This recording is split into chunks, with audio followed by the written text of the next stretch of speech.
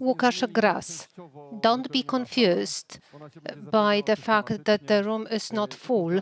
More people are going to join us, and we are greeting very cordially all our online guests. Yes, you are visible.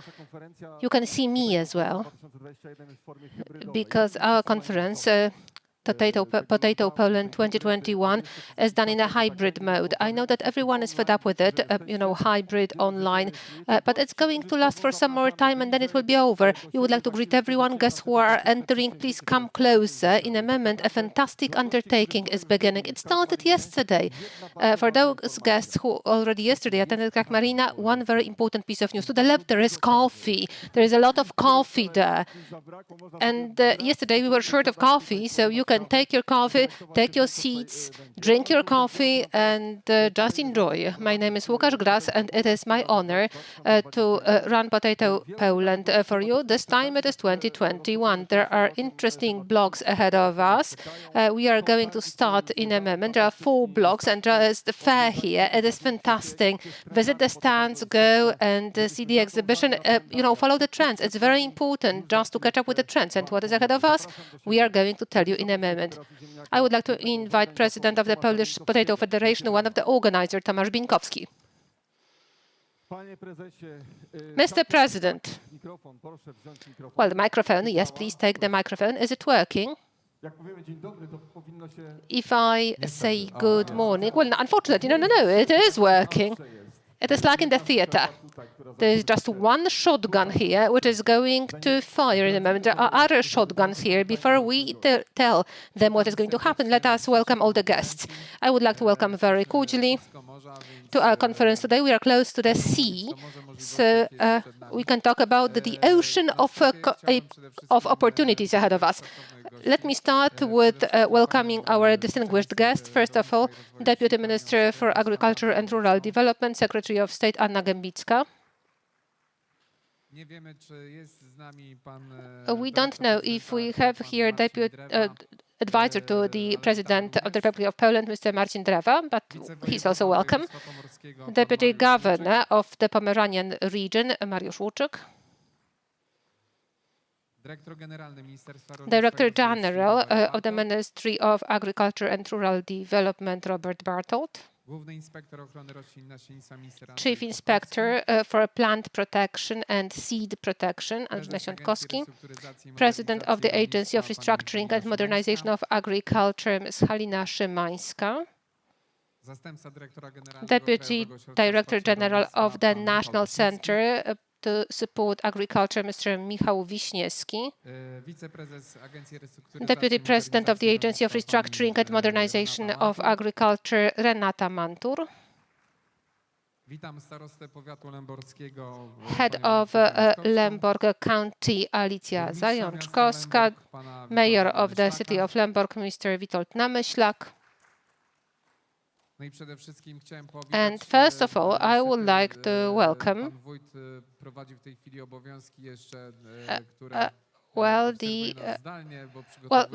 we still are waiting for one of our other guests who are preparing attractions for us.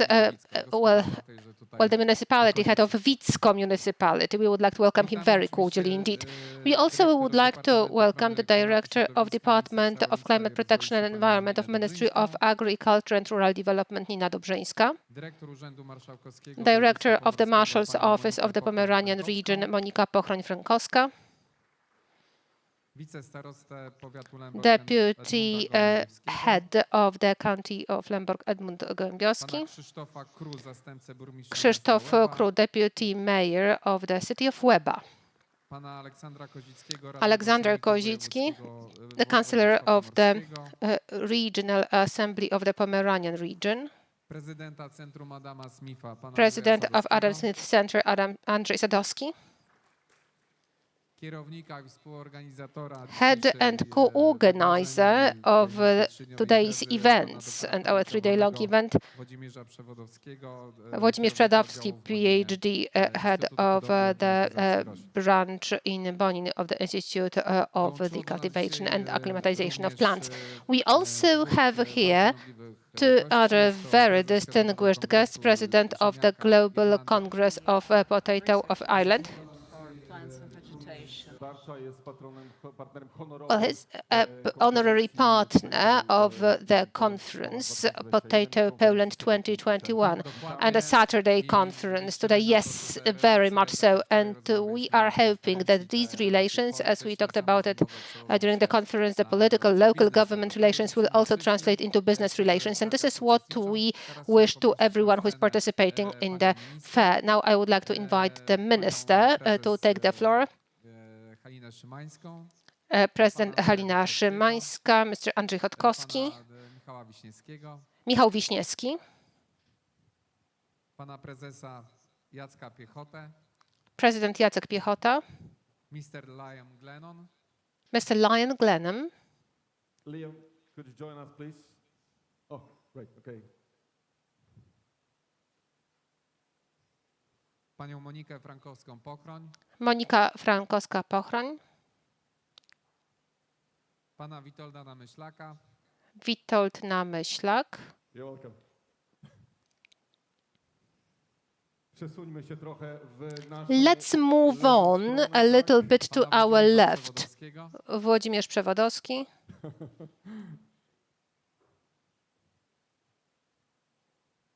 chyba wszyscy są. I think that everyone is here. Oh, it's just the last pair of scissors waiting. Just think about it. Is there anyone else who is going to join us? No, I think that we already have the right representation. One was just a backup in case I forgot about someone. Right. So I think that officially, well, one pair of scissors is just for myself. Listen, it is going to be the first time when this ribbon is going to be cut, twice, the scissors with someone, unless we are going to get another pair of scissors. If not, we will do this together with Włodek and a minister. We will cope. I will take a microphone from you in a moment and this pad. And I would like to give the floor to our host.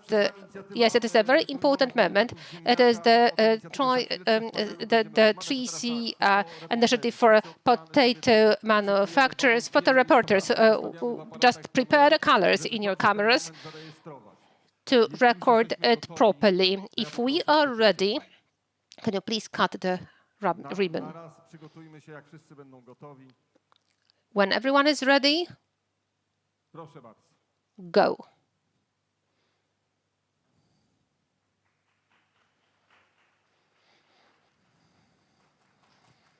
W takim razie uważam, Right. 28 Krajowe Dni Ziemniaka. So the 28th Potato Poland Days are open. Thank you very much indeed. And now we would like to ask you to take your seats, and Agnieszka Przeworowska, Deputy President of the Polish Potato Federation, Tomasz Bieńkowski, Denis Tacek, who is going to be with us soon online, and Krzysztof Drynda. Can you please stay on stage with us because we would like to sign letters of intent. Can you please come to me?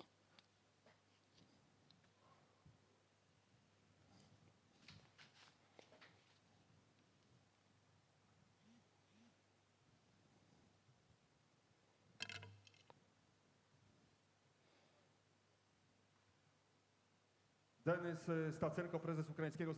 Stacenko, President of the Ukrainian Association of Potato Producers. He is signing the letter of intent remotely. We could see him on screen a moment ago. If we have the connection ready, we would like to say hi to him. I know that he was with us a moment ago. He's going to join us, and he's going to be with us remotely. Well, take your pens and not scissors now, and please sign the letter of intent. Good morning. I'm now addressing Denis. I hope that you can hear us. We have simultaneous interpretation provided. Hello, I do hear you.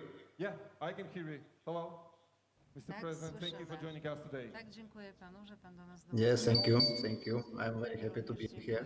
Bardzo się cieszę, że tu jest. Zapraszam do podpisania listu intencyjnego. Can you please sign the letter of intent?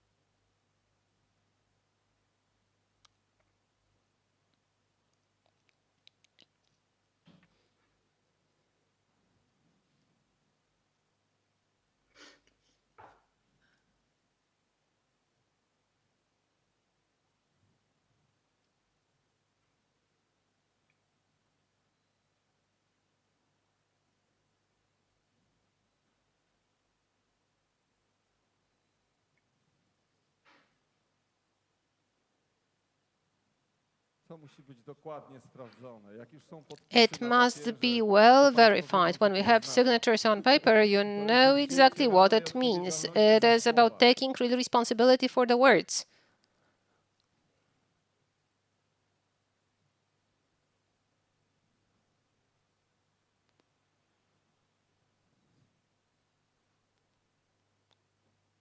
I za chwilę, jak tylko podpiszemy list And in a intencyjny, moment, na when only scenie we pojawi się sign the letter of prelegenci, będziemy intent, we will rozmawiać have o speakers on inicjatywie stage and we will talk Trójmorza, about the to są Tri-Sea oczywiście initiative wspólne of sformułowane oraz potato zapotrzebowania producers. It's about the sustainability of supply and demand also in terms of potato supply.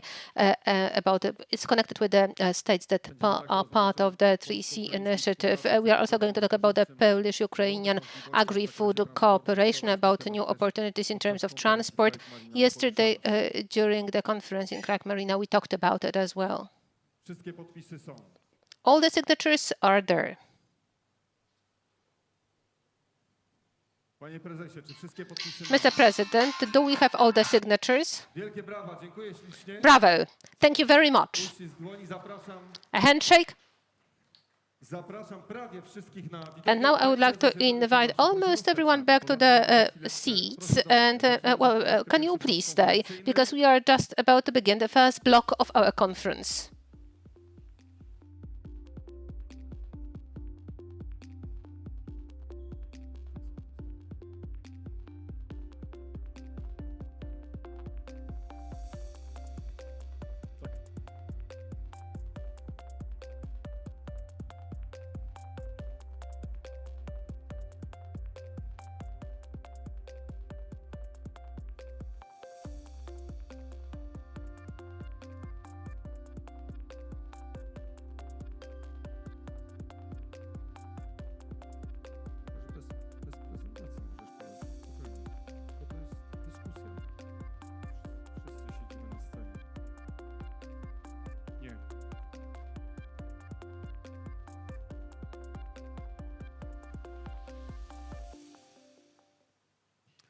Dobrze. I zapraszam do siebie, panie prezesie. And now I would like to invite you to meet Tomasz Bieńkowski, president of the Polish Potato Federation. Can you please take your seat? And I also would like to invite Jacek Piechota, president of the Polish-Ukrainian Economic Chamber, Łukasz Strzelecki, who is a Proxy Cargo Connect Company, Andrzej Sadowski, president of Adam Smith Center. Pana prezydenta nie widzę, a był przed momentem I pan don't Andrzej Sadowski. see Czy jest? one of you. Andrzej Sadowski. Do we have Andrzej Sadowski here? Yes. We have Denis Stacenko, president of the Association of Ukrainian Potato Producers, with us remotely. We have simultaneous interpretation provided. And I was informed that I can ask questions in Polish, since there is interpretation provided simultaneously into English. Denis Stacenko, can you hear me? Well, if you have the interpretation provided, can you please confirm? Can you please confirm that we can hear each other I rozumiemy i wszystko jest jasne. and that we can understand each other? We hear you in English. Świetnie. Możemy zacząć? Excellent. Przed chwileczką widziałem pana... A moment ago, I could see Andrzej Sadowski from Adam Smith Center. I don't see him now, but I hope that he's going to join us very soon. Well, the 3Cs initiative. Let us explain from the very beginning why, from the perspective of the sector, it is a very important initiative, and what has just happened on stage. Mr. President Tomasz Bieńkowski, let us start with you. Dlaczego, o czym my mówimy w ogóle? What are we talking about? The 3Cs initiative of potato producers. So why is it important for your sector? What has just happened on stage? Z takiego punktu, For us, it is very important, można by powiedzieć, cytując klasyków, due to the fact that when we quote other people, I think that Andrzej Sadowski is going to join us soon, but he will definitely reiterate it.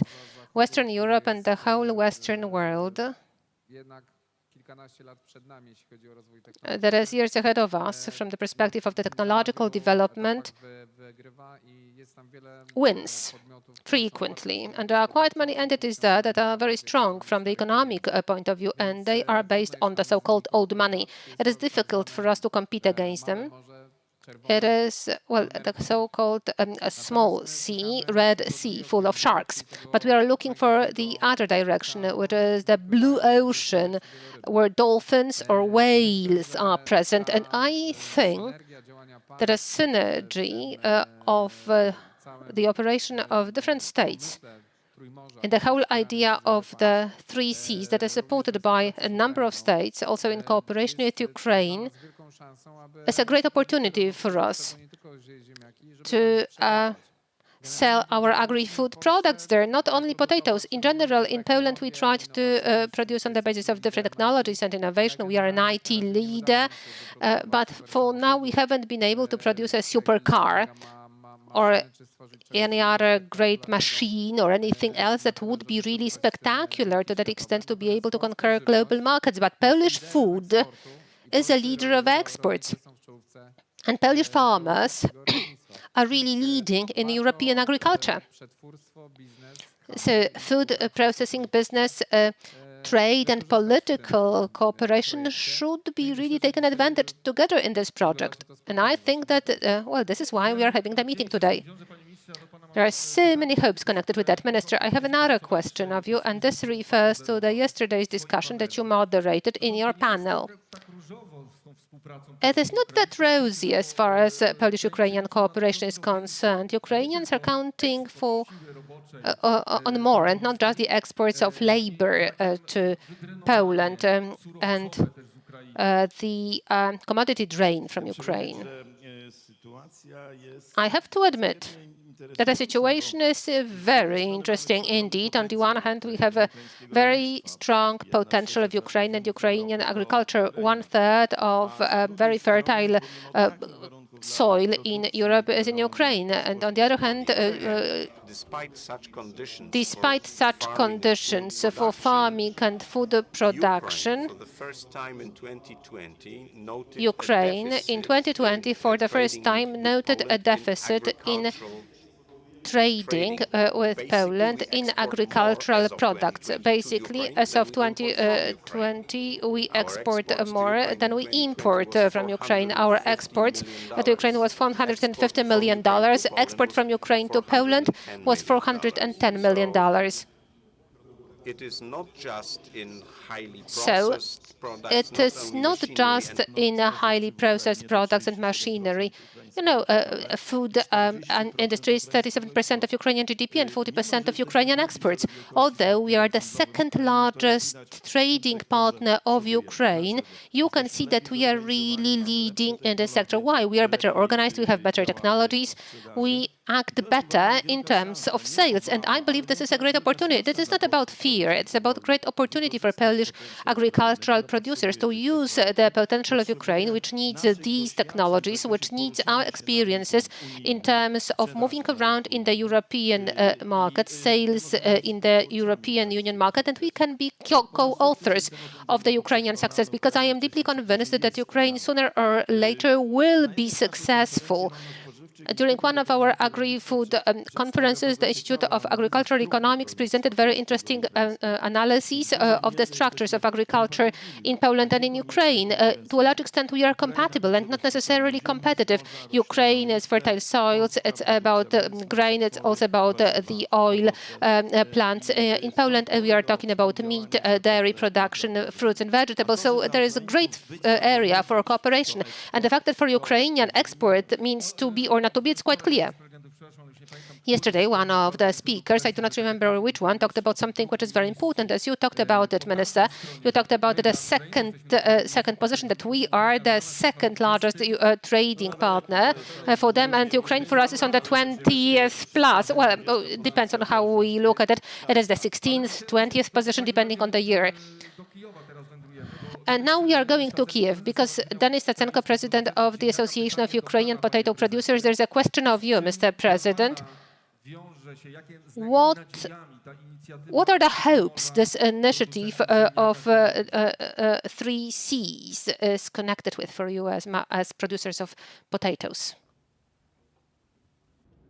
First of all, I would like to say that Chciałbym przede it's wszystkim very new powiedzieć, for us, że jest to inicjatywa dla this nas initiative, nowa and we really, at this point of time, want tym to strategically understand momencie where will be chciałbym these przede wszystkim points of strategicznie interest zrozumieć, and jakie są nasze interesy where we względem can tych cooperate. That's why we invited your colleagues on 26th and 27th of Dlatego August for the zaprosiliśmy Ukrainian wszystkich Potato na Day. 26 There we will also sign 28 the sierpnia letter of do intention Ukrainy na together Dni Ziemniaka, gdzie and wspólnie discuss podpiszemy intencyjne i in details przedyskutujemy about these szczegółowo, points of interest. At jakie this stage, są what I would like to ewentualne say, what punkty do we styczne. Na have tym is that etapie chciałbym powiedzieć Ukraine przede is wszystkim, że totally bounded Ukraina jest to export to any country around bardzo us. przywiązana do eksportu. Probably Chcemy Moldova wyeksportować is do jakiegokolwiek kraju the sąsiedniego. country where we can Mołdowa export jest freely. prawdopodobnie On krajem, do którego możemy European swobodnie Union is eksportować. bounded in terms of Wszystkie phytosanitary wszystkie inne restrictions. kierunki eksportu spotykają się z Russia ograniczeniami. and Jeśli Belarus chodzi o are ograniczenia fitosanitarne, to Unia Europejska. bounded in terms Jeśli of chodzi o sanctions, Rosję, and to mamy sankcje.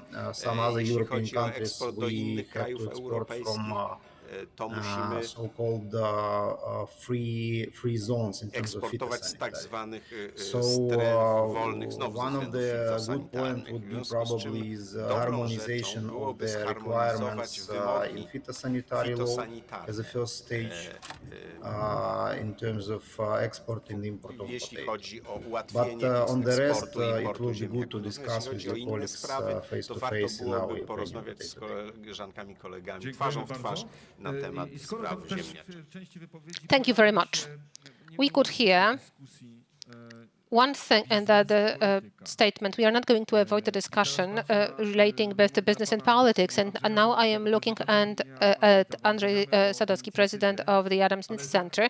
We are talking about this initiative, but well, it is not possible to talk about the 3Cs initiative, not just about potato producers, but in general, the economic initiatives, not taking lessons from history, from the activities of the different governments. my teraz jesteśmy, a na jakim At which stage are we now, and at which stage could we be? What haven't we done, and what should we have done? Well, in one word, what have we lost throughout all these years, and how much do we have to catch up with? Inicjatywa Trójmorza jest głęboko The spóźniona. 3Cs initiative is terribly delayed as compared with what could be already operational. I had the pleasure to participate, and well, by the way, it was the Adam Smith Center that initiated the initiative in the group of the previous governments to create the easiest and the simplest integration which is possible. Graniczne When the border crossings, bo to wszystko trwa. well, the roads are not built yet because it takes time and there are no other infrastructural connections. But since the very beginning, it was possible to connect the markets, which means the exchanges in the countries which are now part of the 3Cs initiative. There was an opportunity for the Polish Stock Exchange to be such an integrator while integrating with the stock exchange in Vienna, which may seem to be surprising, taking it over, and integrating with the stock exchange in Budapest and some smaller stock exchanges of those countries Jak Chorwacja i as Croatia mogliśmy and others. stworzyć We could have created giełdy w Frankfurcie czy w Londynie. some structure that would be parallel to Frankfurt Stock Exchange, the largest joint financial market for these parts of the world. And that was the situation prior to the events in Turkey, which went in the direction we all know about.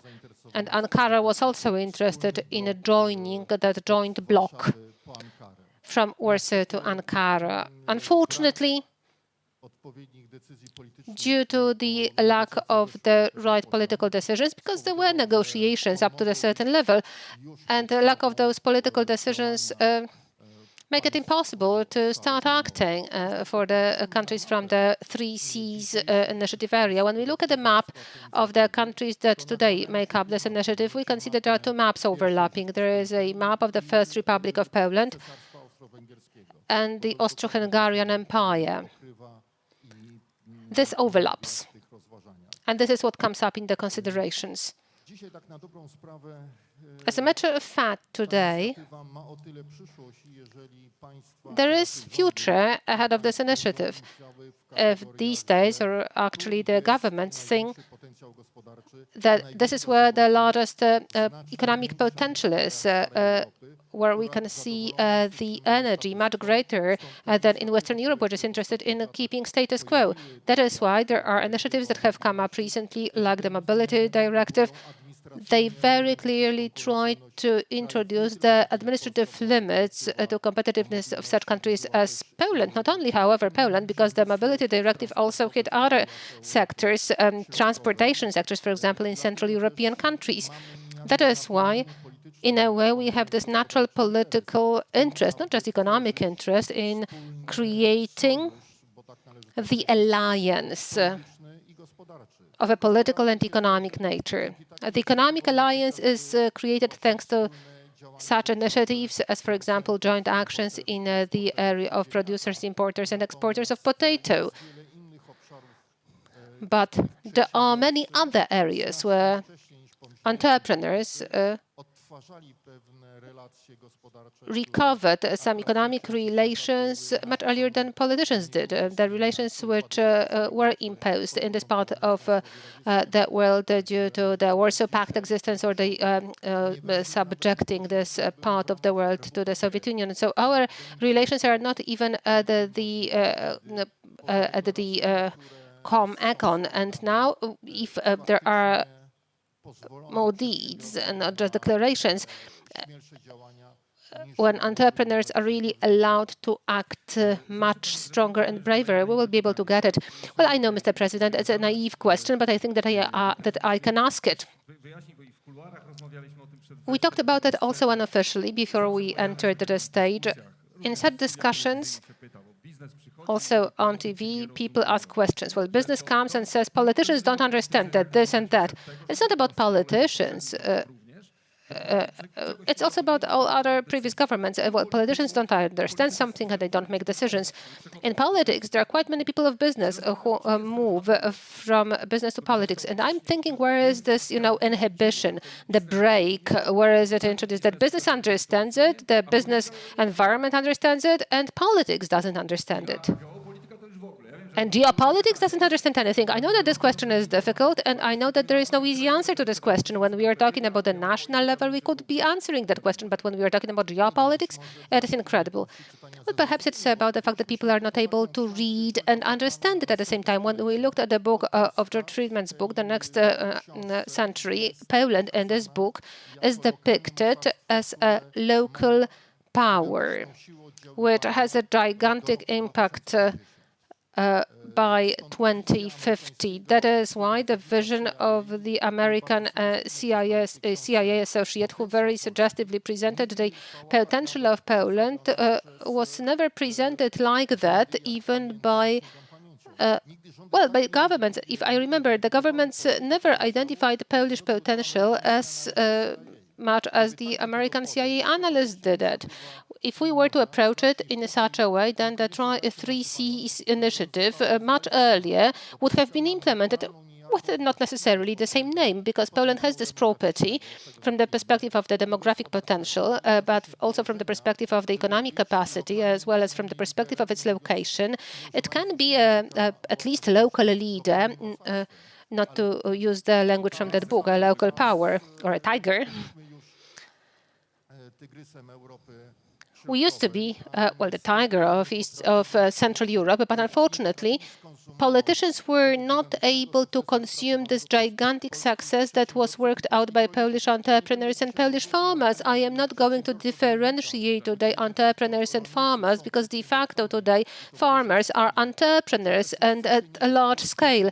So these successes have not been consumed in the political arena. For example, during the negotiations of the Polish government with the European Union, or Polish governments with the European Union. It was a prolonged process. The greatest successes after joining the European Union were achieved by agriculture sectors of individual countries. The largest sector of the economy, which has the greatest potential from the perspective of development, not only exports. Exports is just one of the dimensions of that, is agriculture.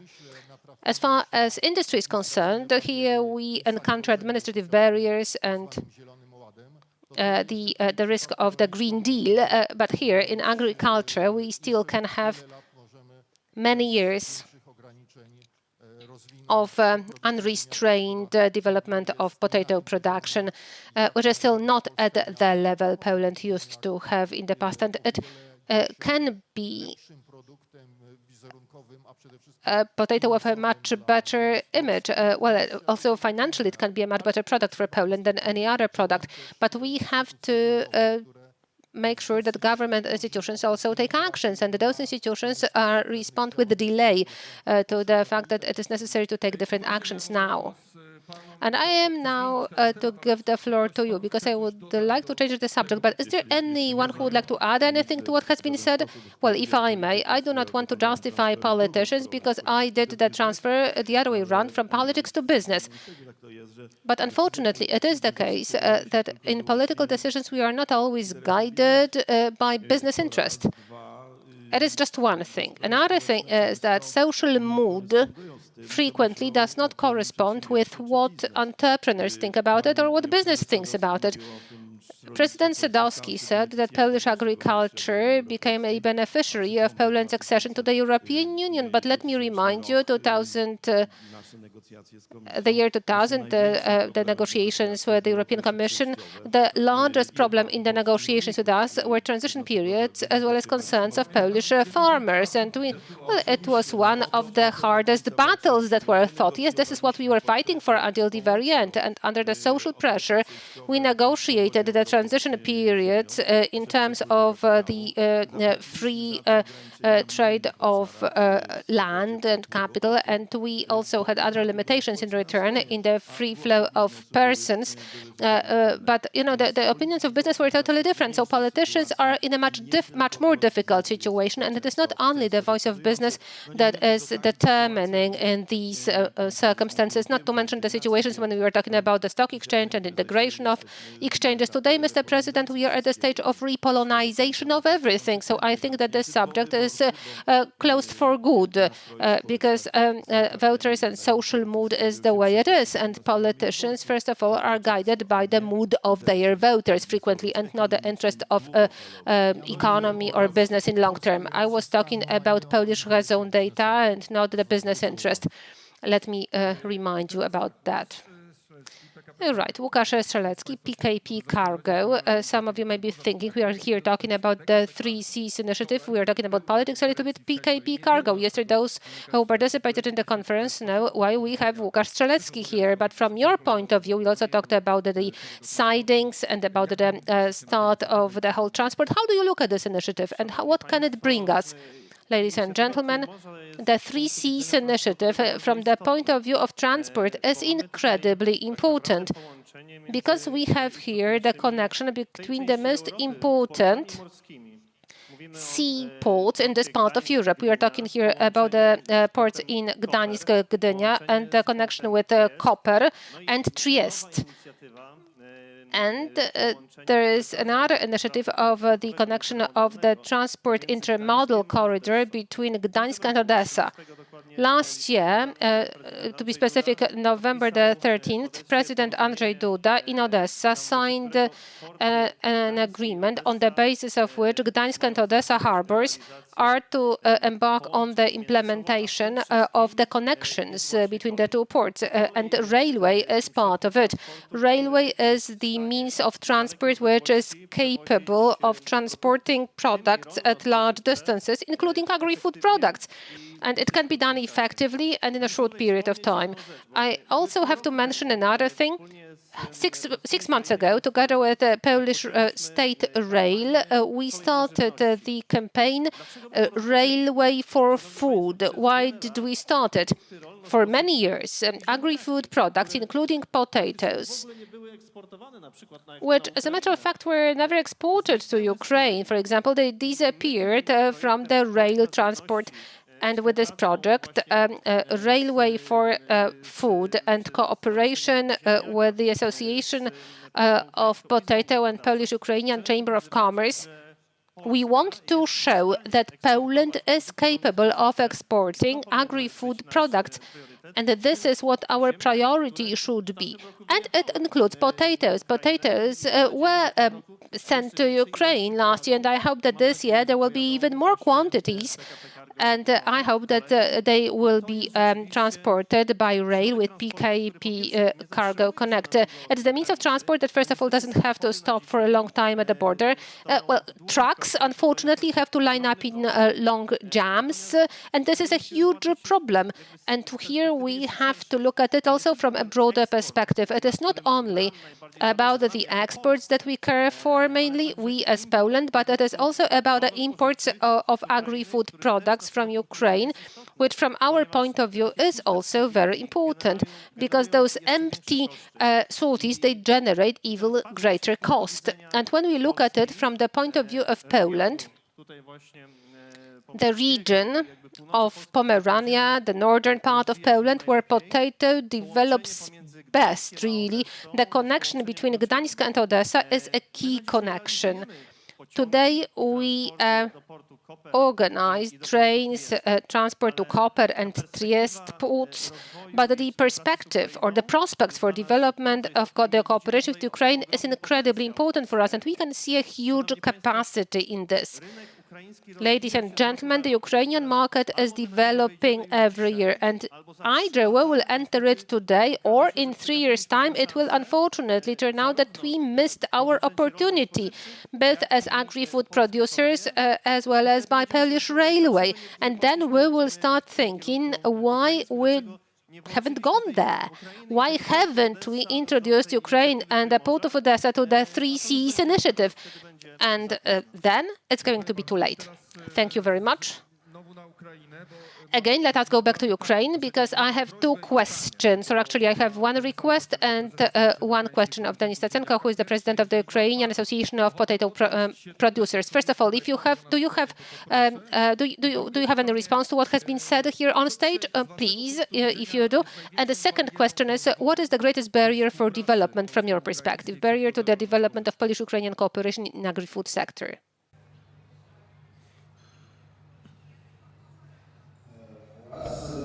Z naszego punktu widzenia największą barierą jest to, co już mówiłem wcześniej, czyli ograniczenia wprowadzane przez Unię Europejską, jeśli chodzi o produkty spożywcze. Nie jestem pewien, jeśli chodzi o inne produkty, jak to wygląda, natomiast jeśli chodzi o ziemniaki, już od kilku lat jest taka inicjatywa, żeby jednak zharmonizować nasze przepisy fitosanitarne, ale póki co to jeszcze trwa i nie ma końca. I to jest takim największym ograniczeniem, czy też przeszkodą i w ogóle problemem, jeśli chodzi o dostawy naszych produktów do Polski. A konkretnie mówię tutaj o ziemniakach. Nie wiem, czy pan Jacek Piechota... Thank you very much. I do not know. Jacek Piechota was nodding his head when Denis talked about the restrictions of the European Union. Do you agree or you disagree? Well, both yes and no, because the subject would have to be presented in greater detail. The association agreement signed by Ukraine with the European Union, as well as the DCFTA, which is a deep and comprehensive free trade agreement, actually introduced changes to our trade with Ukraine. In agri-food sector, we have to do with contingents which with the quotas which are too small for Ukraine, and this is the subject of the constant negotiations with the European Union. And it is true that the Polish side, defending the interests of the Polish agriculture and its interests, is not always supportive of the Ukrainian side. It's a natural competition. It's a natural thing. We also are blocking Ukrainian road transport companies. The problem of the number of permits for Ukrainian trucks that are not allowed to enter the European Union across Poland, and they are lining up in the border crossing in Slovakia. It has also been a problem in Polish-Ukrainian relations, and this is a great opportunity for railway connections, by the way. So it is quite clear that it is not only a rosy path in Polish-Ukrainian relations. We are having to do frequently with tough negotiations, and here Ukraine is very consistent in making efforts for what they need, representing the interests of Ukraine. And here, respect to Ukrainian diplomacy, we know the leadership of the Ministry of Development of Ukraine or Ministry of Economy, and these people are really very competent. Ja tak szczerze mówiąc, Tomasz Rinkowski. szukam Honestly, tych rynków, wszędzie, gdzie możemy, we have been looking for the markets everywhere where we can in order to make it possible for the exports of Polish potatoes. In this room, we have representatives of the Chief Inspectorate of Plant and Seed Protection, and thanks to our cooperation of the Ministry, sectoral organizations, Polish Potato Federation, it was possible to facilitate the procedures of consignments to third countries. And in our feeling, as I said, we don't really want to compete with Western Europe for their markets. I think that it is so crowded there that imports sometimes comes up when they have weather problems, but it is very rare. However, Ukraine every year imports a lot of potatoes, and it is quite natural because the production is high, but it's fragmented, and it is conducted mainly in small farms. Now, together with them, they are working on introducing more professionalization and how to build together the market. They also need high-quality products. It has changed. Today, you can't send mediocre products to Ukraine. They watch us, and they also try to learn by our mistakes. They know what problems we have with the EU. They have exactly the same problems with the EU, although the European Union is very willing to import grain, any oil products, chemical products, etc. So this economic cooperation is very much needed. We noticed when there were not enough trucks last winter to send out potato, and there was no potato in Ukraine at that time, and imagine that the Dutch were trying to send it even by trains, but then it turned out that they had to cross Poland while there was no connection with Ukraine available for the products to reach it, or there is a problem with the reloading. The problem came up at the time of the reloading of the grain. Not all the sidings operate. There is a problem with the transportation. And now there was an initiative of PKP coming up. We found out about all these projects, and we, as the potato sector, immediately addressed PKP asking how fast we can organize it. And then it turned out that the subject is really interesting for development and that it is going to now start rolling. It's good that we started it, because I would like to mention that in the 70s, 80s, and in the 90s, when we still were the power of potato, I have to tell you that I did not really load trucks. I loaded the train cars, Ukraine, Bulgaria. We were even sending the trucks to Małaszewicze port, and they were reloaded in bags to the train cars. And it is possible, it can be done. Moreover, in Poland, we frequently talk about cooperation. I think that frequently these are just, empty words. We say that we do cooperate when this cooperation starts. Well, people don't really like it, or people have their own vision, or it's just about exchanging of emails. Right, just exchange of emails, or conferences like the one today.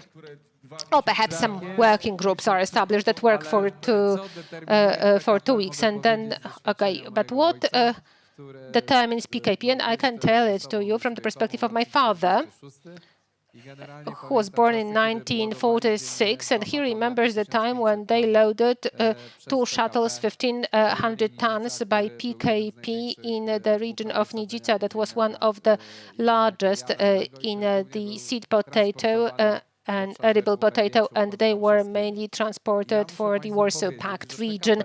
And I have to tell you that PKP, and the fact that this train arrives timely and that the time of its loading was defined, made all these people, including the employees of the seed institutions, but producers first and above all, to do cooperate. People helped each other because the train had to be loaded as soon as possible. And today we are having to do with automation.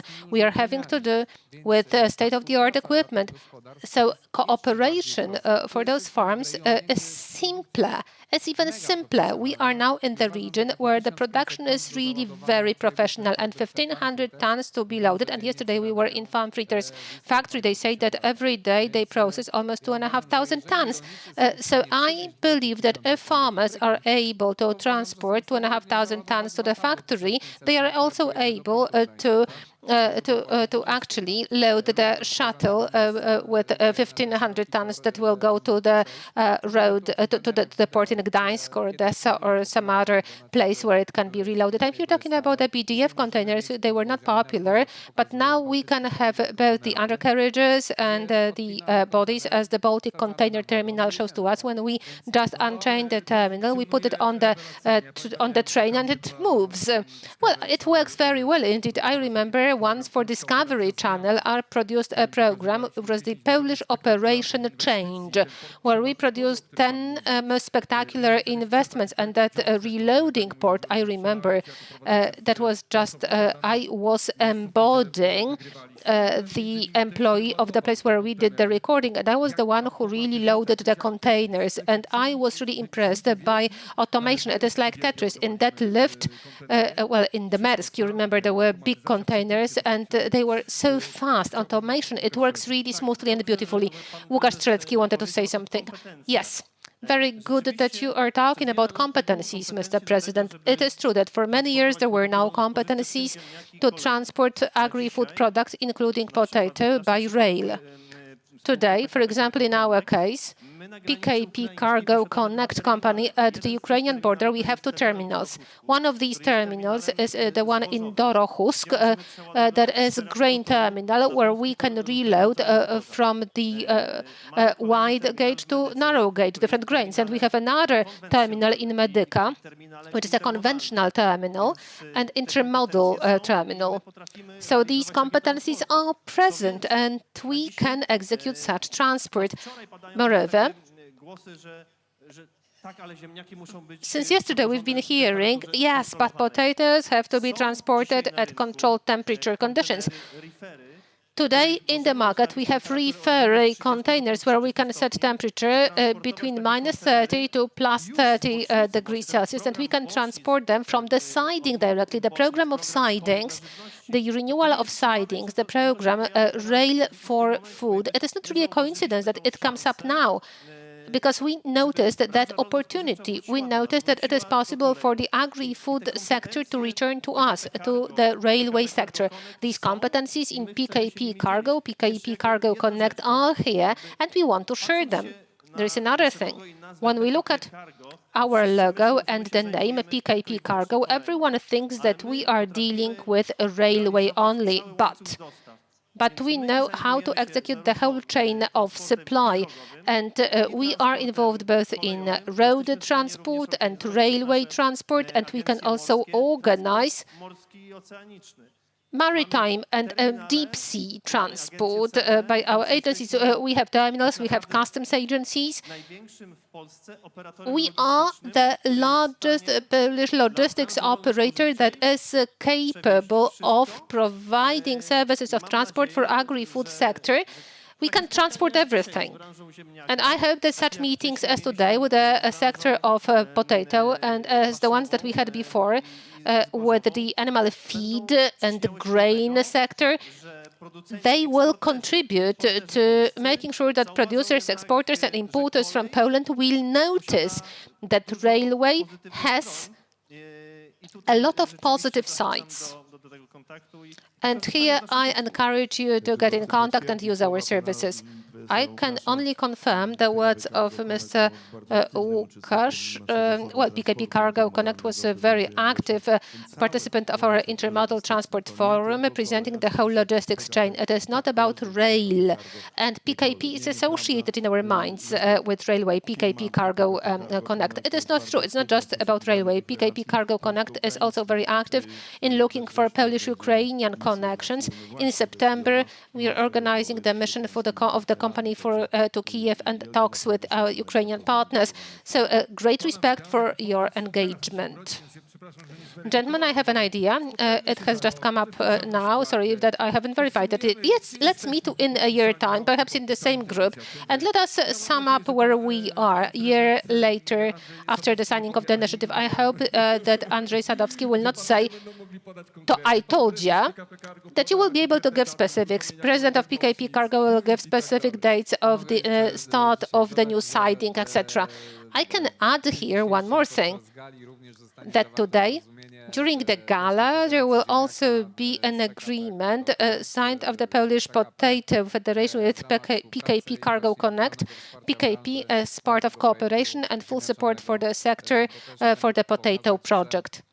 Because we also want to show that Poland starts to integrate some sectors. And what you have been talking about, that it starts with the truck, and then up to the sea transport to a certain point. And there are so many places like that in the Arab Peninsula. We can export to Sri Lanka. We can export to Madagascar. There are so many questions about potatoes, so many requests for so many different directions. And our production is cheaper than Western European countries. And the development of PKP and the agreement that will be a symbolic agreement, it is to give results fast. Because we've been looking for things separately. There was an agency looking for cars, there was another one looking for transport, someone else was looking for the ship, and there was a problem how to unload it. And now when we return, well, in this room we have some people who are a little older, and they remember the time when you had to take a tractor and a trailer of 4 tons and bring the potatoes to the siding and then load it in 12 hours, the whole 2 cars of the train. It really was a huge thing. Now it has changed. It has totally changed due to the automation and due to the enlargement of the package of services which is offered by one general contractor. Thank you very much. Tomasz Bieńkowski, President of the Polish Potato Federation, Denis Stacenko, President of the Association of Ukrainian Potato Producers from Ukraine remotely, Jacek Piechota, President of the Polish-Ukrainian Chamber of Commerce, Łukasz Strzelecki, PKP Cargo Connect, and Andrzej Sadowski, President of Adam Smith Center. Thank you, gentlemen. And now I would like to ask you to go back to your seats, and we are now moving towards the break. But before the break starts, I would like just to make some announcement about the future, what is going to happen after the second panel, from what I remember, because we were talking about the use of potatoes. I have something in my hand that was made in 50% out of starch in the 3D printer. But what it is, you will find out when you return for the subsequent panels. And now, before the coffee break, I would like to invite Agata Koza, President of the Board of the Foundation. Can you please come to me? Mikrofon dla pani. Well, microphone for you. Proszę na środek po filmie. We are building the hospice.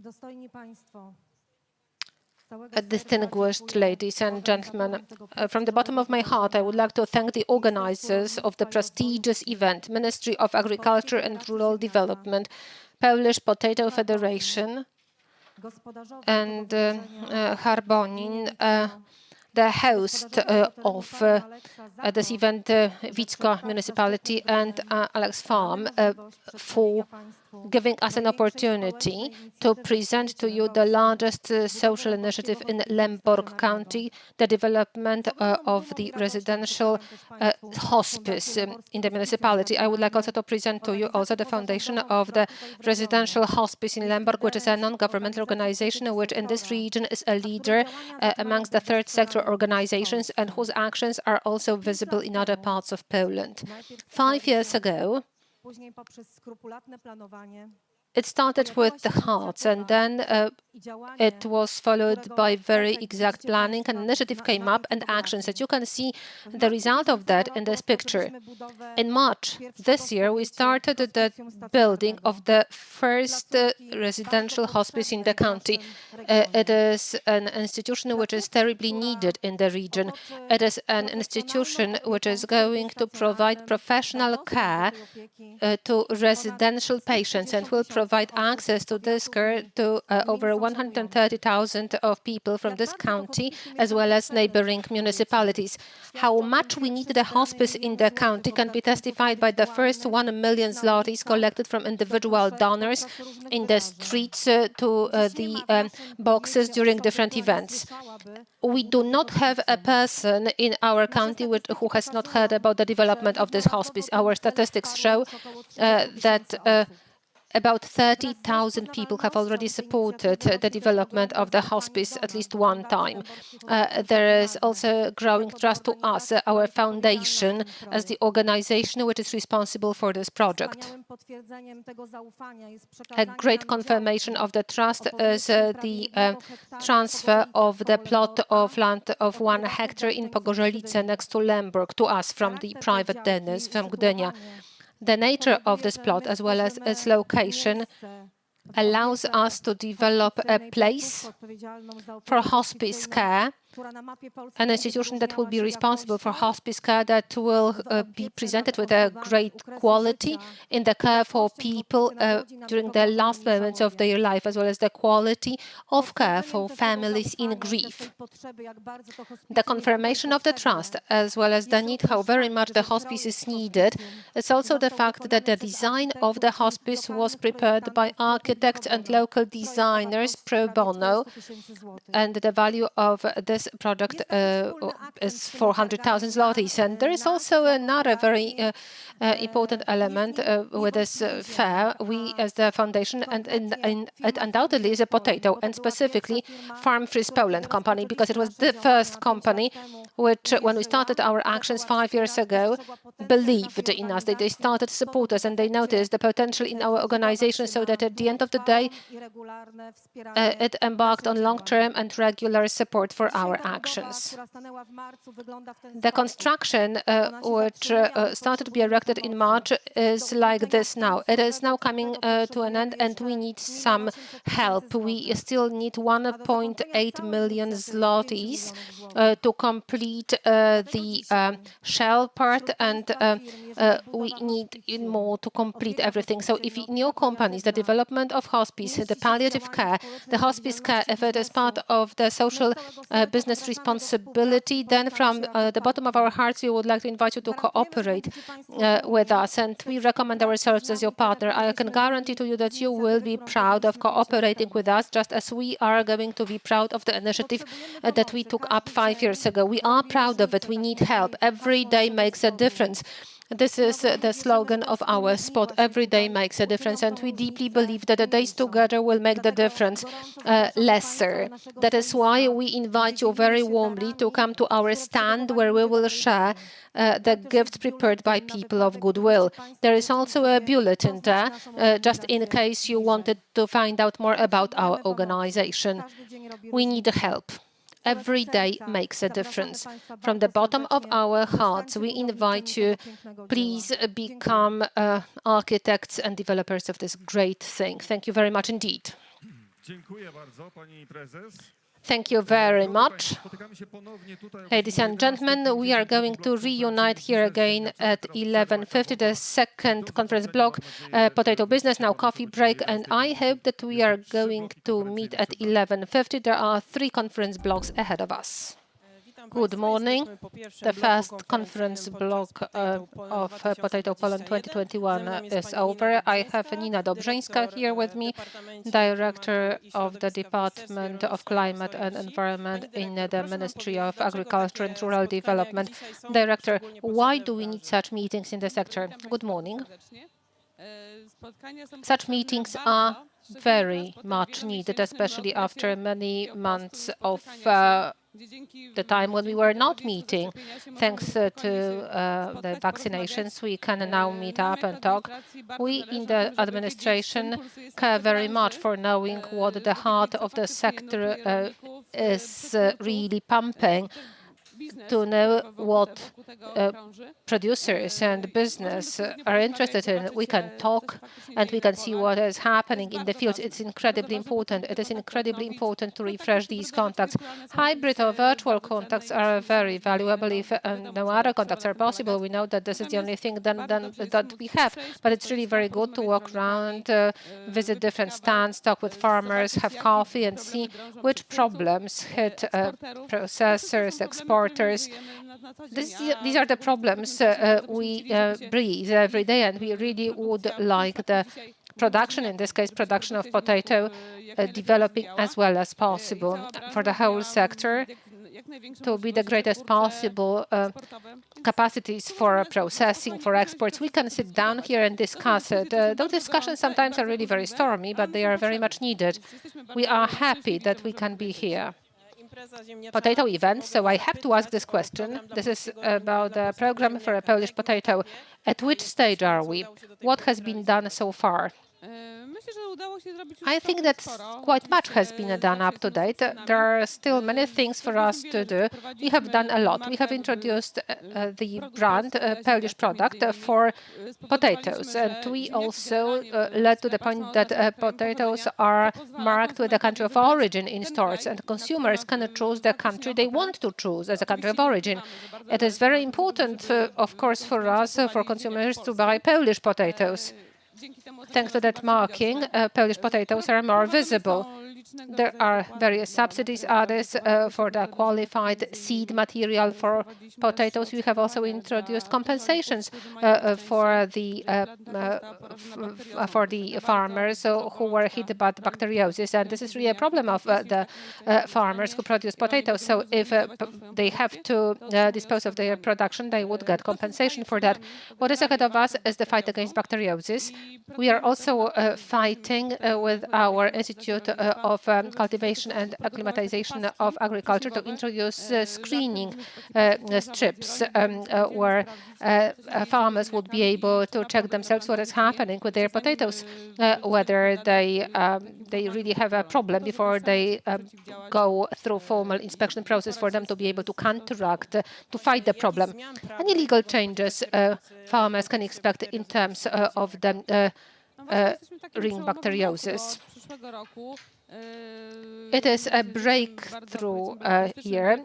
Next year, the European directives on the potato diseases, they are now becoming regulations, and they will be binding directly in Poland. And the content is very important. Poland is a country where we have significant export restrictions connected with the high level of bacteriosis. And I have to say that for so many years of accession, we went down from the level of almost 25% of detected cases to 5, almost 6%. Unfortunately, it is still a significant improvement, but there is still quite much for us to do to become perfect. We also have to realize that there is still business in member states, and the potato sector is the sector where we have significant competition. Poland used to be the power in potatoes. Now we are restoring our power. Our trading partners are not asleep, and they are looking at what is happening. If we are not clean and competitive from the perspective of the potato hygiene, it will be very difficult for sale. Now, unfortunately, after many informal negotiations, we believe that those legal solutions that will come up,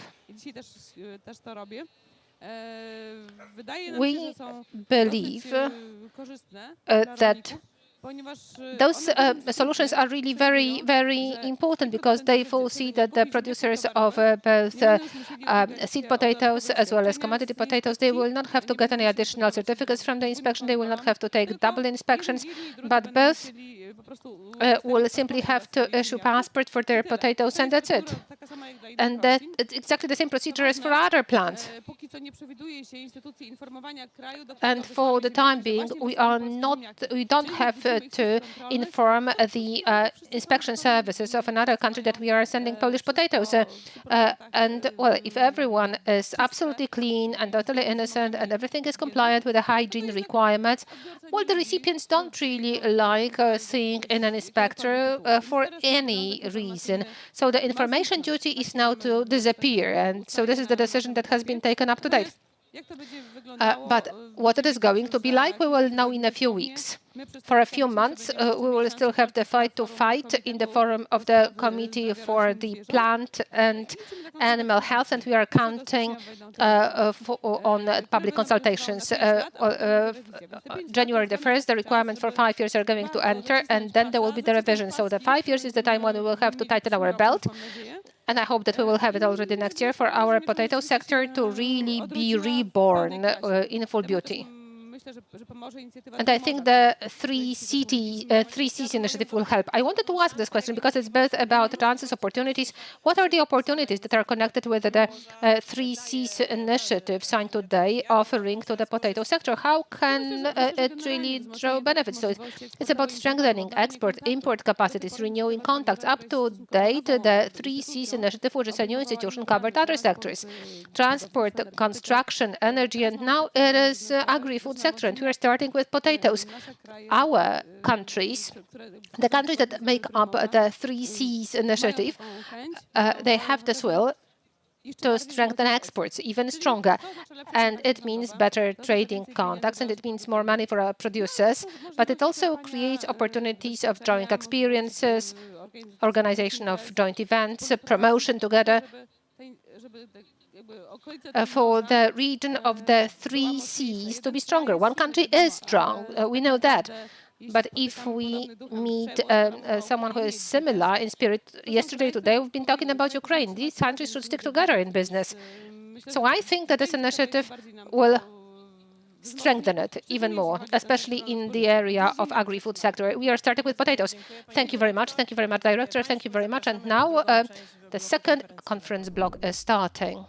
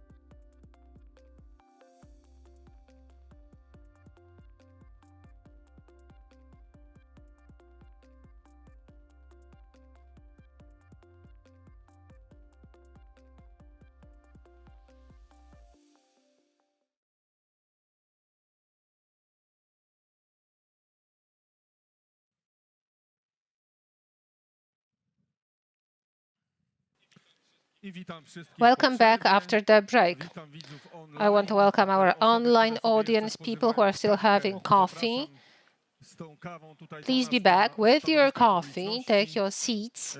Those who are online must have used that time to make good coffee or tea, sit in front of your screen. And now the second conference block, potato business. Now I would like to invite Tomasz Bieńkowski, Deputy President of the Fund for Promotion of Fruit and Vegetables, Michał Paszot, it is Podole Wielkie Brewery, Witold Włodarczyk, President of the Union of Polish Employers.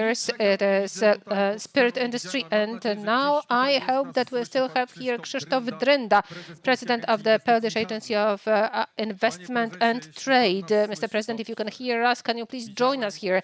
I could see you during the coffee break. I could see you somewhere there. Yes, please take your seats. Well, we don't need these. Microphones should work. Yeah, microphones are fine. And we are starting our talk about potato business. We started talking about potato business and we started saying, well, I'm looking at Tomasz Panikowski and it's about the unused potential. Quite much is being said about the unused potential. I remember 2 years ago, we also talked about it. Well, a year ago, there was no conference, we know. 2 years ago, there is still quite much to do to stop talking about the unused potential in the potato business. I think that first of all, we have poor promotion of processing. Most of processing is in the hands of global corporations. But I think that quite much is changing in terms of spirit industry, starch. And the main things that we have achieved is, first of all, they combine the actions of the Polish Agency of Investment and Trade, which is part of the group of the Polish Development Fund, and KOWR, because the coordination of different measures was very much necessary to sell products. The idea of agricultural counselors didn't really work very much. It was very difficult to find people who deal with business work in this agency. So finally, we were able to convince that this is not the holiday of or the festival of potato in a tent in the field, but it's a professional event. And this is an international event.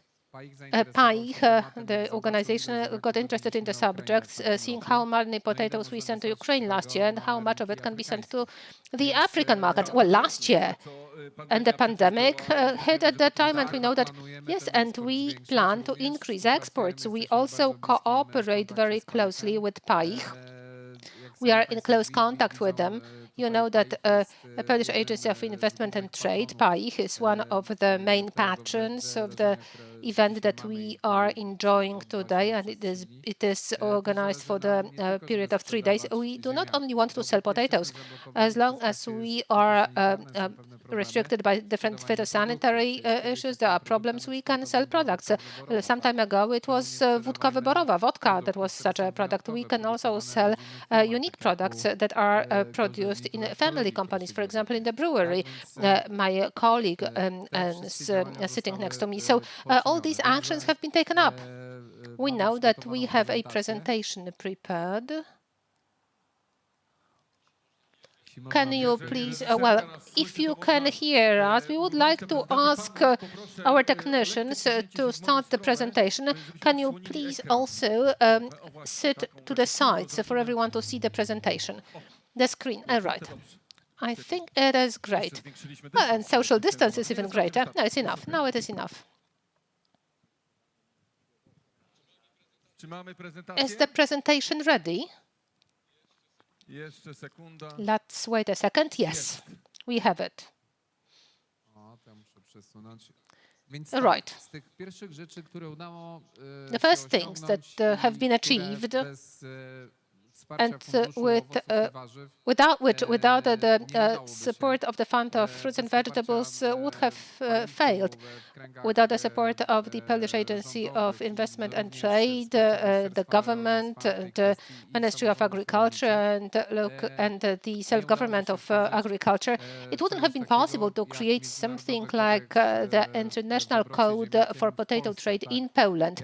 I can inform you that as of today, the Rusi.pl site is going to be initiated, which is going to support the arbitration and quality assessment of potato in its trade, both domestically as well as internationally. For farmers, it's going to be the first possibility ever to appeal from a decision of the recipient as to the quality or the standard of the delivered product. It is a great success, and it was absolutely necessary to establish another entity which is going to be created by the end of the year, which is the trading platform, which is called potatomarket.pl, which is the fund, which means that the promotional fund is going to support those projects that are going to create a simple structure for trade from the field to the table. It means that producers build their brands, and they also have a sample OLX, like the eBay for potatoes. Yes, yeah, it is like the potato OLX or the potato eBay. And I think that there will be potato products like the chips or French fries, starch, and other products which give us more joy than the French fries. The spirits. A temporary joy, if you will. All these things are part of our strategy.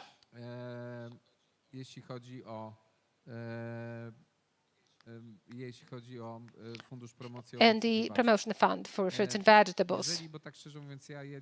I am now replacing President Bogut, who for personal reasons could not make it here. The whole initiative of 3 Cs is very interesting.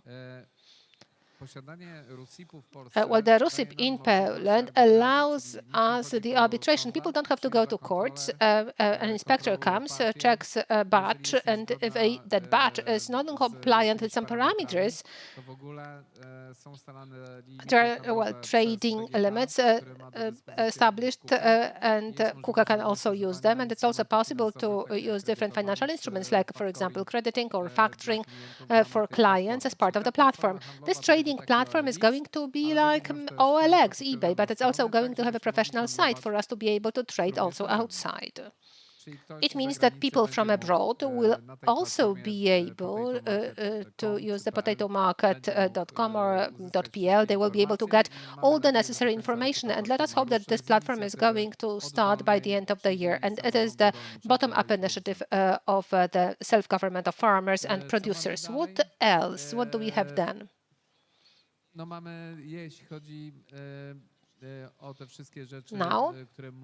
moving on to what I mentioned, this platform will also allow us for the market monitoring. It will not be necessary for the producers or salesmen to call each other asking how much the potatoes cost today, but on the basis of transactions and queries, the graph will be created. It's going to be like stock exchange, but without a broker.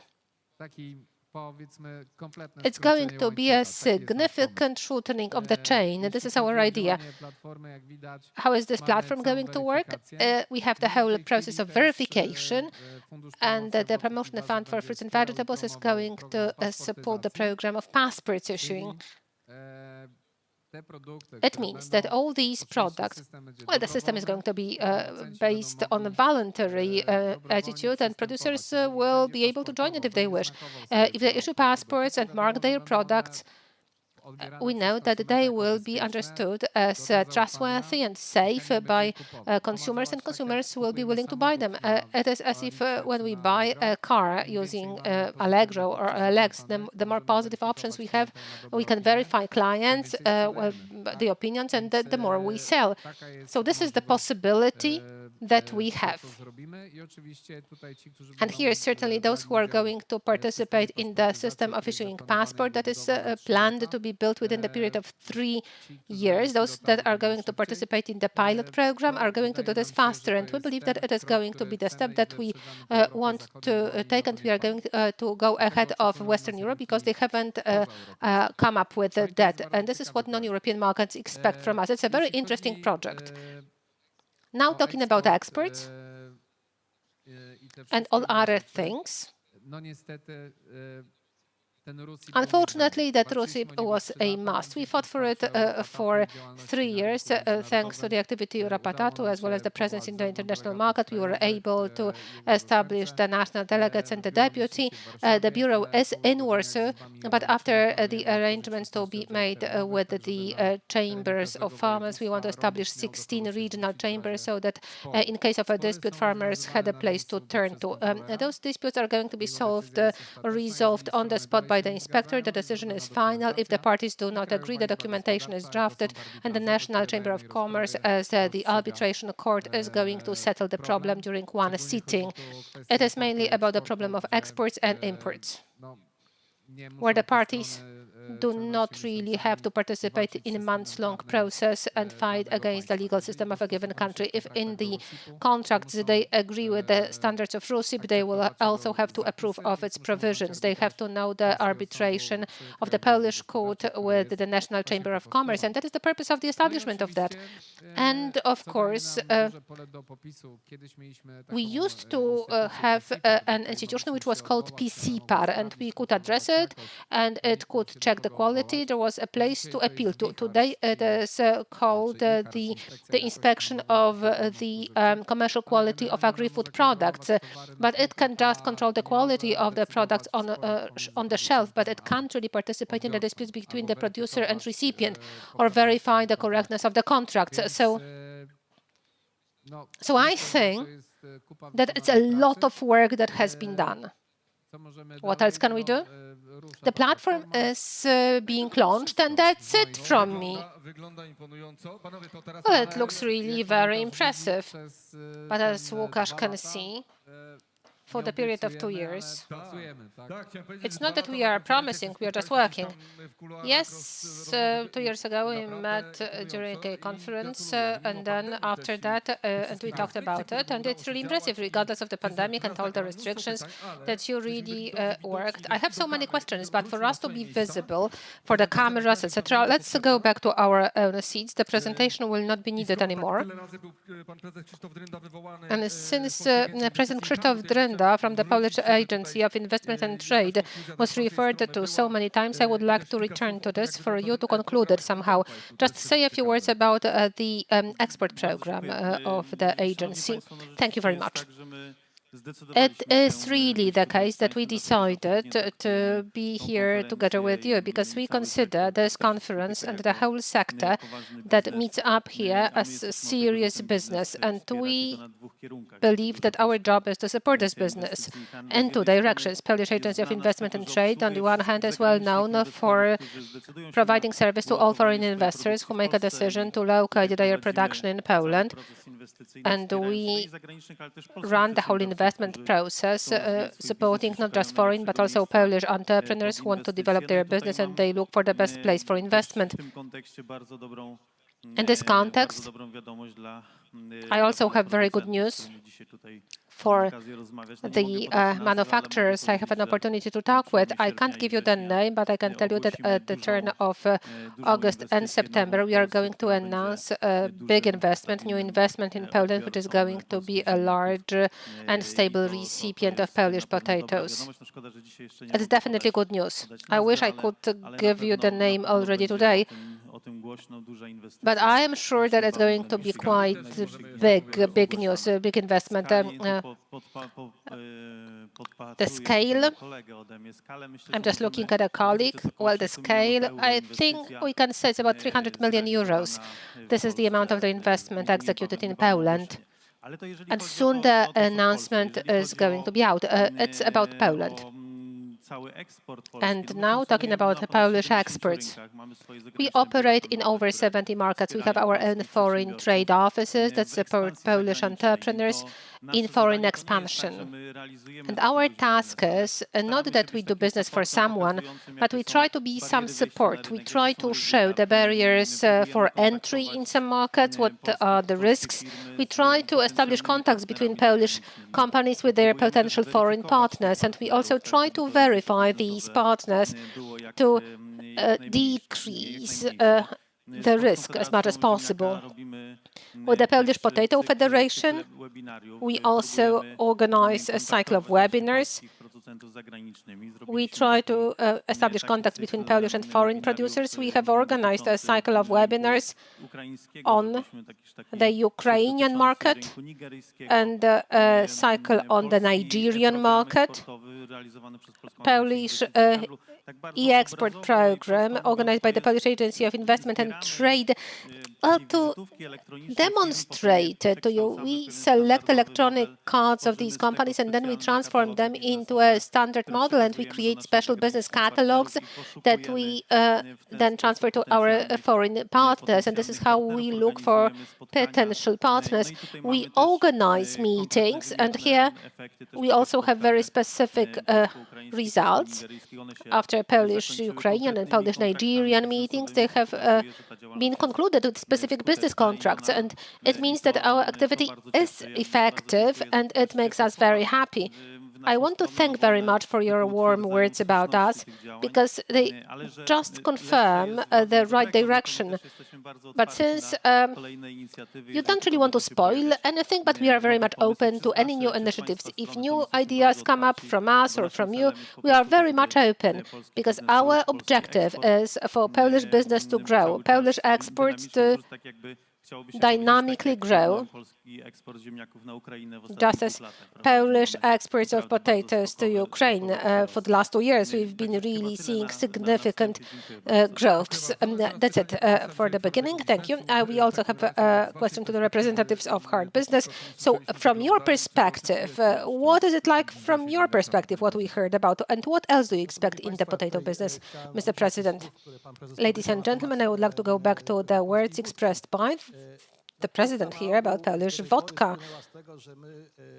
Poland, until recently, was famous for either exporting the raw materials or semi-products. And this is a fantastic situation where we can have potato products, Polish vodka, to show that this product is processed to a maximum extent, then it is packaged, and it also has a label of a Polish product. We have examples that we produced, for example, great furniture sold by a Swedish corporation, and they are not really saying that they were produced in Poland. And we produce wonderful yachts, and the German dealer is not really boasting that they were produced in Poland. But as far as Polish vodka is concerned, everyone knows that it is from Poland and that Polish vodka is the best in the world. And these two facts are really worthwhile being used. And this is an observation at the beginning. Let's export potatoes. But the greatest profits and benefits for the Polish economy will come when we export products that are already significantly processed. And in their label, they show that it is a Polish product. Now, in the case of Polish vodka, I think that this is a unique opportunity. I also would like to say something about the spirit industry in Poland, because it is important from the point of view of potato industry or agri-food sector in general in our country. But first of all, I think that it is very important from the point of view of the state budget. The spirit industry delivers to the state almost 9 billion zlotys as excise tax. If we add VAT, it is 13 billion zlotys. It's just spirit industry. And it's over 2/3 of excise from all over alcohol industry in Poland. And from this perspective, it is really a great power. But there are also bad sides of that, since there's a very high excise tax paid by them, much higher than, for example, the beer industry. The same sector also has significant problems connected with profitability. Because in a bottle of vodka that we can see on the shelf in store, which costs, let's say, 25 zlotys in retail, to demonstrate that if we fill it up to 3/4 of volume, it's just the taxes. Excise in such a bottle is 13 zlotys, whereas VAT, etc., and other taxes. So profitability of this business is low. That is why I think that strengthening the position in the country will be also a greater opportunity for the exports of these products. As far as the agri-food industry as such is concerned, we contribute to it in such a way that we use over 1 million tons of grains yearly and 50,000 tons of potatoes. There is a significant disproportion, but why? The production of spirit out of potatoes, and I believe that the quality of that spirit is the best, but it is also the most expensive. That is why on a shelf, in a hypermarket or a discount shelf, potato vodkas are not very visible. It is mainly for premium vodkas, and they are produced by Mr. Paszota in his wonderful factory in Podul Wielki. So these are examples of such products that we should promote mainly for exports. It is a huge opportunity. Those premium vodkas, they really stand a chance to be on shelves in the stores, not only in Europe, but also in other countries like Africa, Asia, North America. What can we say about export structure today and spirit products? We export roughly for 180 million euros annually, and it's almost 20% of our production. When we look at the absolute numbers, we may say good news, but if we refer it to two other sets of data, first of all, we import spirits for 330 million euros, which means that the balance, the trading balance is negative, about 150 million euros. This is the negative balance. And when we look at countries like the UK, which exports 3/4 of spirit products produced domestically, it's mainly whiskey, but also gin. But when we look at France and famous cognac or some other products, it's over 75% of the production that is exported. So it is an uncomparable difference. Why? Polish vodka is as well known, well recognized as the Scotch or French cognac in the world. I believe that it is because we approach with some we are shy about it, saying that it is alcohol, we should not promote it. But the Scottish people, they are proud of exporting whiskey. 80% of agri-food exports from Scotland is just whiskey. Imagine that. Well, for me to remember, producers are guilty of that? No, it's not about producers. Where is the cause? Where is this thing that breaks it down? The first breaking down element is that if you are not strong in your own market, because sometimes it is difficult for you to reach the sales channel and sell products with a profit, there is no chance for exports. Exports is always investment. It is the first problem. The second problem is what we are fighting for now. It is the so-called e-commerce. In Poland, it is the only country in the European Union when we cannot sell alcohol online. And it leads to the fact that the craft producers, they have to go for fairs abroad and present their products there. And the third thing is that creates a great opportunity for us. It is the so-called spirit tourism. This is what is very popular in France or in Scotland. Foreign tourists visit those distilleries or breweries of cognac, whiskey.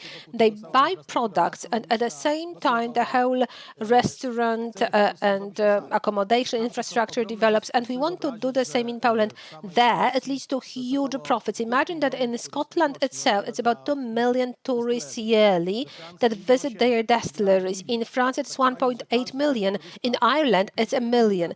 Now imagine that every tourist will buy just one bottle of whiskey, or in our case, vodka or another alcohol. It's 2 million bottles sold a year. Well, the same can be said about wineries in Greece, on Croatia, those wineries that also develop under those rules. Yes, and there's another thing that we need very much, and I'm very happy to be able to meet the president here. It is the support that PAIH is provided to the different sectors, and the spirit industry is treated differently than the remaining sectors, and I think that it is time to change it. Even when we talk about the health protection of our citizens, let's produce as much as possible and let us sell it abroad. Let foreigners drink Polish vodka and not Polish people drink Polish vodka. Then we will have greater profit and less harm for health. But because if people drink it in a responsible way, there will be no problems with health. If you are irresponsible, then you can really create some harmful effects. So there are really many areas that we can use for the exports of Polish vodka, and by the same token, exports of processed potatoes. Thank you very much for your patience. And now, Michał, you have the whole review of what has been said, and now you can either conclude what's been said or give your considerations. What is it like from your perspective, Podole Wielkie and your brewery? Yes, I would like to thank you very much for the presentation of the broad perspective for the whole potato market and spirit market. I think that we should start here with potatoes, and I would like to start talking about what undoubtedly is well recognized in the world from the perspective of Polish products. It is Polish vodka that is recognized, but potato vodka in the world is associated solely with Poland. And this is a processed product. The brand doesn't need to be fought for. It's not that the Polish producer starts producing French fries or other potato products, and then it must be proven to the world that the high quality of these products is obvious. We already have it. The greatest marketing trick, the awareness of people, whether they are from the UK, the United States, or France, it is already done. People already know that. On the other hand, we also have to answer a question why alcohol producers in Poland are so innumerous. And this is a legacy of the previous system where conglomerates were created, huge factories producing huge amounts of alcohol which do not really operate at 100% capacity, and some of them are closed down at all. Taking over these factories at the time of privatization was possible only by foreign corporations. Large brands that are present in Poland, they are foreign. They are really powerful companies that have their factories in dozens or, dozens really of countries in the world. But now slowly in Poland we can see the revolution of production. There was beer revolution at the beginning of 2010, 2011, and now there is another revolution in strong liquors, and now the Poles start building distilleries. They start producing it in a very transparent way, in a very honest way and high quality way. It is also something that we have to say very clearly as far as those liquors produced by international corporations are concerned. Well, unfortunately, the price is what matters. We had about 1,000 farming distilleries in the past, and now we have between 30 and 40. And that is simply connected to the fact that the economy does not allow those distilleries to spread their wings. And how old is your distillery? Our distillery was established in the mid-19th century, and in Podole Wielkie we started our work in the mid-90s. Already you have tradition, yes. But we have not just the distillery, but we also have our own farm, so our products come from the field to the bottle. I could see that. I could see the claim that you have from the field to the bottle. We are very much attached to this slogan, as well as the quality of the raw material. When we started our production, we stated that we would do it the way we wanted to. And I think that this is the only right way for us to take. But now, going back to the basics, I believe that as of today, what Polish alcohol industry needs or misses is diversity. When we look at Scotland, well, I'm very happy that you talked about Scotland many times, because it is a fantastic example of a great consumption of the tradition that developed there, as well as showing to the world how quality products are created in Scotland. But it wouldn't have ever happened if it hadn't been for the great variety, diversity of producers, character of products that are created there. In Poland, it is now starting to grow, and I believe that the return to the tradition, return to the creation of not just vodkas, but some other traditional spirit drinks is incredibly interesting. Very powerful, with a great capacity for exports. But these products are frequently very young, they are inexperienced, and frequently they need help to the professional experts. And now I am just smiling at you, Mr. President. There is another thing, however, that I would like to stress, and I want to stress it strongly. It is potato fair now, and potato has a great potential, really. Distilleries that are developing in the UK, in the United States, they are modeled on Poland as far as potato vodka production is concerned. Poland is the holy grail for them. Well, there is a distillery in the United States. It is called Woody Creek, and it brought potatoes from Poland in order to make vodka of Polish varieties of potatoes. It really is the case. And it's not a whim, it just happens. I also would like to talk about what you mentioned, the tourism for liquors. Tourism connected with high-quality liquors. It is also a great potential for Poland. This is something which we'll have to develop here. And now, concluding that, one more thing about health that we talked about. What is happening here and what is going to happen is the production of high-quality alcohols. But it is also connected with a huge educational effort about how to consume alcohol. That alcohol can be consumed just for tasting and not for the effect, for intoxication. So it can be just consumed for pleasure. And I believe that the distilled potatoes are really great, and high quality of malt whiskies also shows which direction we may take. On the one hand, we already have a strong brand. We don't have to fight for it. And on the other hand, strictly speaking, we have a fantastic example here in Scotland, how this potential can be used. You were smiling at the president talking about experts, because I understand that now the entrepreneurs can count on the support of the Polish agency. Yes, as I said before, through the chain of foreign offices, we also try to support as much as possible. We also run those activities I mentioned, the export program, but also a number of others, and they also serve the purpose of the education of Polish entrepreneurs about how to get out to the foreign markets and how to fight for new clients. And we try to help a lot in that. I also agree with what was said here before. It's not that we are to export just potatoes. We should export as many processed products as possible, because for the Polish economy, it is the greatest added value. We are not talking only about potatoes and agri-food sector. In every sector, exports and production of highly processed products makes a much greater impact on the economic growth of our country. And this is the ambition that we want to present. We also have another big event ahead of us. It is in particular important in the global world of economy, which is Expo in Dubai.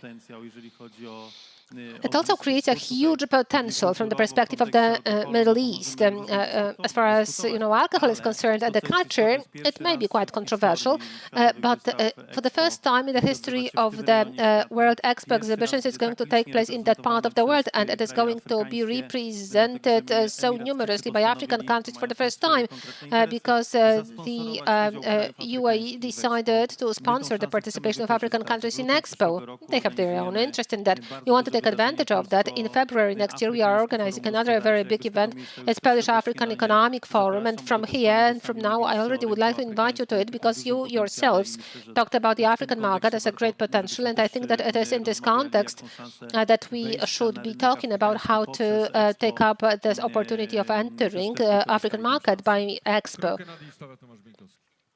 Right, and Tomasz Binkowski is going to conclude this part. In the promotion of fund of fruits and vegetables, we are working on making sure that we can, well, I just want to use the right word, for the spirit products to be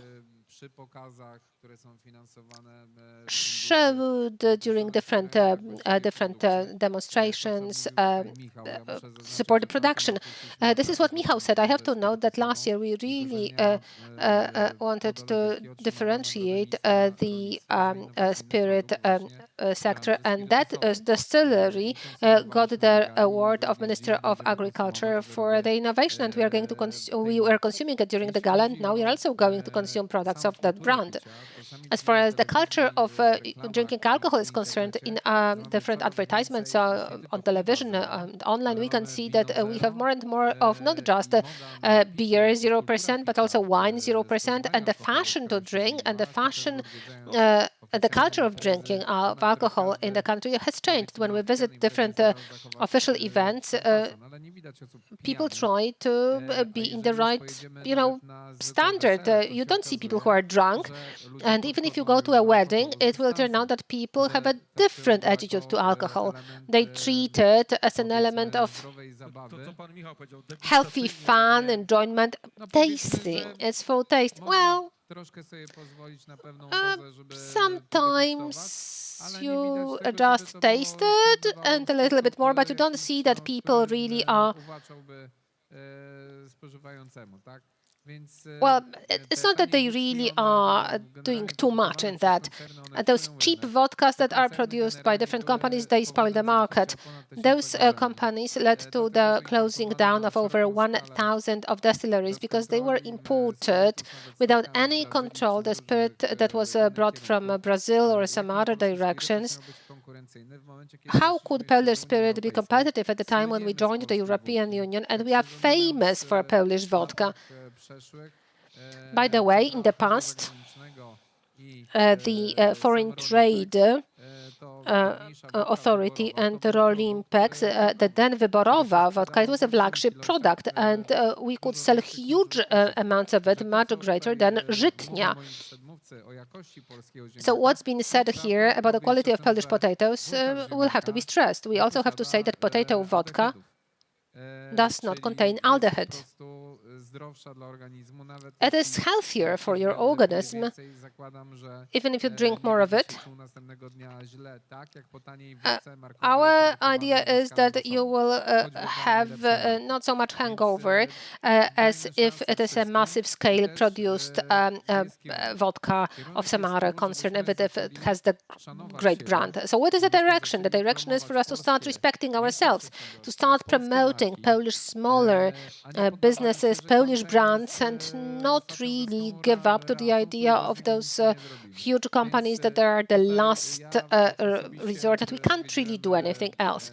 I personally visited old distillery, Polish Vodka Association in the Praga district of Warsaw, and there, after being trained the difference between rye vodka, wheat vodka, or potato vodka, or corn vodka, I see that it's really a great sensation. I think that we can taste it today at the stand of Podole Wielkie to see the difference. Because the potato vodka, it has a special smell, but in the taste is the most delicate. And there's another thing. This is what we are going to fight for, most probably with the Ministry of Agriculture. We want to facilitate the process. There is the main problem in the processing of potatoes for spirit. It's water. It's the sewage purification plants.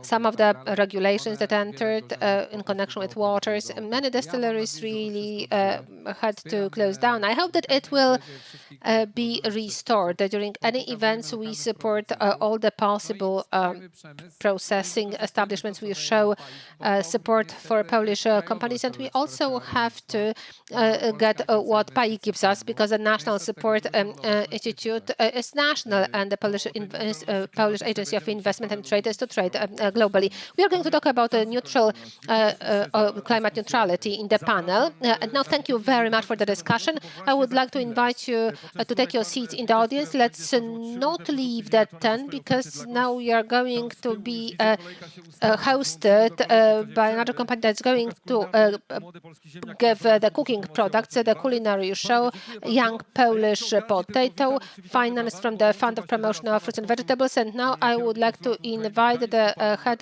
of the Consulate of Ukraine in Gdańsk, Alexander Prodowski. Dear Consul, welcome very cordially. Yes, bravo. Thank you very much for your attendance and enjoy your meal, and see you during the next panel and presentation at 1:15.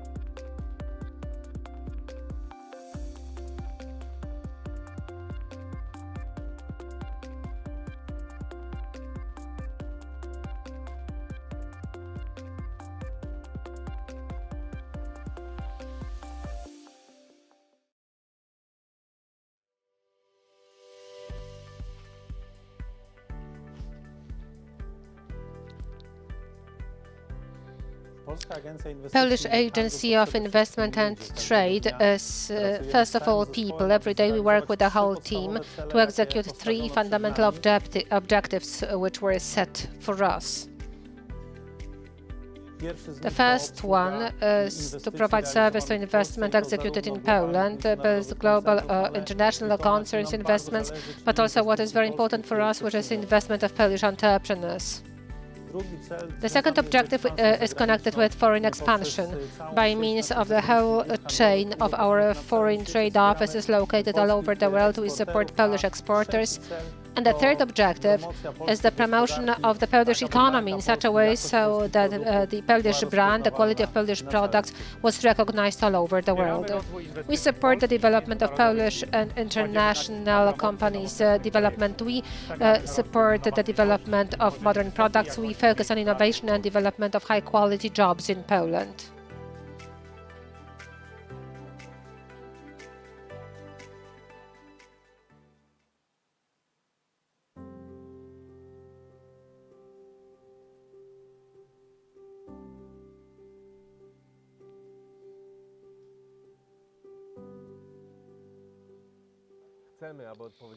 We want responsible choices to be a standard. We believe that people have knowledge that some products are wasted. By the aware choice of Polish products, they can see the real impact of their choices. They support Polish economy.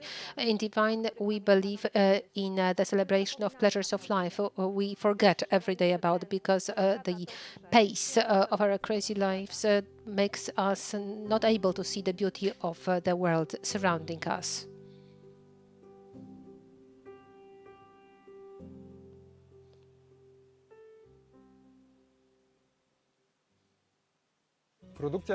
Production of potatoes in Poland is almost 8 million tons.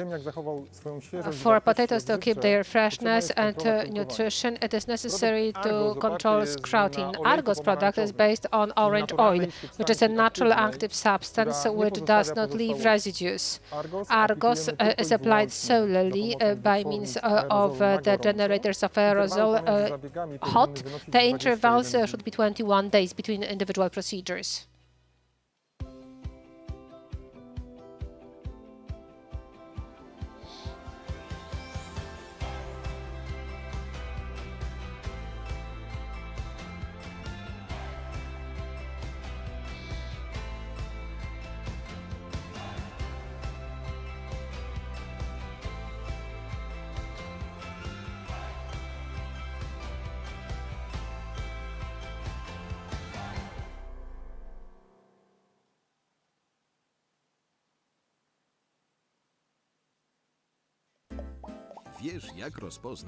Do you know how to recognize that a given food product comes from Poland? It is very simple. It is enough to find this marking on the label or packaging. Every product with this mark is a guarantee that it is from Poland on the basis of our national raw materials. Remember that when you select products created in Poland, you support also our domestic farming. You always note information in the labels and packages.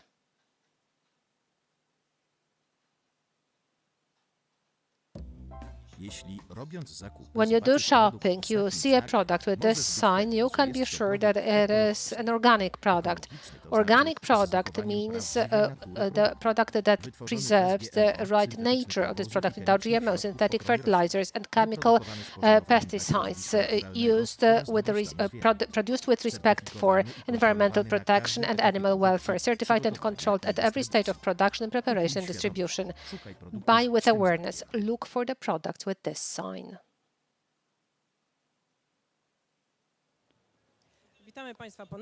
Good afternoon again. The second conference block at Potato Poland 2021 is over. Outside of the tent, there is a demonstration of the machinery and potato harvest. We have Grzegorz Greszczyk, who is editor-in-chief of AgroProfil. What is the turnout outside? Which machines can be observed by the visitors? We have visitors from all over the country. We talked here with farmers who came from Wielkopolska and Dolnośląskie, who are very much interested in different technological solutions for harvesting potatoes. We have just seen the demonstrations. They started at noon. There are 3 combines for harvesting potatoes. These are large and they have the capacity of 6 to 9 tons, and they have different possibilities of separation, cleaning of potatoes. Operators can regulate the speed of different lifting elements so that a very good material was achieved without any bruising. What are the brands? We have 3 machines here of 3 different manufacturers, 3 different colors. Rope, the other one Grima, and the third one AVR. Can we see the work of those machines for the selection and also sorting of those potatoes? There's another interesting machine, and it has a function when it collects potatoes that go out of the combine, and then it also has the belt that transports potatoes with different rocks and other elements collected during the harvest. And it also has the selection table below, which already in the field allows to select potatoes, keep them clean, and at the same time be able to load them on the truck for all the dirt and the soil from the field to be left there. What are the conditions of the harvest? It was raining in the morning. Well, it's great. There is no dust and you can take great pictures. Everyone is happy about it. Thank you very much.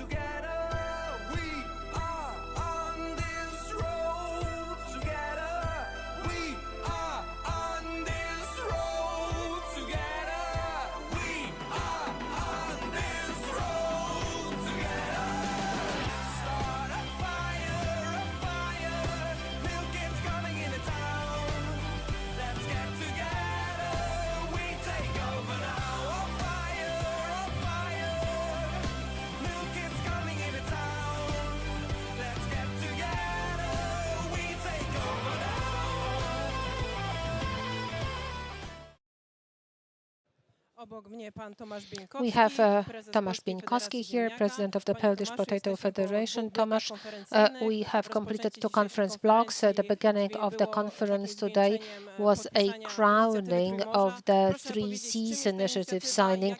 What is this initiative and what are the opportunities it creates for the Polish potato sector? First of all, I would like to welcome you, madam, and also everyone who is watching us. The 3 Cs initiative is incredibly important from the perspective of the economic cooperation as well as the development of the eastern border. What Mr. Sadowski said during his address from the Adam Smith Center, the 3 Cs initiative overlaps the map of the First Republic of Poland or Austro-Hungarian Empire.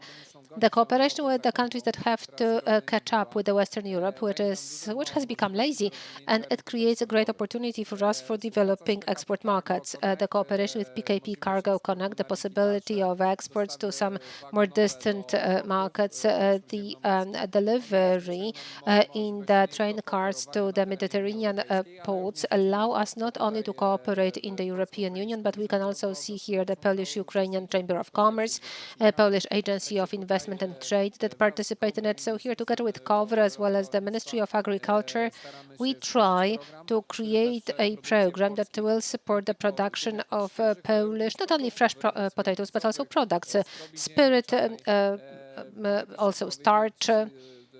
I can also boast saying that in Azoty Group, a pilot program for the production of bioplastic from potato starch is launched. So we believe that the Polish potato has a great opportunity to recover the market. Not the return to 20 million tons, perhaps, but let's make it 15. First of all, it's about professionalization, self-education, advising, consultancy, and quality. And well, the fact that the consumer must have the full identification of the product to associate Polish potato as a high quality and safe product. What are the main export barriers of Polish potatoes to foreign markets? The main barrier is the fact that we have the potato ring rot disease in Poland. Now the government is completing the process of negotiations with the European Commission.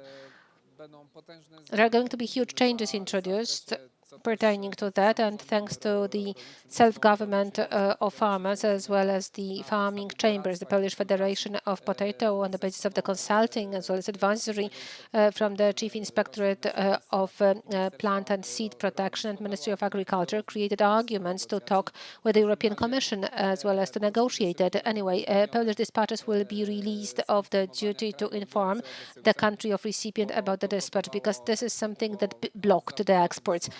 Because automatically inspections were also dispatched there, and the recipients gave up the idea of buying in Poland. We want to increase exports to third countries.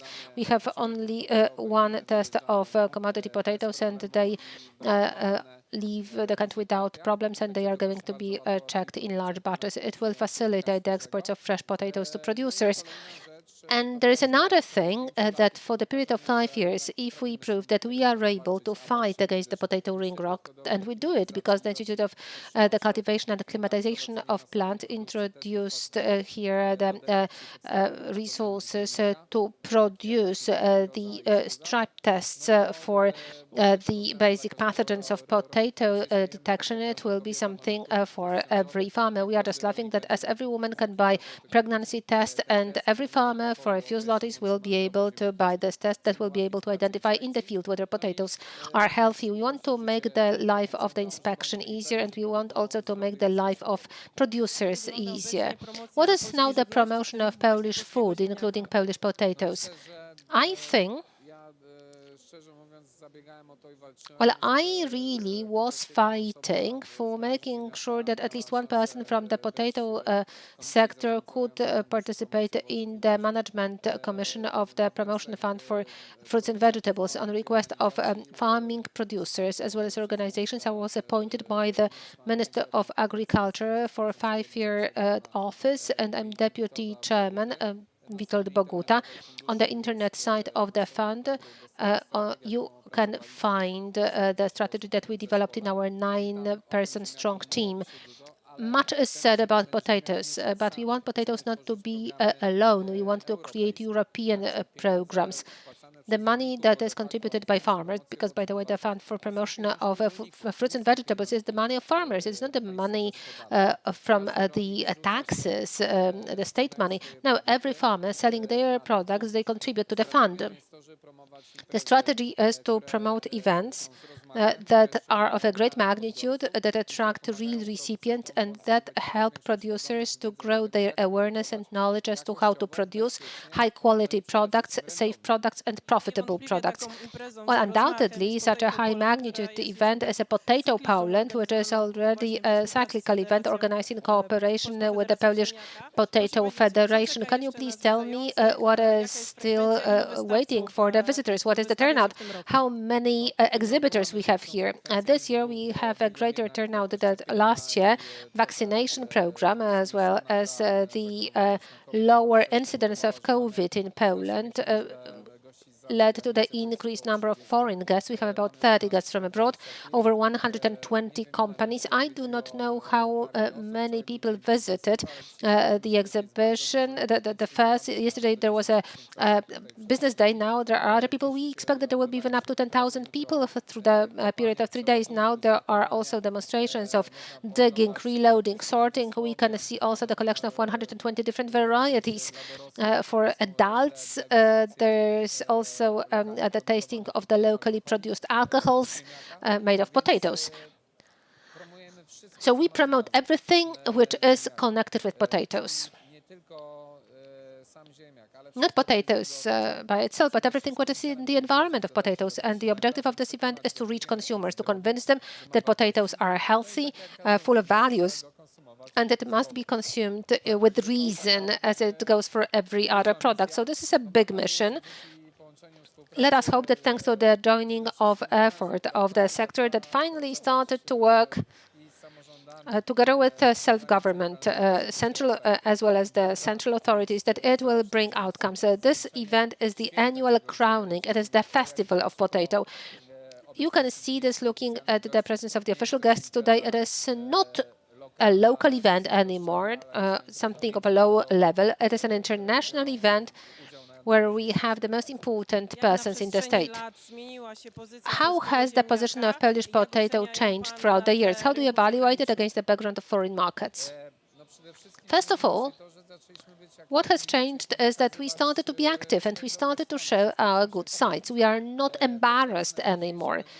What is most important today is that we have RUSIP in Poland, which is the Office of the International Code of the International Trade in Potato, and it allows for the arbitration as well as the appeal for farmers in case of selling their products. We are also launching the digital platform that is to establish contacts between producers and final consumers. So today we also have, it's the time of the box machines and internet. We want to use it. Polish Potato Federation was established to support producers and processing establishments in order to increase the profitability of production and the self-assessment of our own Polish producers. And this is what we wish to you as well as the farmers. Thank you very much, and see you very soon.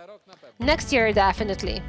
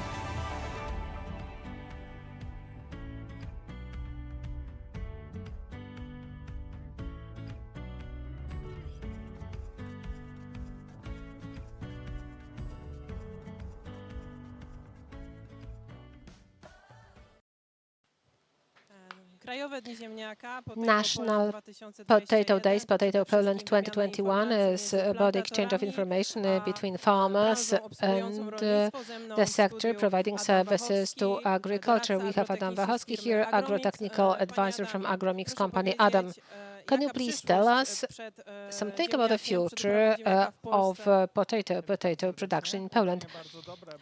Hello, it's a very good question, because now we are in the process of the introduction of the recommendations or tasks set to us by the new European Green Deal. It's the review of active substances that have been used by farmers up to date, and then it turns out that some of the insecticides or fungicides or herbicides that were used in potatoes and farmers are used to, because they had systems on the basis of which the plant protection was introduced. Now now all those or some of those products are being withdrawn. So I believe that the farmers will have a difficult nut to crack, especially when you look at it that they are left simply to decide themselves. They will have to develop new technologies for plant protection, because when we look at the review, the contact products are being withdrawn, and it is not possible to find them in the ready potatoes. What is chosen is those which are simply used most frequently because they work. There will be a big challenge for farmers. They will have to build new programs for plant protection. They will have to use it differently, and they will have to act differently. So I believe that some of the farms that grew potatoes, they will either make much less money on the potatoes, or they will not cope with it at all, and they will step down from this business. We will be able to see probably the concentration of those farms that will want to invest in new technologies. Some of the farms will give up because they will not be able to handle it. The potato beetle or the ring rot. It's very important for a goodwill from the state. Farmers are not scientists. They are simply involved in production and keeping an eye on their farms. Now they even have a problem to find the right number of qualified workers, and they will have another burden. They will have to develop those new technologies. Although it can also be an opportunity for them, because it may turn out that the products that they will be harvested will be of a better quality, and they will contain less residues of herbicides or pesticides. So if they really make a big effort, they will have a chance to develop a new product. They will make more money on it, and that will present better parameters for consumers. In connection with the limited number of active substances, farmers submit a problem connected to the efficacy of different plant protection procedures. How can the efficacy of those procedures go up, and why?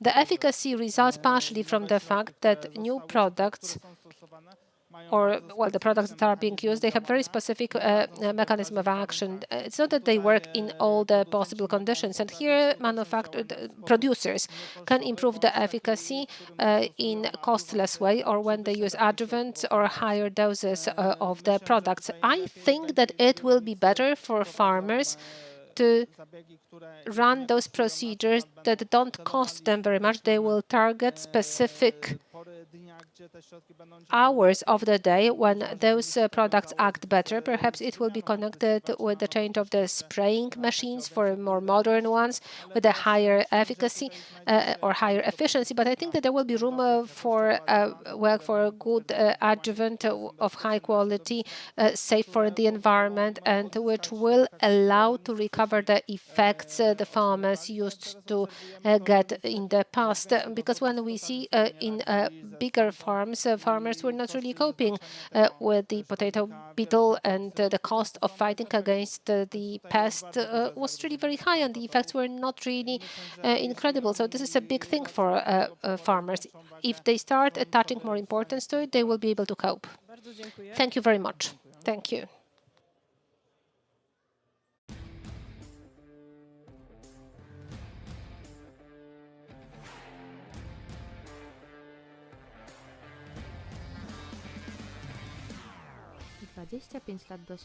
25 years of experience and thousands of satisfied customers. We are presenting to you a company, Uhlenberg, that is a regional leader in servicing farmers and their farms.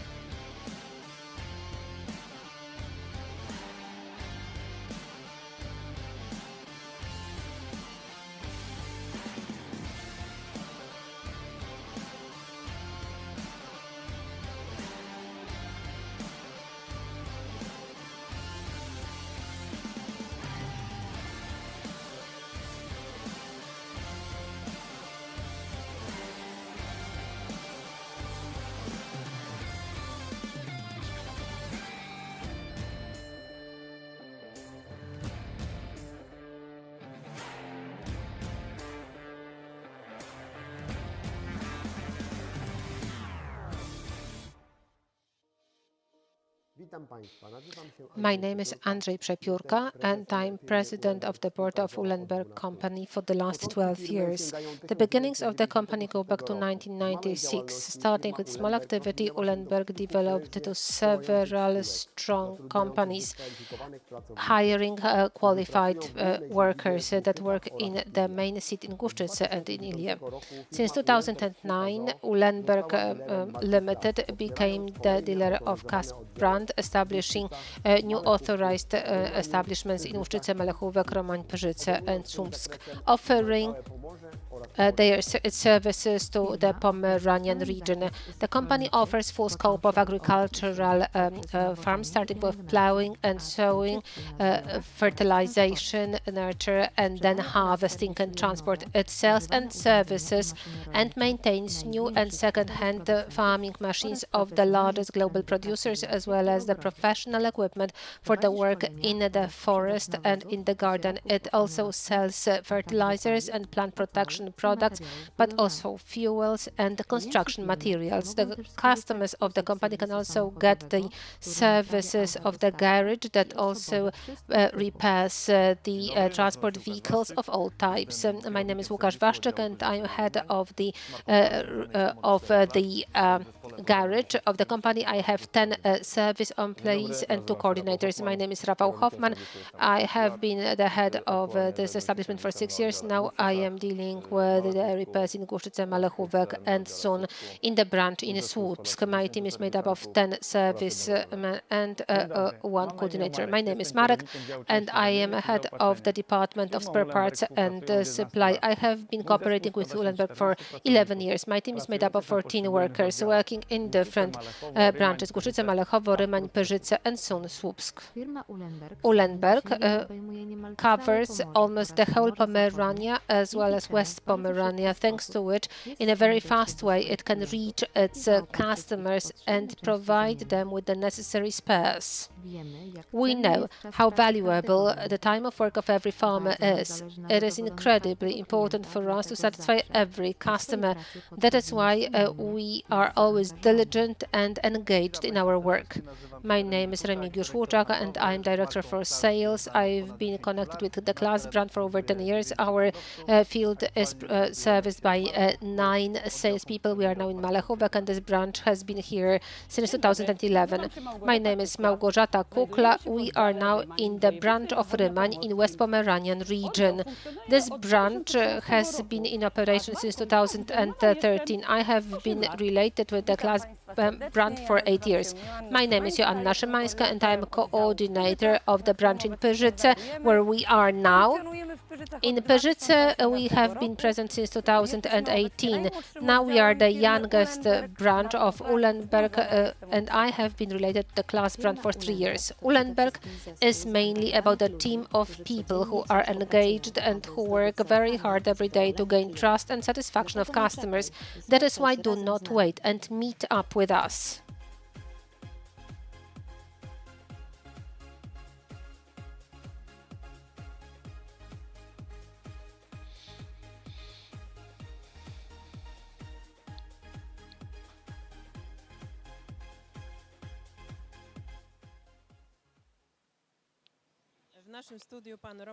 Roman Błaszczyk is in our studio. He's the head of the Department of Plant Technology of Fazagro Polska. Farmers are complaining about high prices of fertilizers. How the farmers can look for savings in that market? Good afternoon to you as well as our audience. How can they look for savings? As a matter of fact, the answer does not depend on the prices. We have to know our own soil. We have to know the needs of the soil. We have to know the needs of different plants that we grow. And that is why it is incredibly important to do the soil analysis. The soil analysis, which is very low cost, it is just 1,015 zlotys, and this analysis is done every 4 years, and the sample covers about 4 hectares. So as a matter of fact, it is an annual cost, about 80 groszy per hectare. 0.8 zloty per hectare. So with the current prices of fertilizers, it is nothing. I'm talking about it because, unfortunately, the statistics show that we do few analyses, too few. As I mentioned, the cost is almost negligible, but it will give us an answer to how to fertilize the soil. In the current prices, as I mentioned, we should not look for savings in what is basic, what is fertilization, because fertilization builds the harvest. When we have the right analysis of the soil, we know whether we have problems with pH or not. pH is responsible for a number of chemical-biological, but also physical properties of the soil, like the structure, microbiological life. As far as chemical aspect is concerned, it also decides about the absorption of the ingredient, not just for the fertilizer, but also from the resources of the soil. And this is the first element that we should pay attention to.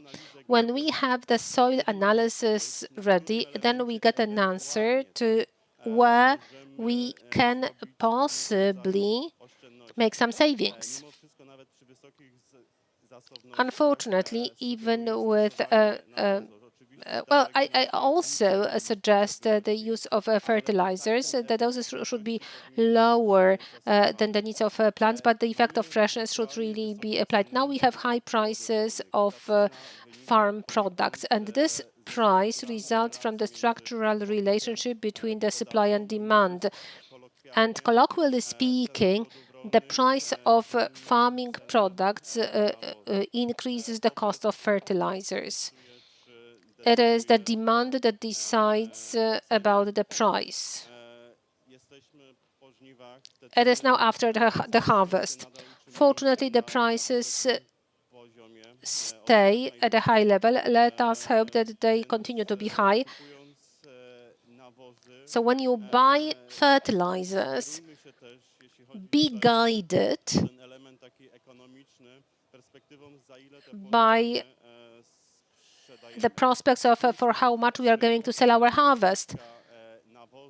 Let us check whether the increase of the prices of fertilizers is compliant with what we get for our products. It turns out that in the calculation of the usage per hectare, the differences are not so significant as compared with the situation when we look at for which value we develop the farming products. So we should definitely not give up using fertilizers. Because after exceeding a barrier of richness, the soil is superior than the plant. It takes the priority and then it takes the ingredients. That is why to develop again, restore the relation for the plant to be able to take the nutrient, it can take a few years sometimes. So it's the first thing. But when we go back to the analysis itself, we should also try to do this analysis in a diligent way. When we look at the soil, from the perspective of its surface, we have 3 different profiles that have been identified. It's A, B, and C, which is from 0 to 30 centimeters, then between 30 and 60 centimeters, and between 60 and 90 centimeters depth.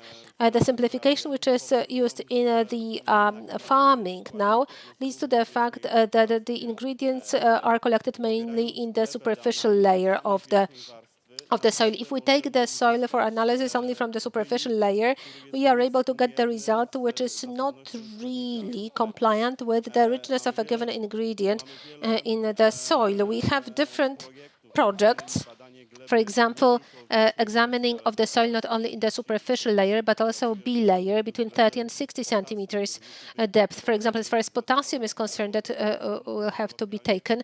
The plant does not simply have the possibility to take that ingredient, but it needs it. Potassium in 50–60%, as the research shows, is taken from the layer below 30 centimeters, and we don't know anything about it.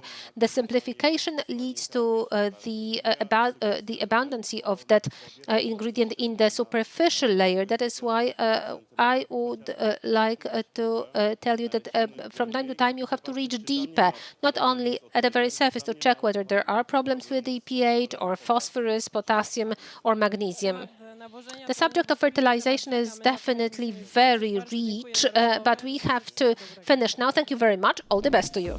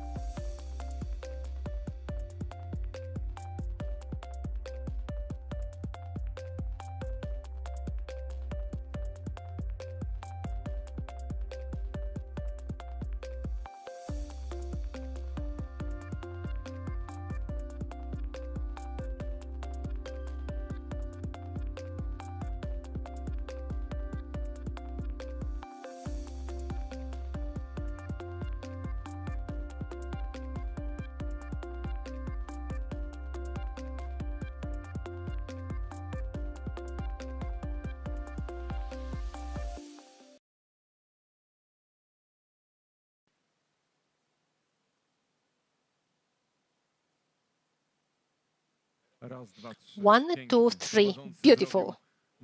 The host made a mistake because I switched off my mic, but now you can hear me very well. Ladies and gentlemen, welcome after the break. Another conference block is starting. We are going to talk about climate neutrality. But before that, I would like to invite everyone now to take your seats in front of the stage, even if you are eating behind there. If you take your chips or when you take your soup, come closer. And in a moment, we are to begin the climate panel, climate neutrality, but also a presentation I'm going to talk to you about. This presentation is going to be delivered in English. So if you do not feel strong enough and if you do not understand everything in English, when you enter this tent, to the left you can see a stand. Can you please raise your arm?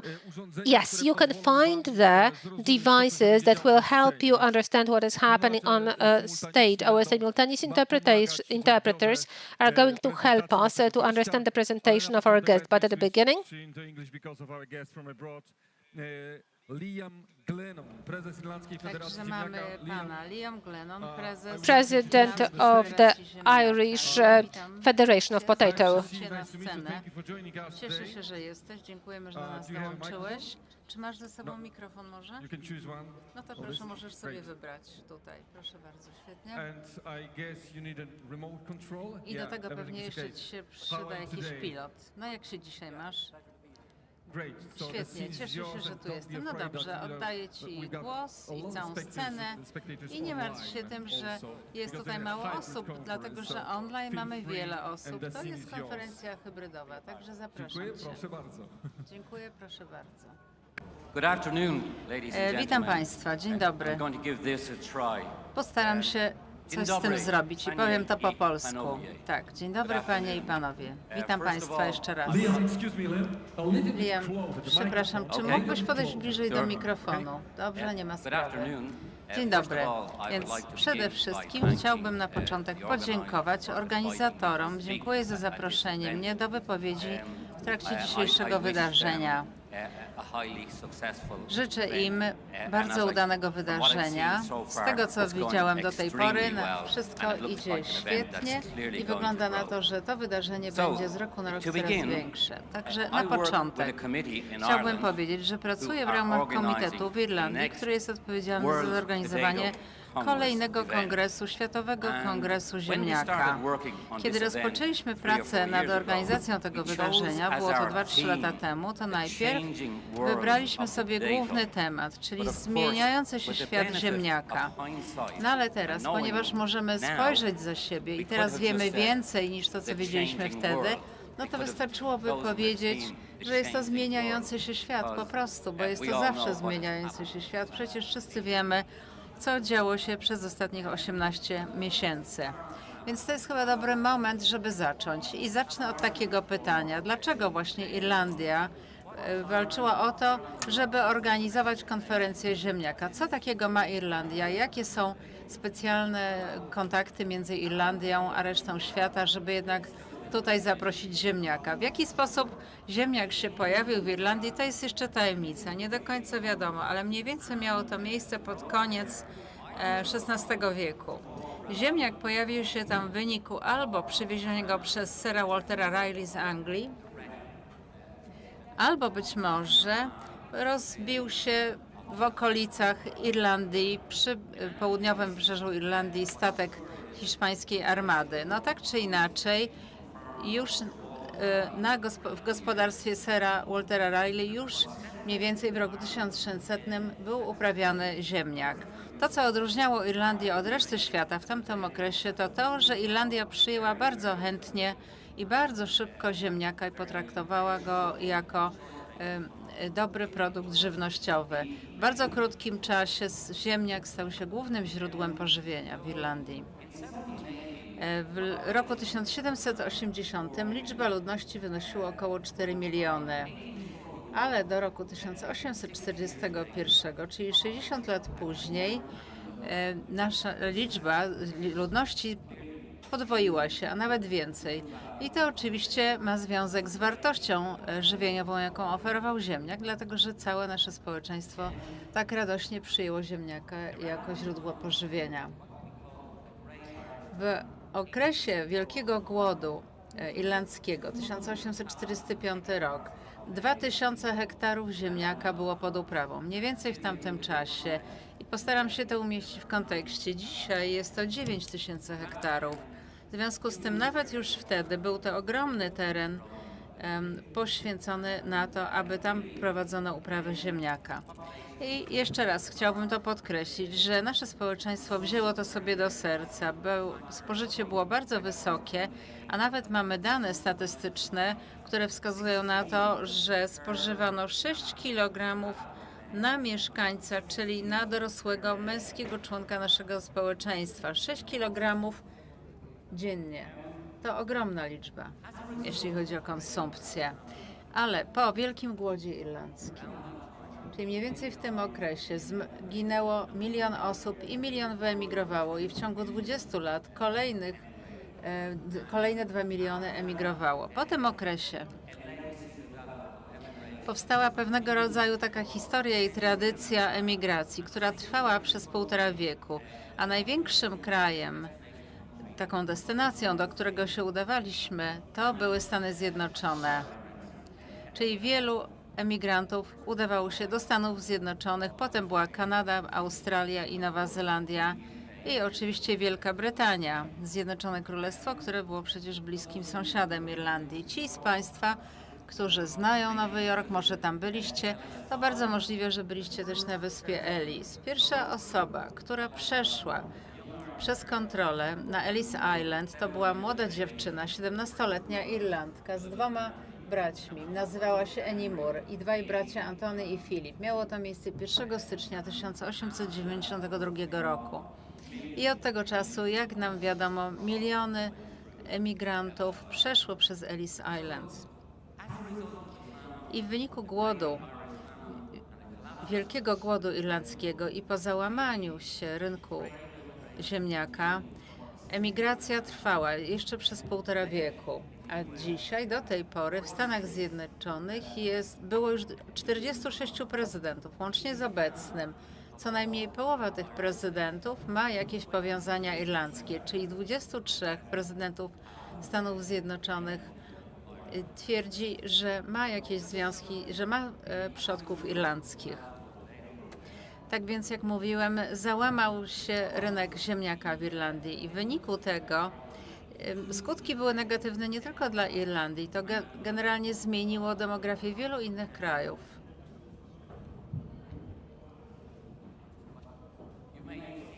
Możliwe, że widzieliście Państwo to zdjęcie, chociaż pewnie większość z Was jest zbyt młoda, żeby rozpoznać, jakie to są osoby, ale były one bardzo popularne w latach 60., teraz jest ich powrót. Czyli Beatlesi, 3 z nich ma przodków z Irlandii.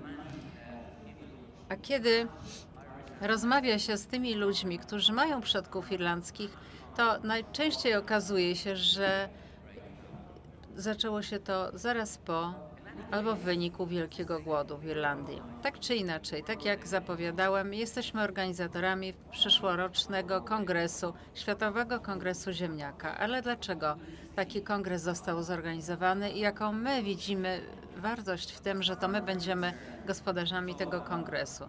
No więc przede wszystkim to chodzi właśnie o to, co pokazuje, czyli pusty talerz. Według nas Światowy Kongres Ziemniaka, który odbędzie się w przyszłym roku w Irlandii, będzie świetną okazją, żeby nasz produkt trafił na ten talerz.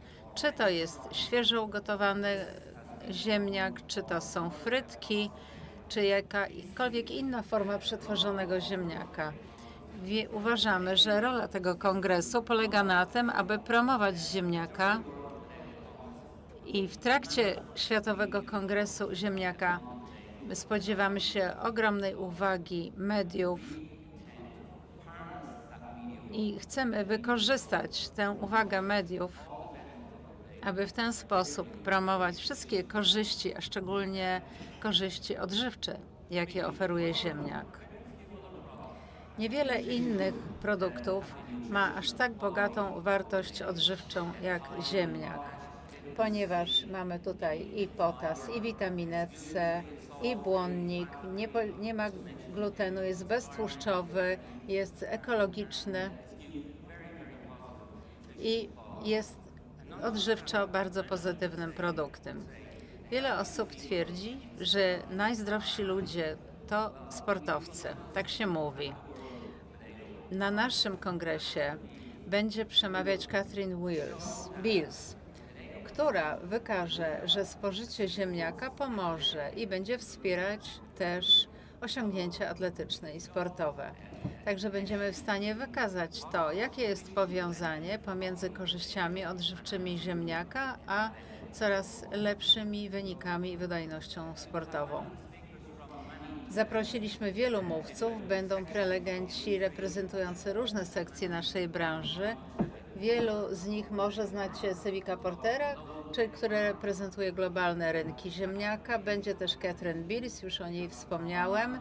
Jest Tom Arnold, który jest dyrektorem koncernu, który też jest zaangażowany w tworzenie takich programów pomocowych dla krajów rozwijających się, gdzie wprowadza się ziemniaka. Ale to nie chodzi tylko o to, żeby wspierać branżę ziemniaka w Europie Zachodniej, ponieważ chcemy osiągnąć jeszcze coś innego na Światowym Kongresie Ziemniaka. Chcemy pozostawić coś po sobie, czyli chociażby takie projekty ziemniaczane, które będzie można uruchomić w krajach rozwijających się, ponieważ potencjał ziemniaka jest niesamowity, ponieważ może on złagodzić głód i niedobory w żywieniu w krajach rozwijających się. Nasz program biznesowy jest bardzo dobrze opracowany. To przygotowaliśmy na Kongres Światowy, ale oprócz tego zaplanowaliśmy bardzo ciekawy program socjalny. W Irlandii teraz powoli wychodzimy z lockdownu, w związku z tym ludzie przez dłuższy czas nie mogli wychodzić, tak jak to było wcześniej, do barów, do restauracji, także mamy nadzieję, że już do przyszłego roku, do maja, do czerwca będziemy mogli już to robić. Także mamy sporo do nadrobienia, jeśli chodzi o takie zajęcia towarzyskie.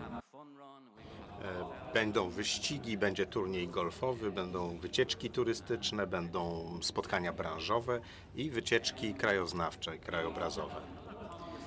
Będziemy też realizować przed Kongresem Ziemniaka kongres Europata, który będzie 1,5-dniowy, który odbędzie się tuż przed Światowym Kongresem Ziemniaka. Każdy, kto przyjedzie zatem w przyszłym roku do Irlandii, będzie mógł dostać 2 kongresy w cenie jednego. Zaczyna się od Europatata 1,5 dnia, a potem Kongres Światowy, który będzie trwał 4 dni. Słyszałem na poprzedniej sesji dzisiaj rozmowy na temat odwiedzin w gorzelniach w Szkocji, we Francji i tak dalej. Niektórzy z Państwa pewnie znają ten konkretny rodzaj alkoholu. To jest piwo Guinness ostatniej nocy Światowego Kongresu Ziemniaka.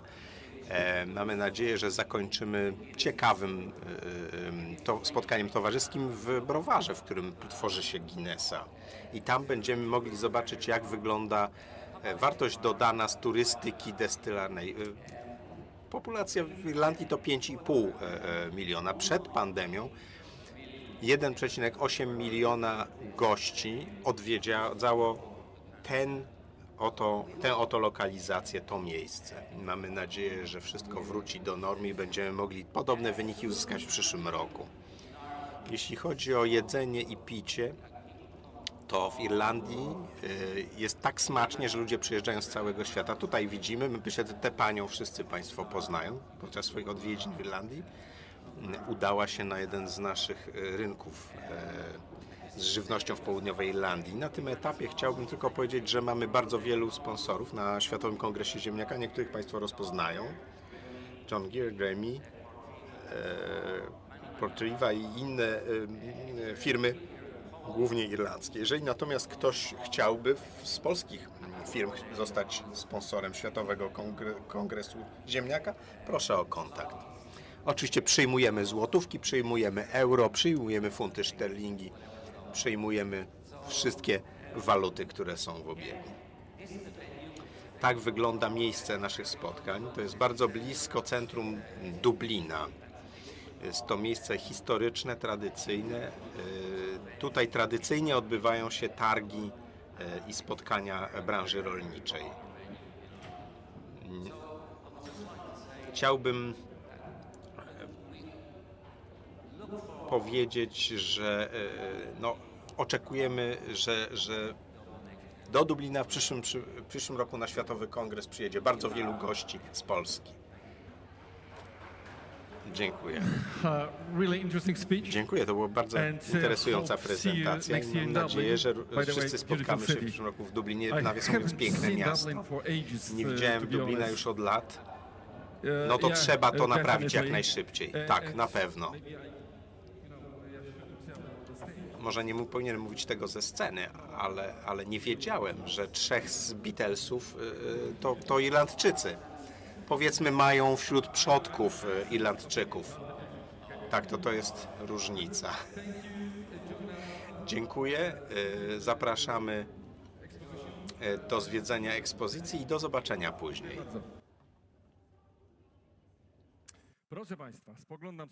Ladies and gentlemen, I am looking at a script and we are accepting Liam's invitation, and he heard what he's going to happen. He presented speakers, interesting sites. He showed where we are going to meet in Dublin. I remember Dublin from the time when Poland was joining the European Union. At that time, I worked on the radio and I made the coverage from there. It was many years ago, so I have to tell you that I haven't been to Dublin for ages, but we have to make up for it, perhaps next year during the World Potato Days in Dublin. We are starting the panel on climate neutrality. It is incredibly important. I have many questions, and as young people say, I'm crazy about the environment and the approach to climate neutrality. That is why panelists can count on really harsh questions asked by myself. I would like to invite here representatives of Farm Fries, Adam Klasa, Director General and President of the Board, and Jarosław Wańkowicz, Director for Raw Material Management, Farm Fries Poland.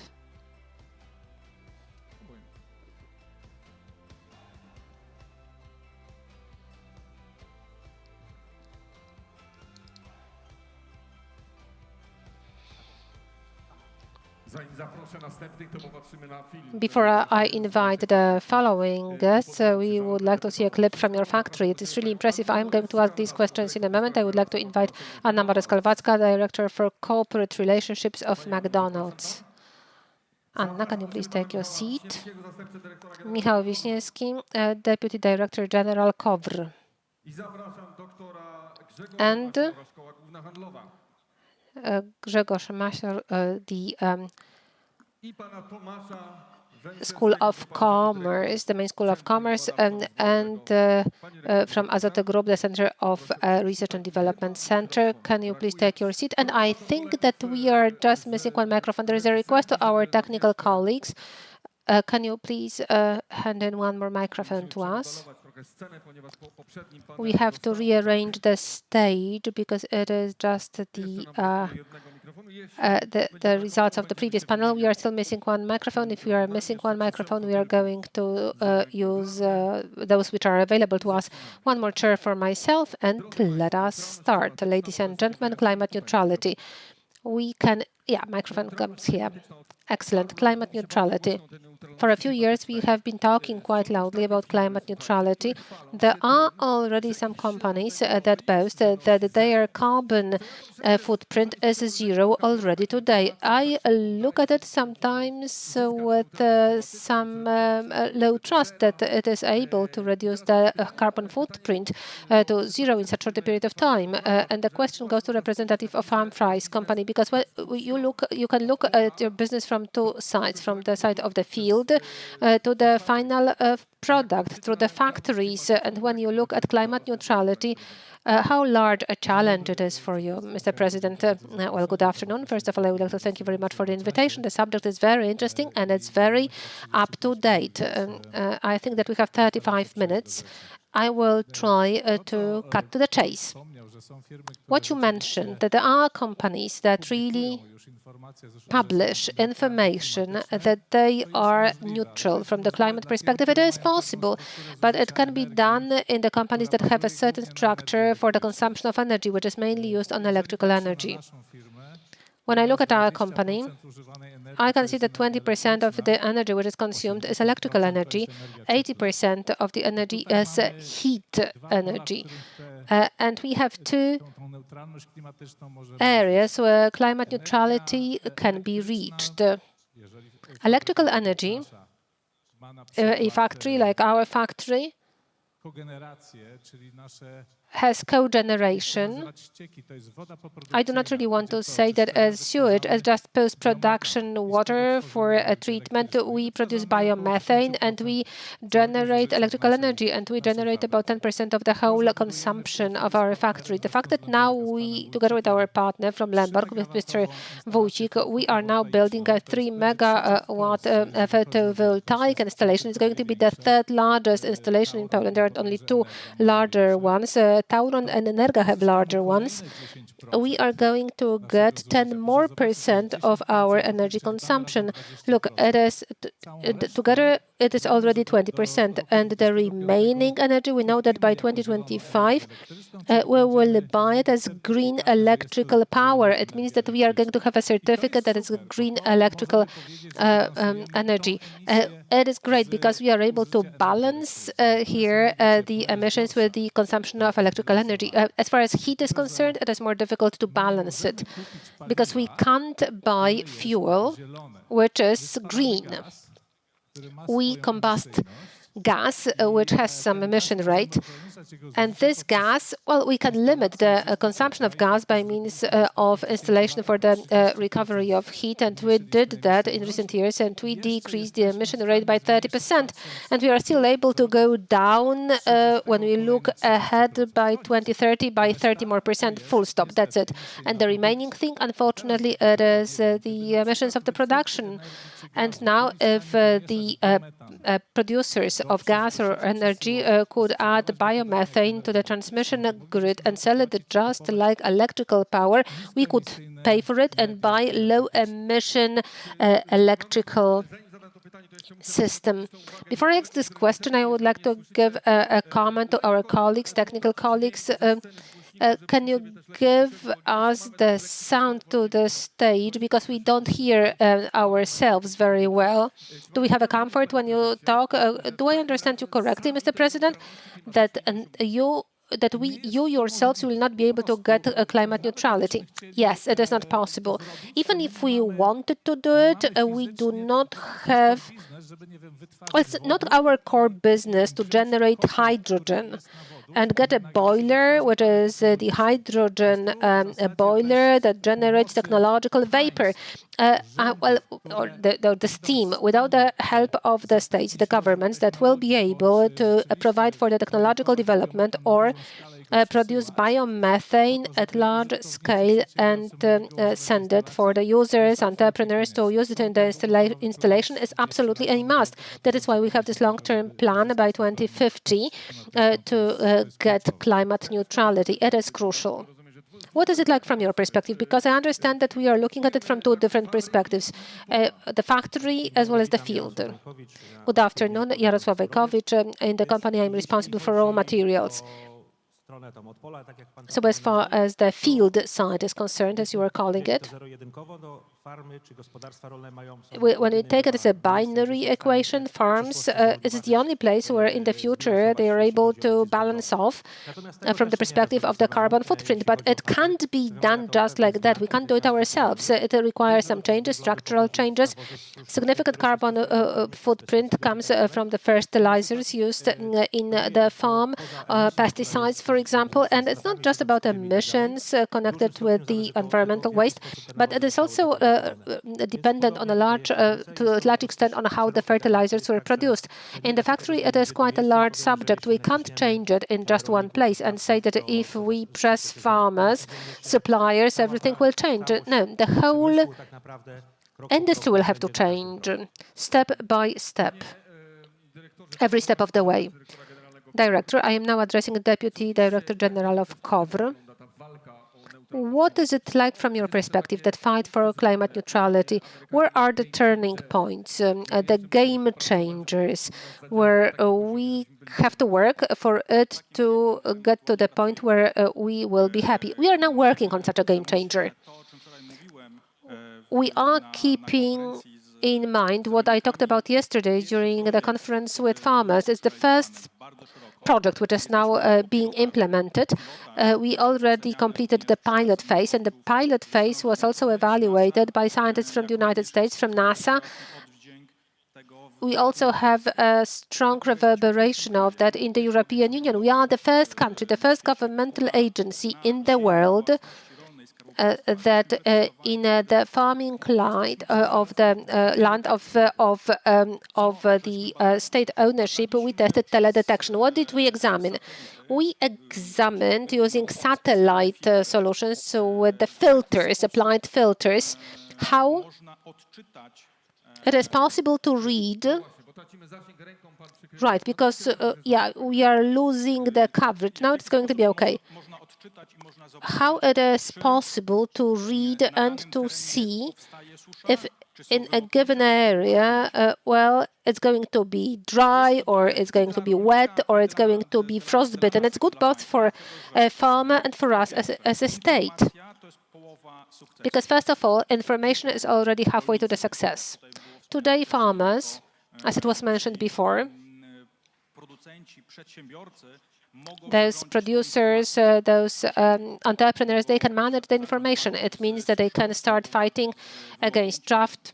They can start fighting against wet or frostbitten or frostbite in general. What is the picture? It turns out that the satellite and the algorithm of artificial intelligence that is embedded there can see between 60 to 45 days before that there will be either drought or a frostbite.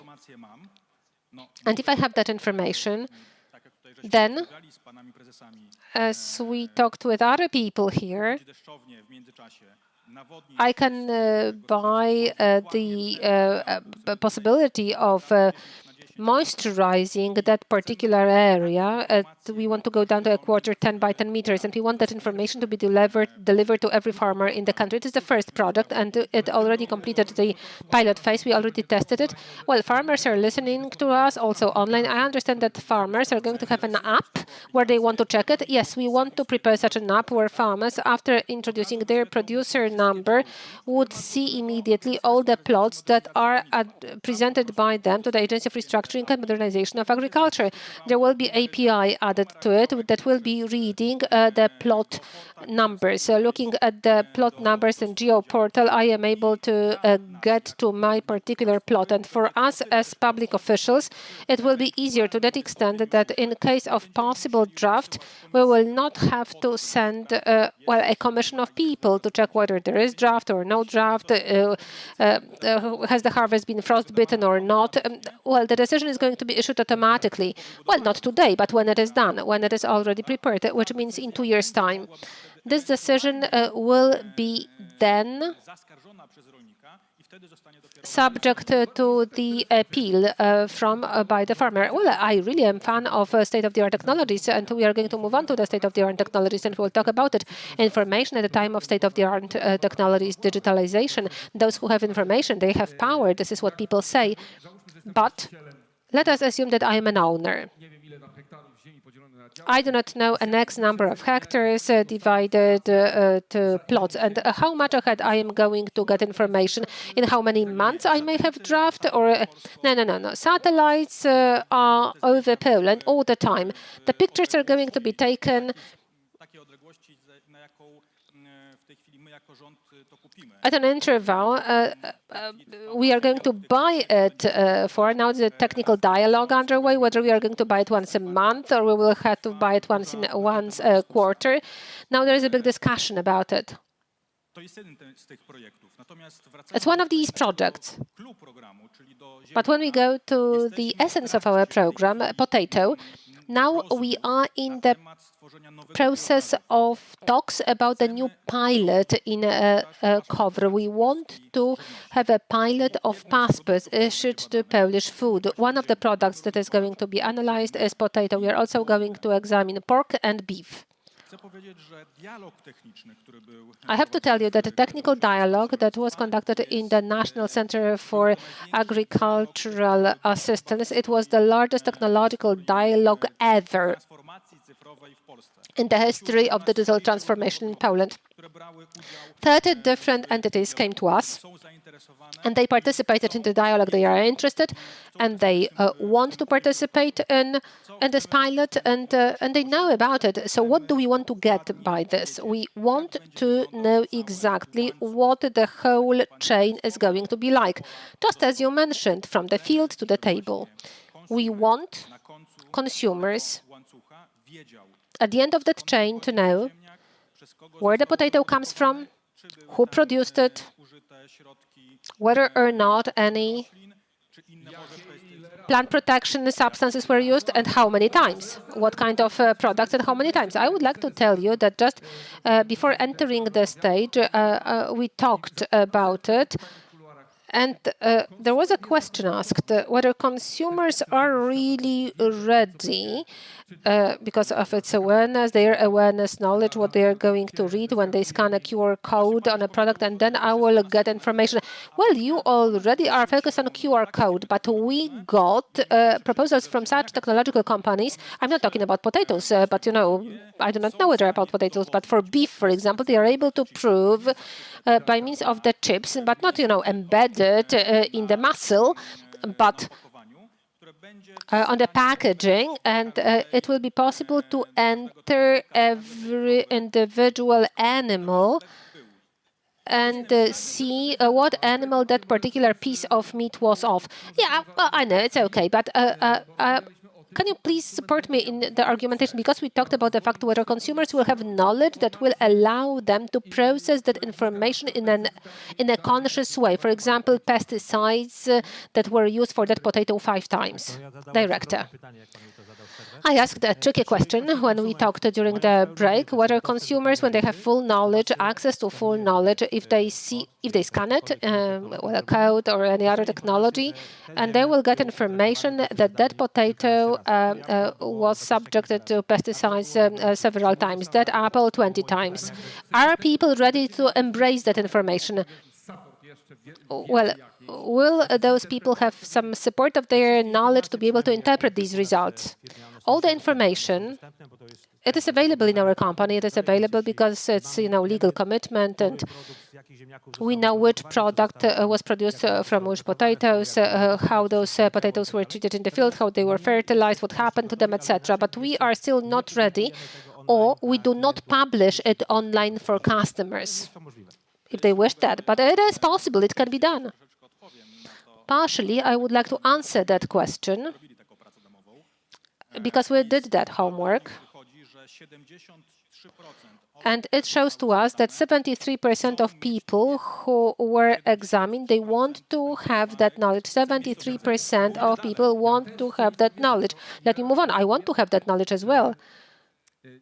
But I am just saying, it's like with the blood test. You get the results of blood tests, and then next to those results, you have referential values. If your hemoglobin is at the level of 16, then you will have referential values, and you know that hemoglobin is from this to that, and you are able to interpret it. What about the results of that? I'm a lay person. Well, I'm interested in that. But let's say an average person in Poland who gets information that their potatoes were subjected to pesticides 15 times, and then they will say, gee, what is that? I'm here talking about the support of consumers' education. That is why this pilot is done with the support of all sectoral unions, including the Federation of Polish Potato. All those sectoral unions aware of that. Well, we really had very long, tedious, and also very hot discussions about it, and we talked about it. And all of them signed that letter of intent. And together with us, which is the governmental agency, they want to go out and then together with us educate farmers, producers, how to fight? No, I don't want to use this word. How to change the attitude or the settings in the production. And the second thing is how to educate consumers and users as to how they can use that knowledge, because then we will have broad range to choose from.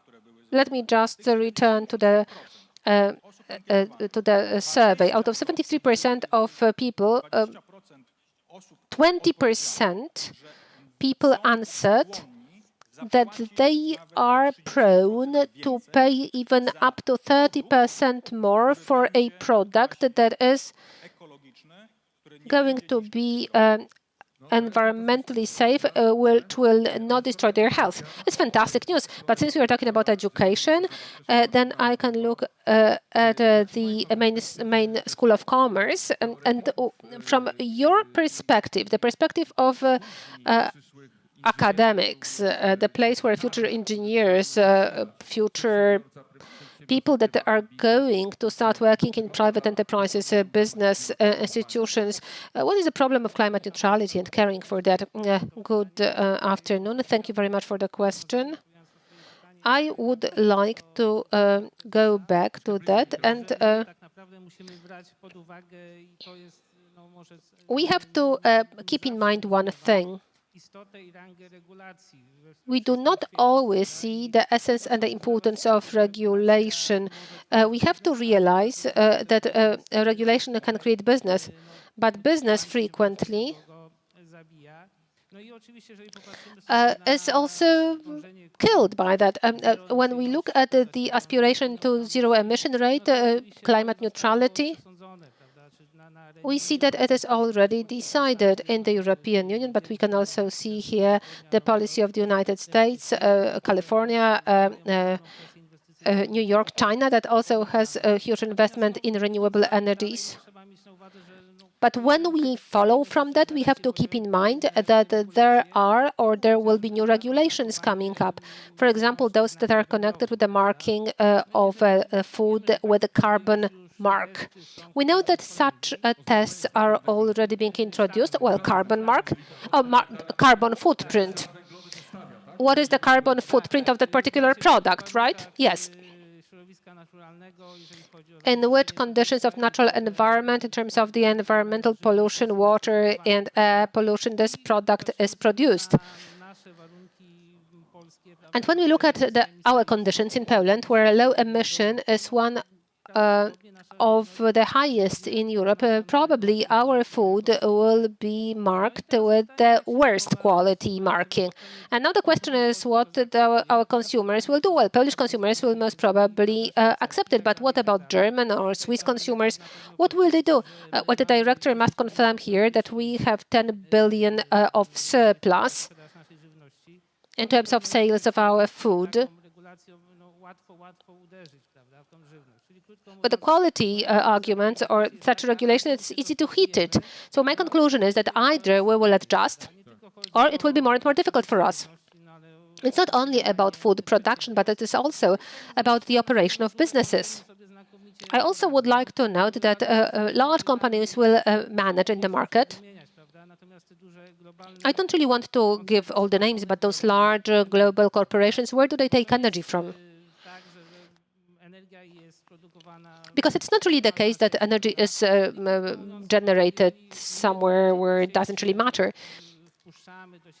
Today, we allow large foreign capital to us, and those people invest in windmills or photovoltaic farms. But there's a question who is behind that capital and where the profits from the sales of that energy go. Or frequently, as we know it quite well, that green energy comes to us from abroad. And there's another comment that I would like to raise, responding to your question about education. We can see this when we run surveys with the Association for the Effectiveness of European Climate Foundation. Here in Poland, what we miss is well-developed and well-functioning civic society that is as engaged as in other parts of Western Europe. There are different examples, but when we talk about climate neutrality, you can see the confirmation of that looking at the energy cooperatives. It's a new form, and the director will definitely confirm what I'm saying. 2 years ago, it was introduced to the Polish legislation, but up to date, the interest has been limited. And it's a euphemism. Why? Because people don't have skills. Our society doesn't want to cooperate. This is the aspiration to build organized forms, new entities that will be organized, and they will invest in renewable energies. Just as we run various investments in renewable energies, Polish investors are characterized, or they make decisions for financial reasons. They are guided mainly by profit. is a totally different approach. It is true. Well, there can be some hiccups after that, but let's leave renewable energies for a moment. We also talked unofficially about renewable energies, and I have a question about it. But before I get to that, I would like to move on to Anna Borys-Krawacka, McDonald's. Because it seems that in the aspiration to neutrality, such companies as yours and similar companies, if they set some standards for products in cooperation with local suppliers, are we able to get climate neutrality faster? We are, I guess, but how does the cooperation with local suppliers to McDonald's look like in the context of the climate neutrality? Well, you were talking quite much about challenges that are connected with the achievement of the ideal, which is the climate neutrality. Well, they are there, but it doesn't change the fact that we are on the path, and it simply leads to the point that the carbon footprint connected with our activity and the supply chain, that it's as slow as possible. In McDonald's, we set global targets for us that connected with the reduction of carbon footprint at two levels. First of all, it's our restaurants and our offices, and the target is now 36% by 2030. 36% of reduction by 2030. And on the other hand, when we compare it with the supply chain, and it's 31% by 2030. And our supply chain, we are a food and beverage company, so it's mainly processing, and farmers, which is a very difficult sector. And many challenges are connected with this sector in terms of emissions. In particular, it is a significant challenge in Poland, because for McDonald's, Poland is a hub in terms of the supply chain. We have very many large suppliers that supply not only McDonald's restaurants in Poland, but also in many other markets. And an example of that is Farm Frites. The French fries from Farm Frites are delivered to 12 markets in Europe. And this is just an example. Same goes for beef, same goes for vegetables. We have very large suppliers, and the order of magnitude is incredibly important. It's a very important factor when you look at the reduction. Any change is a huge investment when we talk about this particular scale. On the other hand, any small change, if it is multiplied by the scale, has a real impact on the environment. This is a game changer, as you are saying. It is that step that has a real impact on what is happening in our environment. What we are contributing to a partnership with is, first of all, stability. Stability in the two areas. First of all, the provision of stable or growing demand for these products. That stable demand makes the environmental long-term investments be economically justified. You can plan them when you keep in mind that you have such a partner as McDonald's. On the other hand, it's also about the vision stability. Our approach is also long-term. We look at climate, environmental challenges, as well as regulatory challenges. We are a partner that provides support to our suppliers. We support them for the investment. Together, we develop a vision, and we create simply a union that allows to look in long term on our joint business. So when we are talking about game changers, it is very important to look at those unions, large recipients that have influence on the supply chain, but also recipients, large recipients, as we are talking about education, large suppliers, large recipients. And the third leg that we have to look at is the regulatory environment, stable regulatory environment, which should support this process with the long-term vision. For the investments that are there, they are really huge when we talk about this scale of production. For them to stand a chance to be justified from the business perspective. Let me give you something, and then you can show it to the public. Just one word of comment, may I, Mr. President, to what Ania said. It is true that McDonald's had the scale for good element of its philosophy. It means what a large recipient can do. A large recipient can encourage its partners to work for the environment. For example, the Paris conference was in 2015. The Kyoto was earlier, of course, but already before 2010, we talked about sustainable business. Everyone was thinking what it was, how to identify what it is. But McDonald's could see that and kept it up. So long-term pressure, in a way, a pressure exerted on the suppliers to behave in a certain way. Yeah, this is what I want to say. This is exertion of some pressure. We will pick up your products at large scale because recipients like McDonald's is about large scale. Yes, but it is positive pressure because it also is part of the values of our company. And such a long-term vision should also start from the government, from the state, from the nation, because the changeability or variety. I remember that when we developed cogeneration in 2011, we were based on green certificates, and the business case was at the level of green certificates and their prices. Those prices went down several dozen %, and the business case went down, and the company that built it to us went bankrupt, and we had to take over the installation, paying huge money to operate. So this is absolutely unacceptable that governments change the rules during the game. It kills business. Anna, you wanted to add anything? I just wanted to stress long-term vision and long-term processes, because they do require long-term, long-distance perspective, including investment perspective, and patience. This is also about jobs. It's about patience, yes, and it is also about such things as jobs and all the economic parameters that are important for the place where the production is taking place.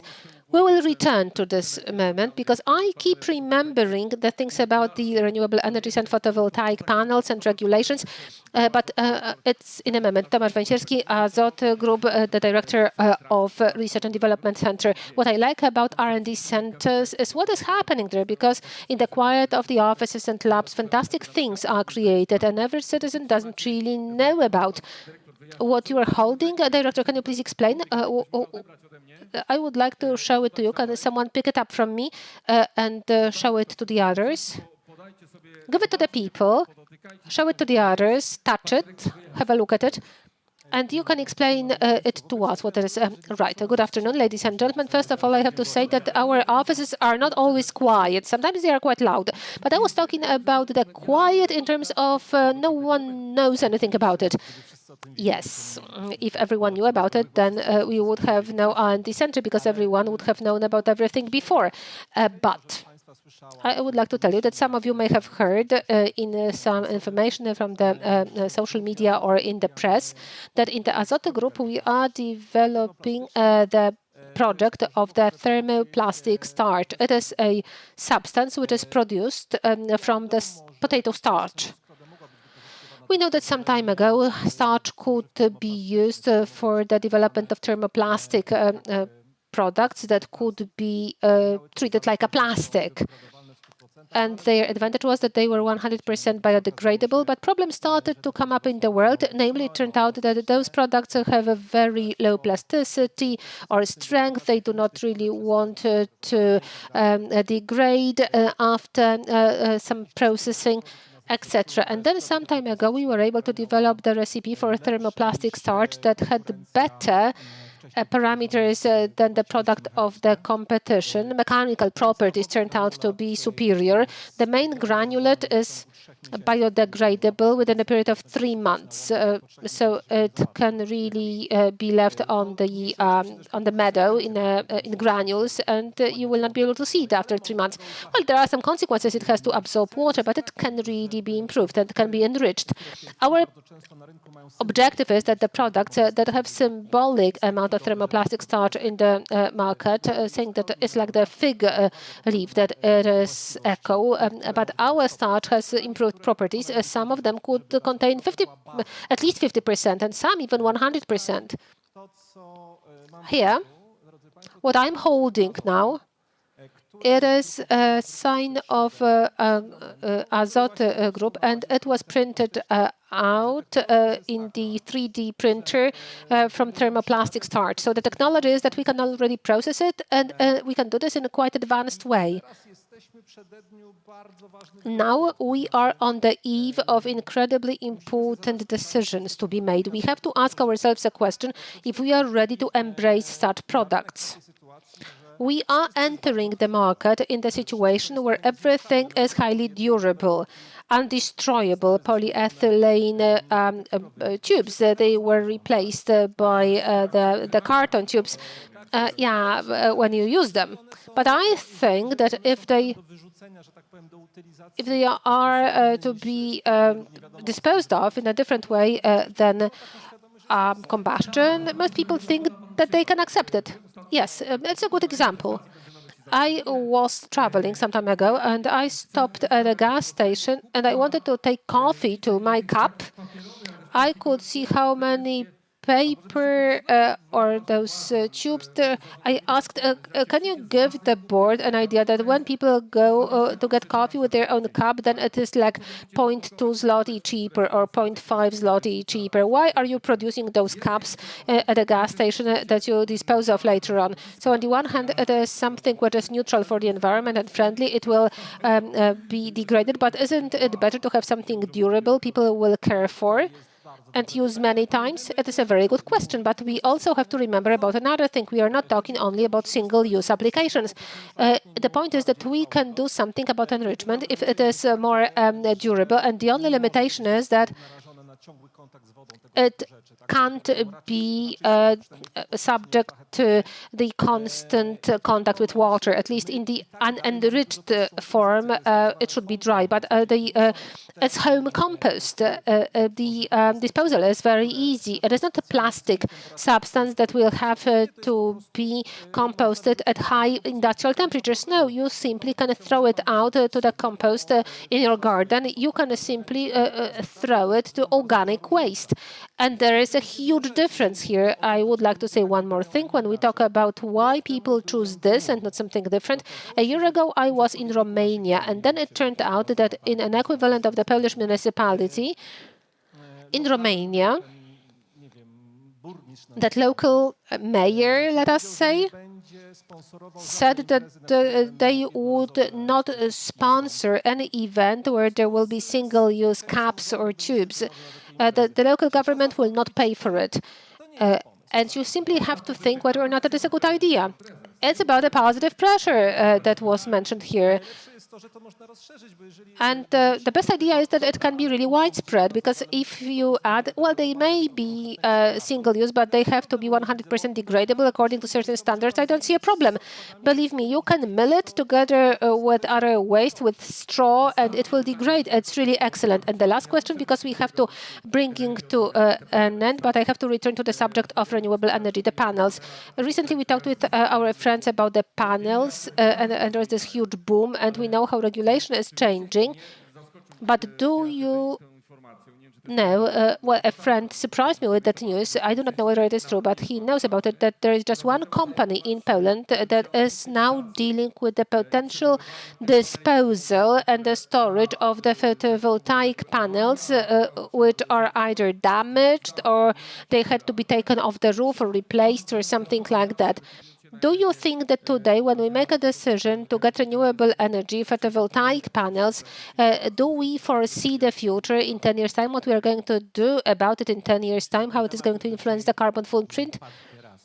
I think that this subject has been raised on many occasions, whether it's about photovoltaic panels or whether it is about the green certificates for cogeneration or biogas generation in farming.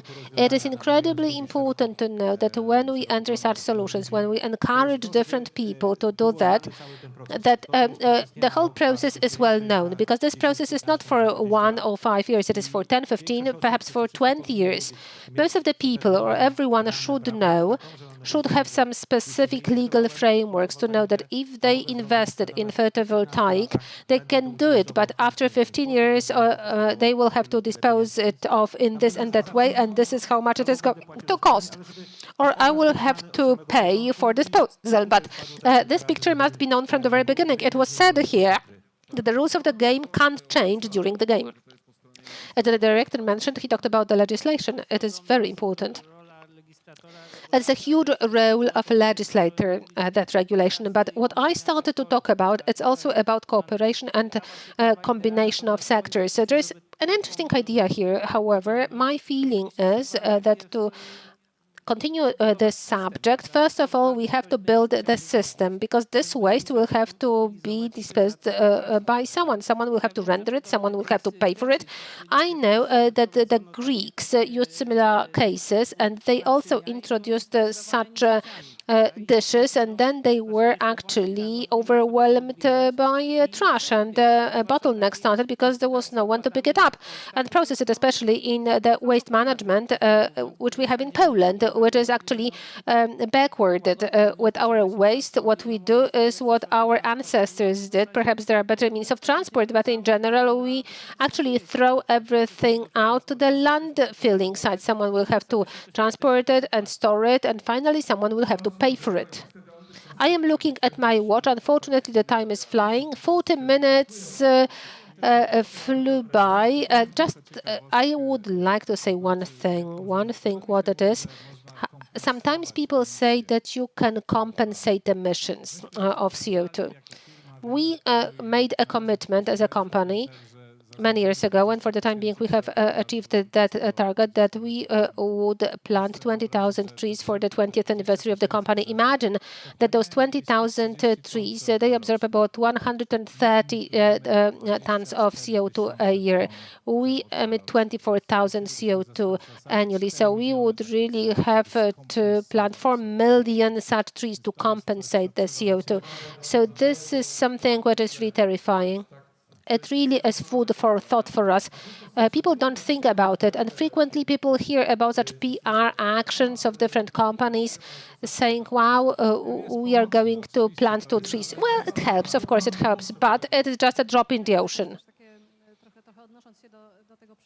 But in response to the subject of the photovoltaic panels, I think that you touched an important subject, the necessity of comprehensive approach to all the processes, a systemic approach from the very beginning of the process until the end of the process. For example, for us, those paper straws, it took us almost 1 year, because we started with acquiring the right raw materials from the right sources with the right certificates, and after moving the production to Czeladź from the UK to make sure that the carbon footprint connected to the transport of that product to our restaurants could be lower. So a paper straw brought by plane from somewhere is not environmentally friendly.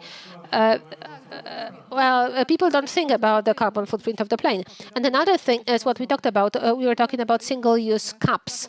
If such a single-use cup goes to recycling and is reprocessed to another product, it doesn't get to the environment or the municipal system. However, when we are talking about multiple-use products, the question is how many cycles such a multiple-use package can survive, can last, for its footprint, carbon footprint was lower net than the single use. If that single use is processed, it's not that simple. We will continue talking about it.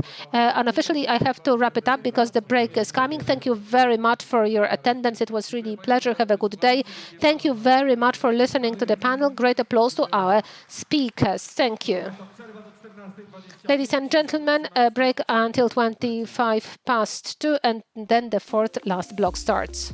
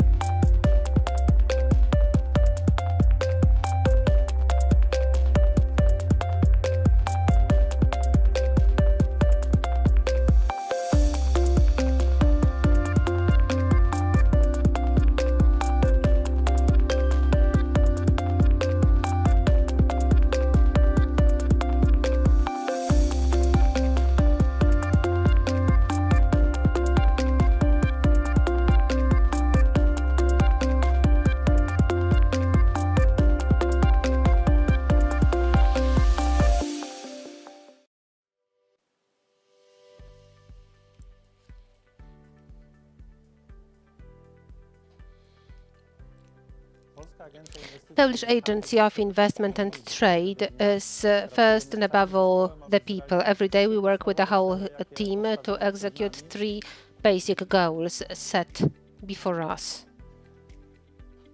The first one is the service of investment executed in Poland of both global and international corporations, but also what is very important for us, investment of Polish entrepreneurs. The second objective is connected with foreign expansion.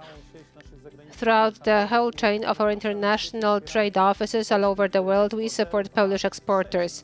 And the third objective is the promotion of the Polish economy so that the Polish brand, the quality of Polish products were recognized all over the world.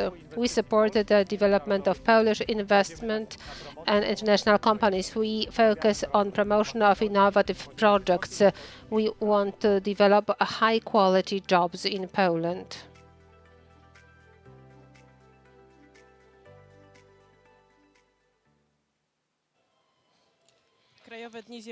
National Potato Days, Potato Poland 2021 is still on. We have Dr. Włodzimierz Przybodowski, head of the Department of the Institute of Breeding and Acclimatization of Animals in Breen.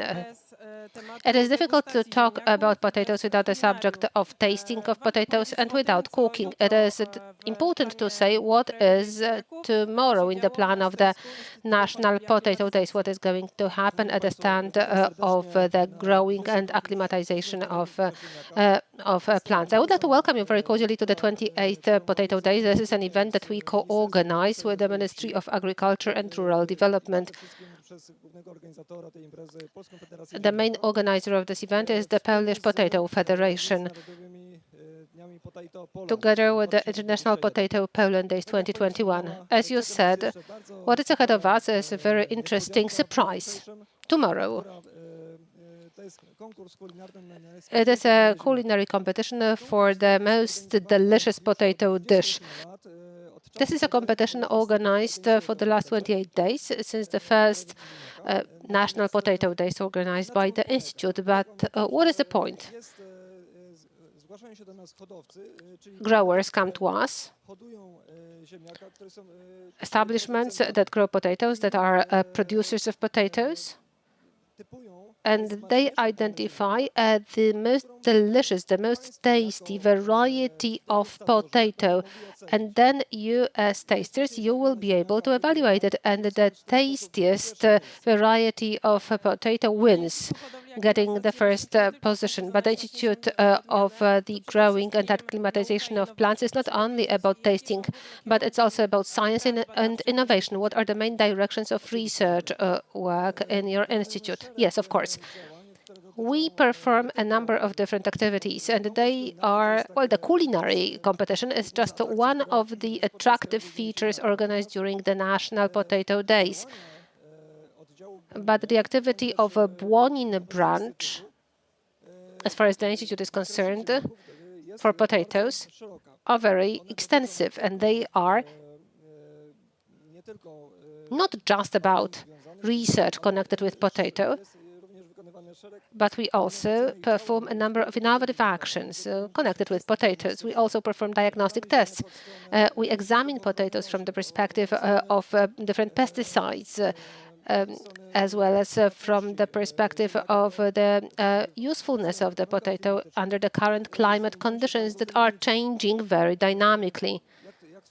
As I mentioned, we also have the Bank of Potato Genes. It is the only source in Poland of all the varieties of Polish potato. There are about 300 of those varieties, and our bank is the only source in the world.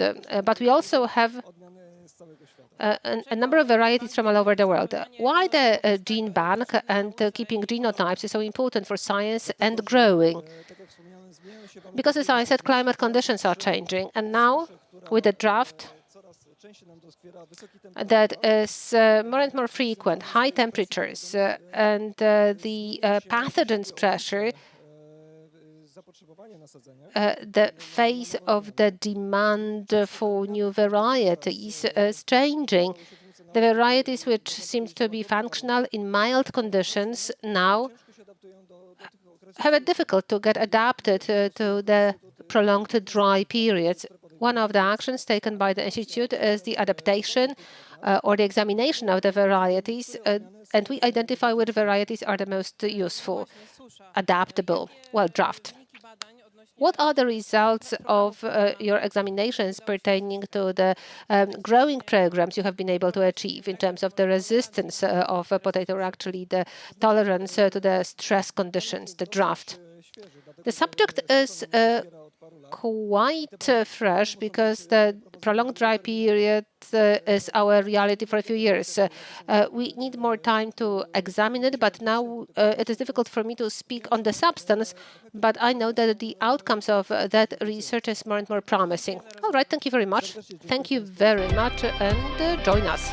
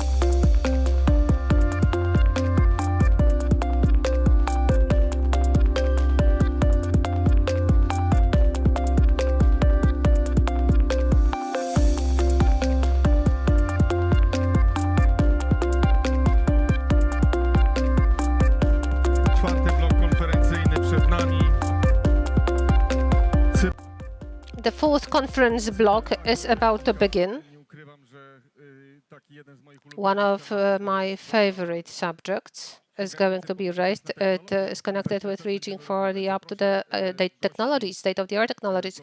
We are going to talk about them in a moment. I would like to invite Tomasz Lażek, president of the Startup Poland Foundation. Can you please join us? I don't see Tomek here. Tomasz Snażyk, president of the Startup Poland Foundation. Well, you are here. Excellent. Hi, Tomek. I can see you online. Julian Dziękiewicz, Agro Solutions. Yes, you are coming to us. Marcin Bańcerowski, Divine, and Krzysztof Woźniak, My Styles. Now I'm going to sit on this side.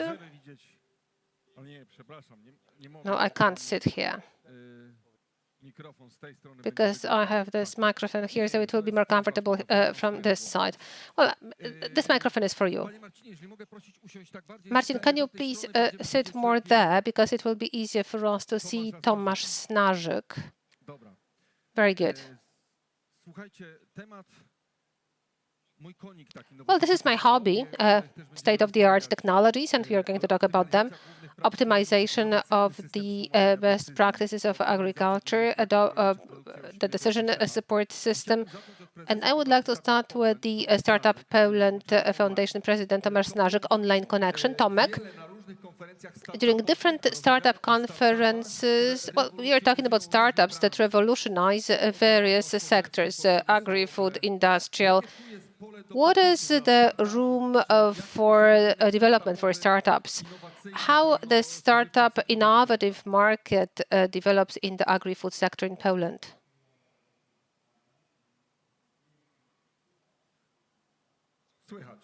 Yes, we can hear you. 2 years ago, we had this idea. It occurred on us to develop a report on the new technologies in agriculture. It took us a year and a half to think how to do it. And we found a partner. Microsoft turned out to be the partner. Very soon, in about a month and a half, we are going to show the results of the report on new technologies in agriculture. The results of this report pertaining to startups in Poland are not the best, let's say it. However, there are quite many factors which can push us very strongly forward. The first one is the National Recovery Plan. The other one is the approach of the administration and the National Center for Research and Development to search for the solutions and for enabling young companies to apply for funds. We also have many young farmers with high education, and they are very positive about new technologies. What we are still missing is farmers innovators, people who would be not just first consumers, but also those who would generate the new technologies. Well, do I understand you correctly that what we still need is brave farmers and entrepreneurs from agri-food sector who want to experiment and to be a guinea pig? Well, not really a guinea pig, but people who will have to leave their farm at a certain point to start developing their startup. It is something totally different. All right, thank you very much for that. Thank you for the short introduction. I think that we have some problems with the connection. Your sound is not really of the highest quality. What about bravery? I'm looking at Marcin from Divine. Yesterday, you advertised your product beautifully. I haven't had a chance to taste it yet. I hope that I will have a chance to do it today. But what can you say about the involvement of the latest technologies in production and development in your case? Yes, good afternoon. Yesterday we had our first presentation. We would like to invite you, Łukasz, today to taste our products. You have already seen what it is like. For years, I have been an entrepreneur, and from this year on, I'm going to be a farmer. Since I graduated from the beekeeping course, and I have joined such a distinguished group of people. I'm very happy about it. I am very brave. In our production, we use technologies, especially in the area of marketing, brand development on the basis of the image and personal brand. Yesterday, our guests could see it, and we have been developing the brand for a year. We believe that it is very important to have new technologies at every stage, both production as well as sales. In my opinion, Polish farming and Polish producers have a big problem. They simply are not connecting those two skills, and they also don't have bravery both in production and promotion. Today, the world is digital. Today, we are part of e-commerce, and today, if we want to be effective, we have to be visible and we have to be transparent. And this is what we are going to teach. For now, we have been developing our brand, and we hope that within a few years, we will be able to invite farmers to it, so that together with farmers, we could build local wineries. And we will teach them technology to produce wine, where we use some new solutions, but also technology, and first and above all, the ability to promote the product. Because the product has to be advertised properly before consumers reach the stage of the consumption. As today, you just feel like tasting our wine, and you haven't tasted it yet because you have seen how beautifully we packaged it, how beautiful the bottles are, and you also. Now, what convinced me was the philosophy of production that I could see in the clip. Personal, engaged, the heart that you really contribute. And I thought, well, it must be really good. Another question to you is whether we buy a product or emotions. Well, of course it is clear. But you know what? I think that we buy both. Look at Apple. What Steve Jobs made of the product? Emotions. Product comes later. It starts with emotions. But then he was considered to be nuts. He created a closed system. No one can get into that system. It is not an open source. It is not compatible with so many other devices, but he markets something people will pay twice as much as for another product, and they will want to have it. Yes, but there is so much marketing. Marketing of this product is built much before it is launched. What is built? Well, it is showing how people desire it. People are recorded how they are lining up waiting for it. We in Poland, we do not see those lines in the United States, and well, we do not know whether they are real or whether they are simply staged to build it. But we are talking here about two things: marketing, PR, and this is one thing. Technology that supports the product development is another side. What is it like from your perspective? Let us start with Krzysztof Woźniak. My status. Yes. I would like to ask for the presentation. It will just take a few seconds. A clip. Can we ask for the clip?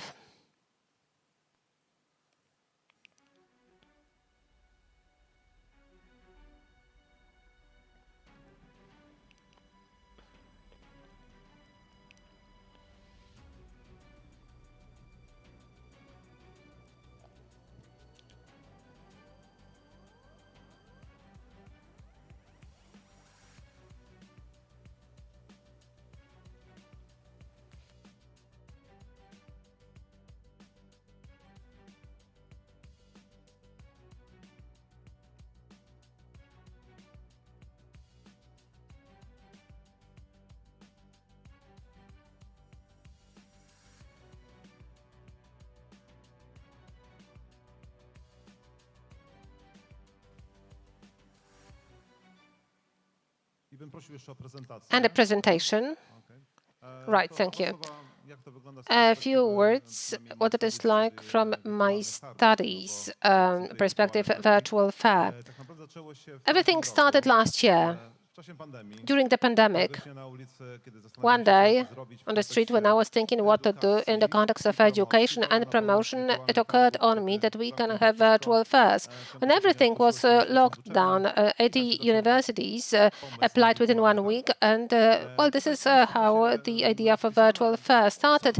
You can see here what we have done, well, what the effects of those virtual fair for 80 universities. Well, there are really thousands of secondary schools, many views. Right, and then many visitors. Next slide. We also have virtual fairs with you. Some of you do not even know that there is virtual fair here or virtual exhibition. Well, I can change the slides now. What it is like this. Some of you joined us, others simply sent information to the virtual fair. It's the second edition because we did it also last year. For now, I still don't feel that the potato sector understands it. I still do not feel that the potato sector needs it. Well, the virtual world, but the live lives and breathes it. In January, 86% of farmers use internet. During the pandemic, it went up from 16%. It is a leap. It is a civilizational quantum leap in Poland. Well, we know that lockdown accelerated a digital revolution. It is very clear. So what do we do? It's not that we are introducing, extraordinary solutions, but we simply give farmers an opportunity to present themselves online. And I would like to go back to the previous presentation. There is a huge difference between information and education. We tend to confuse these two notions. We use the word information in the understanding of education, but information is information. Education is education, sales is sales, and promotion is promotion. This is what I talked about when I talked about a passport. That was the discussion, that information can be understood in different ways. If people do not have knowledge, they can interpret that information in different ways. Yes, exactly. And usually when I hear that we want to get presented online, I have a feeling that we want simply to convey information. But we, well, farmers, people, they understand it differently, but we want to educate. And we take a step forward. Virtual fair is not about promotion today. It is also about education. We prepared an educational platform. We prepared a platform that created an opportunity for the companies to get presented from the perspective of promotion and education of farmers, how to use the machines, how to use different types of equipment, how to use, well, how to drink wine, how to do this properly. Well, people in Poland know quite well how to do it. I would argue. But we can develop it, and we want to develop it. We want to develop it also by means of a few people know about. We created a festival of science films, and we invite experts and different companies to join. They can introduce themselves. They can introduce themselves from the perspective of what innovative they have.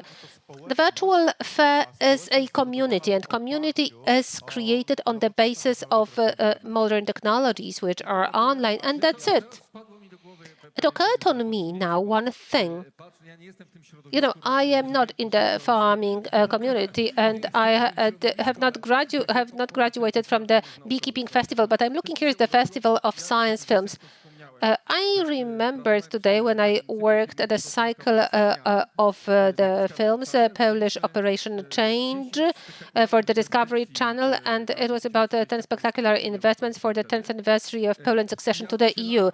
And I just embodied a worker in a given sector. And I was also a farmer who was harvesting corn for the biogas plant. And when I could see the tractor you showed at the beginning, full of joysticks, computers, and my recent discussion with my daughters, we were going down the field and I asked them whether it was rye or wheat or any other variety, and then, or species. And if in Marcin's winery or the field, question whether there is the farmer influencer who on his Instagram profile or Facebook profile, well, there's harvest, he's in the combine, or the tractor switches on camera. Yes, Łukasz, there are such people, there are such influencers on Twitter. You can find them easily, but I'm not talking about Tomek. I'm not talking about farmers. I'm not talking about the influencers, but those are farmers. Those are farmers who, at the same time, are influencers. Because, well, we did a cycle of debates. Sorry for the fly. We had the whole cycle of debates to promote our report. And one of the farmers did it from a tractor. He participated in one of the panels from a tractor. We have such farmers, and they are present on Twitter, and you can find them with ease. There are some, at least, but I also think that there are too few of them. Yes, too few.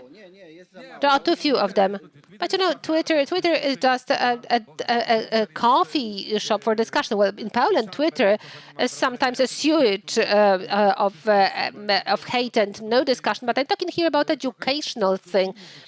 Well, they could just put some films. Twitter is not a good place to do that. And a new idea occurred on me. As far as wines are concerned, there is tourism that is growing together with my fiancé. Well, my brother is a farmer, not like myself after the beekeeping course, but he's a genuine farmer, and he has something like that, such a tractor or a combine. It's really extra. The harvester, it's really extraordinary thing to take it. I think that if farmers organize such a tourism, for example, you know, participating in harvest, they could make more money because it's about emotions. It is the return to the roots. For myself, who was brought up in the countryside, it's the return to the childhood, showing to my children what it is like. I think that such things are there, but there are too few of them. If we are thinking about it, and we are, well, partially you are from this sector, it means that it does not really get through the mass awareness, and it should be part of the mass awareness. It is as when I went for skiing to Slovakia, Hopok, and then the workers of Ratrax, well, actually, he initiated a service. You can get there at night. You know that at night the lights are switched off, and then those Ratrax start working. You have to pay, you can get on, and then you can go up the slope with the Ratrack operator. Yes, it is about product development for the needs of the customer and building emotions. I would like to say a few words about emotions. Yesterday, during the tasting, quite many of our tasters were saying we can feel the taste of our childhood, black currant or red currant. Well, that is the emotions, and you can talk about it. Everyone's been talking, and I am not talking. Sorry for that. Time for you now. Well, you could collect a lot of experiences, and now you can respond to everything. Good afternoon, Julian Ciemkiewicz, Agro Solutions. Can I also ask for my presentation? Yes, can we ask for the presentation? Keep your microphone a little closer. Everything which has been presented here now as emotion building, emotion of a brand product. We have to collect information. We have to deliver the information to the consumer. And the title of the panel is Digitization, Short Supply Chains. And honestly, this is the solution that we develop, amongst others, the Polish Potato Federation. A slide before, that's who have the remote control, they hold power. What we are working on and developing, not just ourselves, but also with Polish Potato Federation, Microsoft, and many other companies, we collect full information about production, full digitization and automation via sensors that monitor every stage of production. The data is processed in different form, and it is also used as advisory systems, control systems, and quality assurance systems. And the product that we developed is called Farm Cloud. Already now integrates 7 sensors that cover the stages from planning, preparation, vegetation, transport, lab tests, and distribution. On the basis of this, we are able to develop an origin certificate. If we have a winery in this system, we can add pictures from the field, as well as from the inspections, quality parameters that we present to our clients.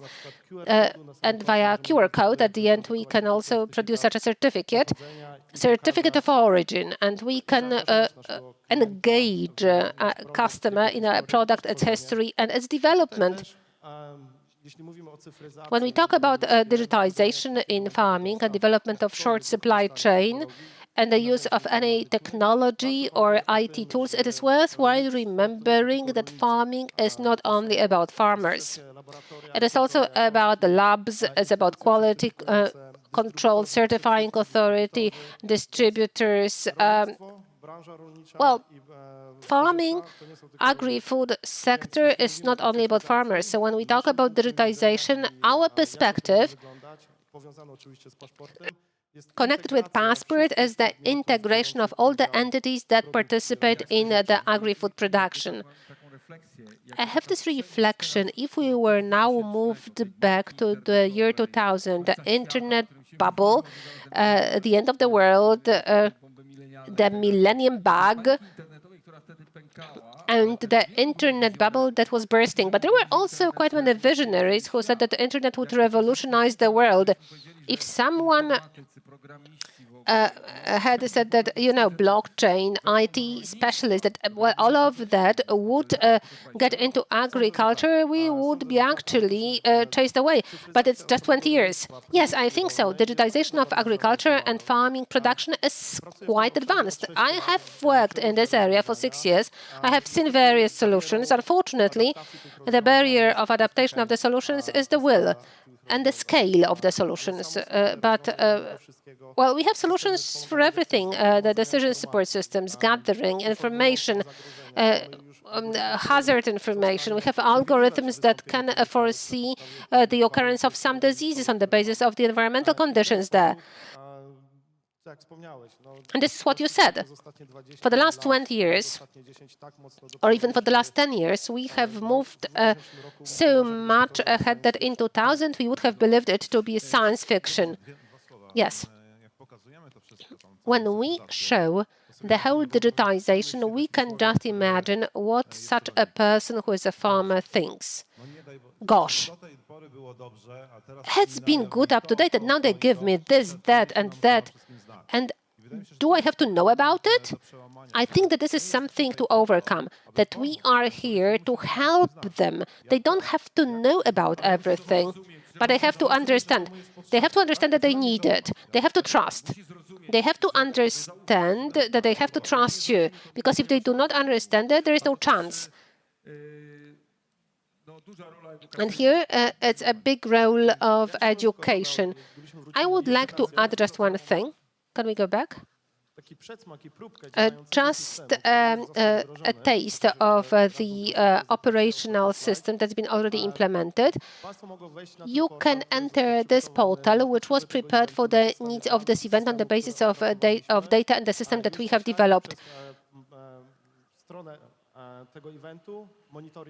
It's the site of the event, monitoring of plantations. As you can see in real time, what are the habitat conditions, what are the weather conditions, and what works are being carried out. And this is an example of a product passport, which we can produce not only for consumer, but also for the recipient. We can shorten the supply chain. We can present such a passport, which is credible, and we can also bypass a number of agents, middlemen on the way. The recipient can find us and buy directly from us, from the farming producer. And we also have the quality parameters information about the product, all the history of incidents, starting with the possibility of different diseases, agro-technological procedures, the possibility of draft control technologies.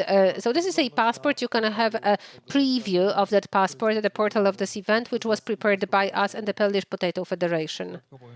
Let me just add that consumers more and more frequently appreciate information about the origin of the product. And I also adhere to the rule that if you want to reach a place, first of all, find a place who is there. I do not know whether you go to IKEA, but IKEA already today shows their designers, and they also show the whole production chain of their furniture. It's about the product personalization. What we have just heard is incredibly important, and here, respect to Julian, I'm happy to see it being developed. We are also thinking about it, so it is possible that we will talk about it to make sure that the path of wine from the field, from the fruit, from Henryk, Kamil, or Jarosław. These are people who grow these plants, that it's going to be marked with QR code either on the side or on the bottle, because it gives the certainty. It differentiates us locally. Local producers from large corporations who, when they bring fruit, the fruit comes from different places all over. I am not undermining whether or not they are tested, of course, because they are tested most probably, but there is no personalization. I am drinking wine made of Henryk's fruits. It's about emotions. Yes, it's also about history that's connected with that. You can convey that history. And this is what I also said. I said it yesterday in the film, and I think that at the end we will show perhaps a part of that film. It's awareness of responsible purchasing solutions, choices. When I buy this product, I support Henryk, his family. I build this value of our society. One of the last questions, because we will have to wrap it up soon, of Tomek Starzyk from Startup Poland. Can you please point at the trends every farmer should look at, should have a closer look and educate, or perhaps even implement? Yes. Well, we talked a little bit about, well, gosh, it used to be great, and now it's going to be so terribly difficult. I think that one aspect we have raised is the impact of the pandemic on internet use by farmers. And we have here the surveys of chief statistical officers and other authorities, which indicate that there is the growing use of internet by farmers, especially pertaining to e-commerce. And that means that we are going towards purchasing platforms. There is quite a large construction platform, and I think that people will be having a look at it, a closer look at it. It is not possible to go away from the passports issue or precise farming issue. And there will be also things that would concern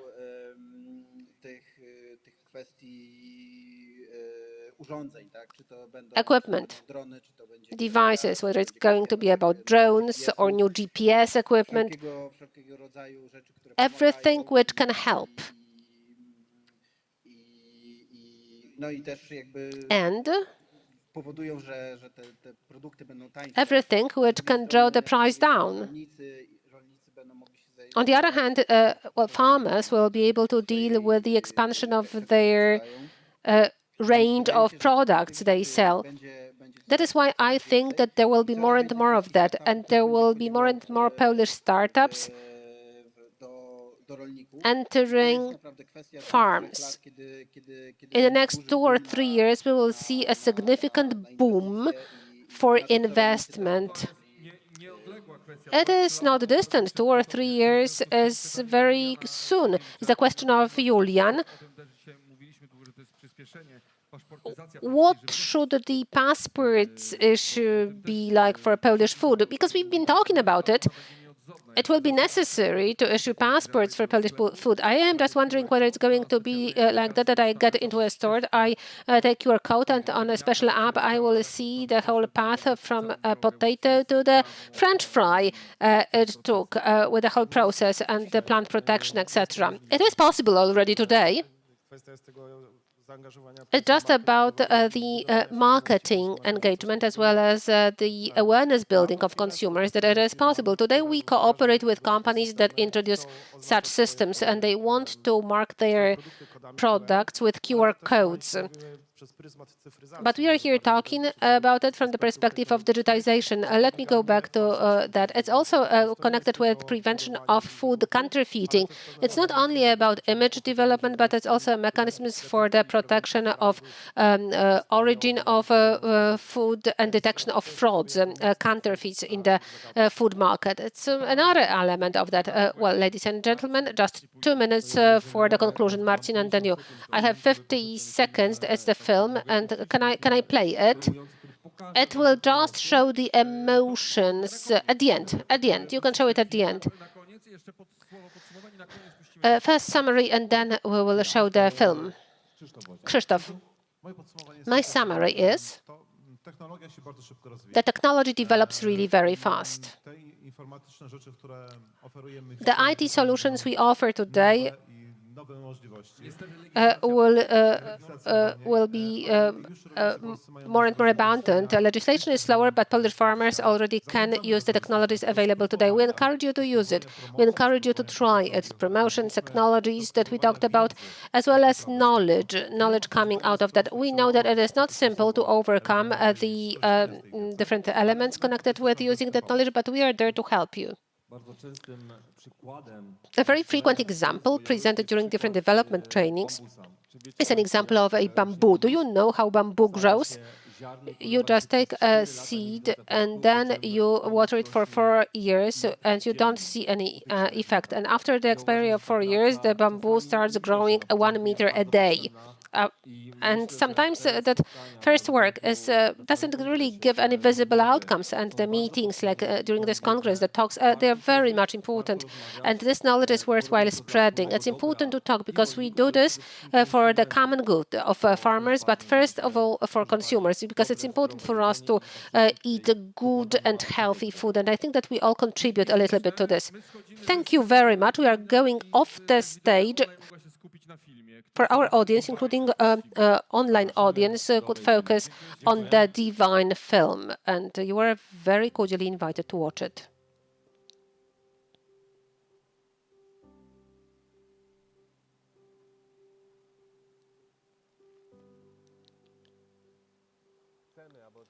We want responsible choices to become a norm. We believe that if people have knowledge that things are wasted, then by the aware purchase of Polish products, they can see positive impact of their choices and support Polish economy.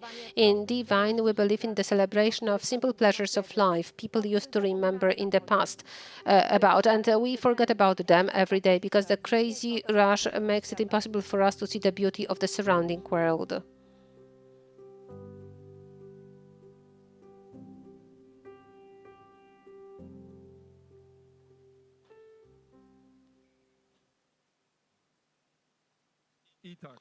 All right, ladies and gentlemen, this is how we concluded the whole conference block. I would like to invite you to the culinary show, A Young Polish Potato, financed from the Fund of Promotion of Polish Fruits and Vegetables, and at 7 p.m. The gala with the presentation of awards. See you in the evening.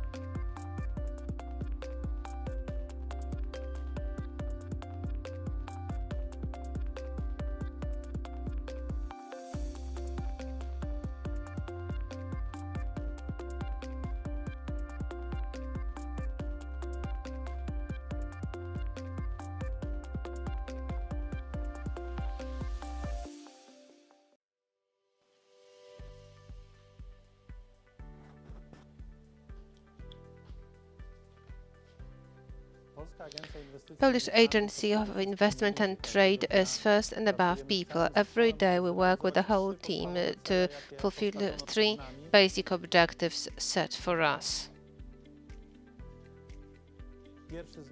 The first one is providing service to investment in Poland by global international corporations, but also what is very important for us, investments of Polish entrepreneurs. The second objective is connected with the foreign expansion throughout the whole chain of our international trade offices all over the world. We provide support to Polish exporters. And the third objective is the promotion of the Polish economy in such a way so that Poland's brand and the quality of Polish products were recognizable all over the world. We support the investment of Polish and international investments. We focus on the promotion of new products. We focus on innovation and the generation of high-quality jobs in Poland.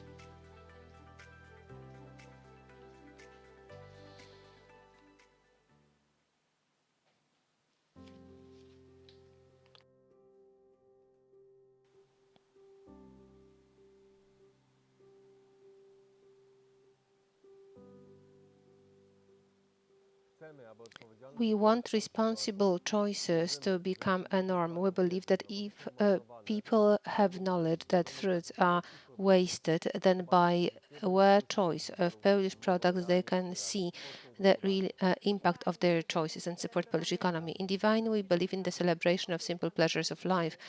People used to remember about in the past, but we forget them every day because the crazy rush makes it impossible sometimes for us to see the beauty of the surrounding world.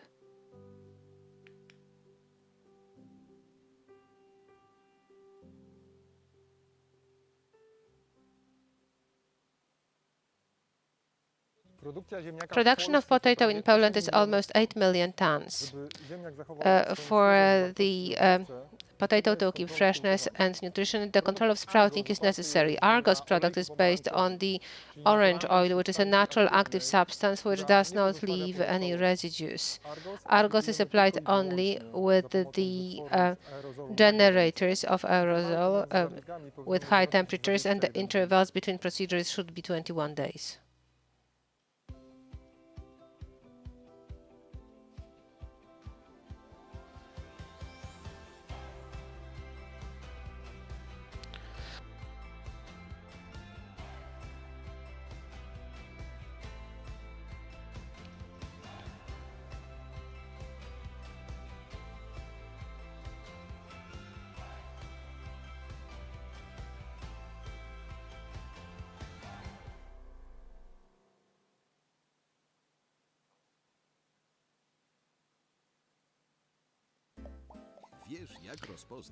Do you know how to recognize that a given food product comes from Poland? Nothing is simpler. It's enough when you look at the label at the package and you will find this marking.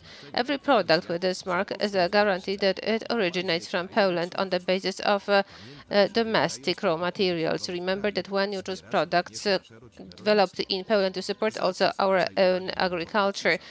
Please always look at information in labels and packages.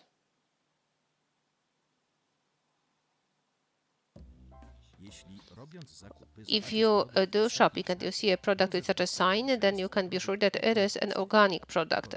Organic means with the preservation of the true nature of the product, developed without GMO, synthetic fertilizers, as well as chemical plant protection substances, produced with respect for animal welfare and environment, certified and controlled at every stage of production, preparation, and distribution. Buy aware. Look for products with this mark.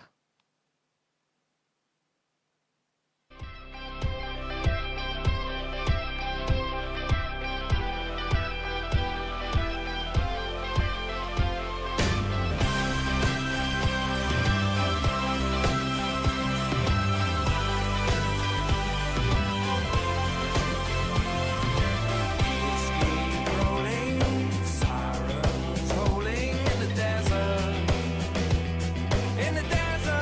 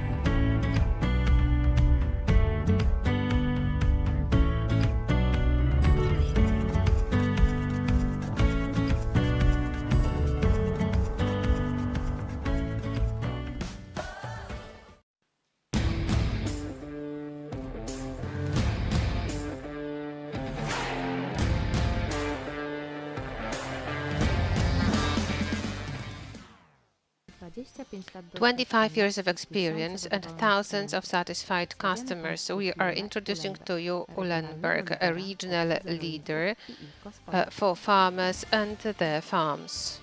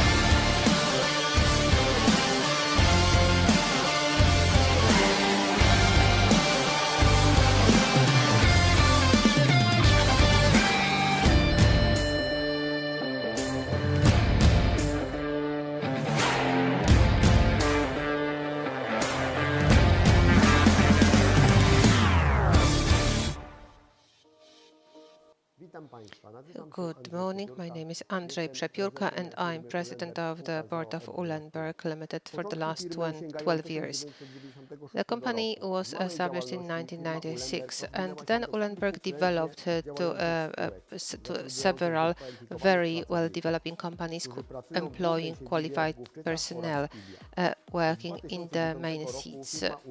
Since 2000, the company started to be a dealer of a class, establishing 5 more new branches, covering with its range almost the whole Pomeranian and Western Pomeranian regions. The company offers full range of agricultural services, starting from plowing, sowing, nurturing, fertilization and harvesting. It collects as well as provides service and maintenance to the agricultural machine, as well as professional equipment to work in the garden and in the forest. It organizes trainings and sale of fuel materials and construction materials. The customers can also use the services of the garage that repairs trucks of different types. So my name is Łukasz Waszczuk and I'm head of the garage of Pyrzyce and Rymań branch. I have been connected with the class brand for 4 years. I have 10 service personnel and 2 coordinators in my team. My name is Rafał Hoffman and I am the head of the garage for 2 years.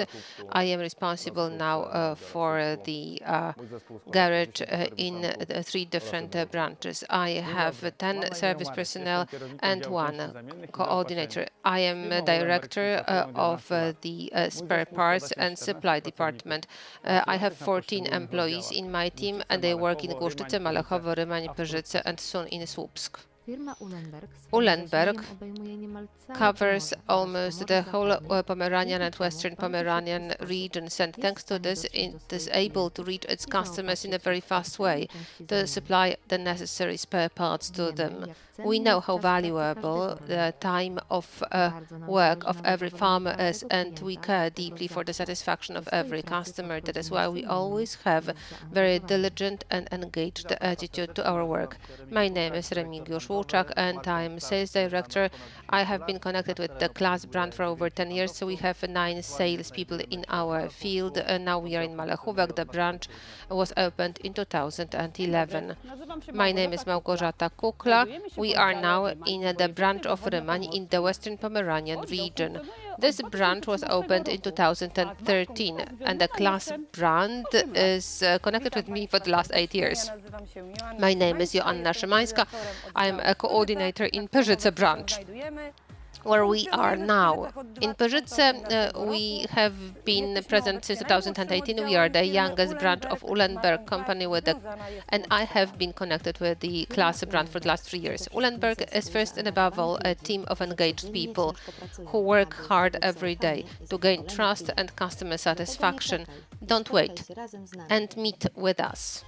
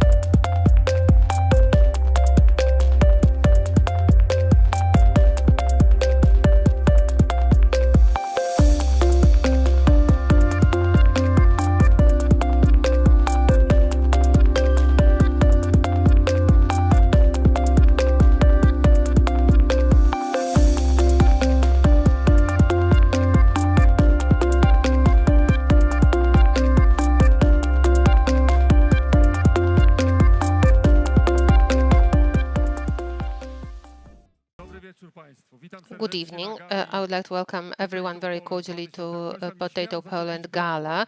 Someone is applauding. I can see that it is the Mayor of Lemberg. Thank you very much, Mayor, because we always need someone in the audience who will initiate the applause for the host. I can't be by myself here. Mateusz Szymkowiak, who is joining me, he's taking over the show. Hi, Mateusz. Hi, Łukasz. Good evening. We are going to see a show which is made up of 2 parts, culinary and dance, and then there will be the awards gala and our great dinner. But I would like to give the floor to you. Are you going to have dinner together with us? You know, my situation is better than everyone here because I'm the closest one to the cooking facilities. All right.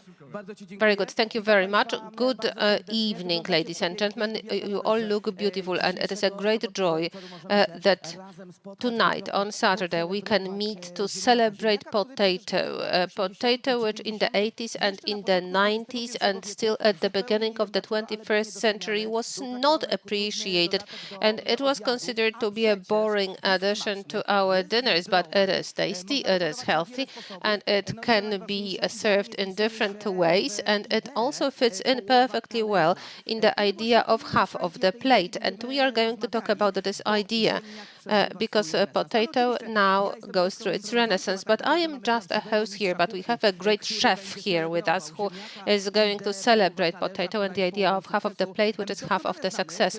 You know him very well from Pytanie na śniadanie, as well as from the Channel 2, as well as TVN. Jakub Steuermann, over to you. Good evening. Good evening. Can you hear me well? Yes. Hi, Mateusz. Before I go there, where I think I will not be playing as well as another colleagues sitting there, are going to prepare one great dish that I have for you, and it is going to be based on potato, although potato is just going to be a pretext for a discussion and some considerations. We are entering the kitchen, and in the kitchen we have plenty of stuff prepared. What do we have here, and what are you going to prepare?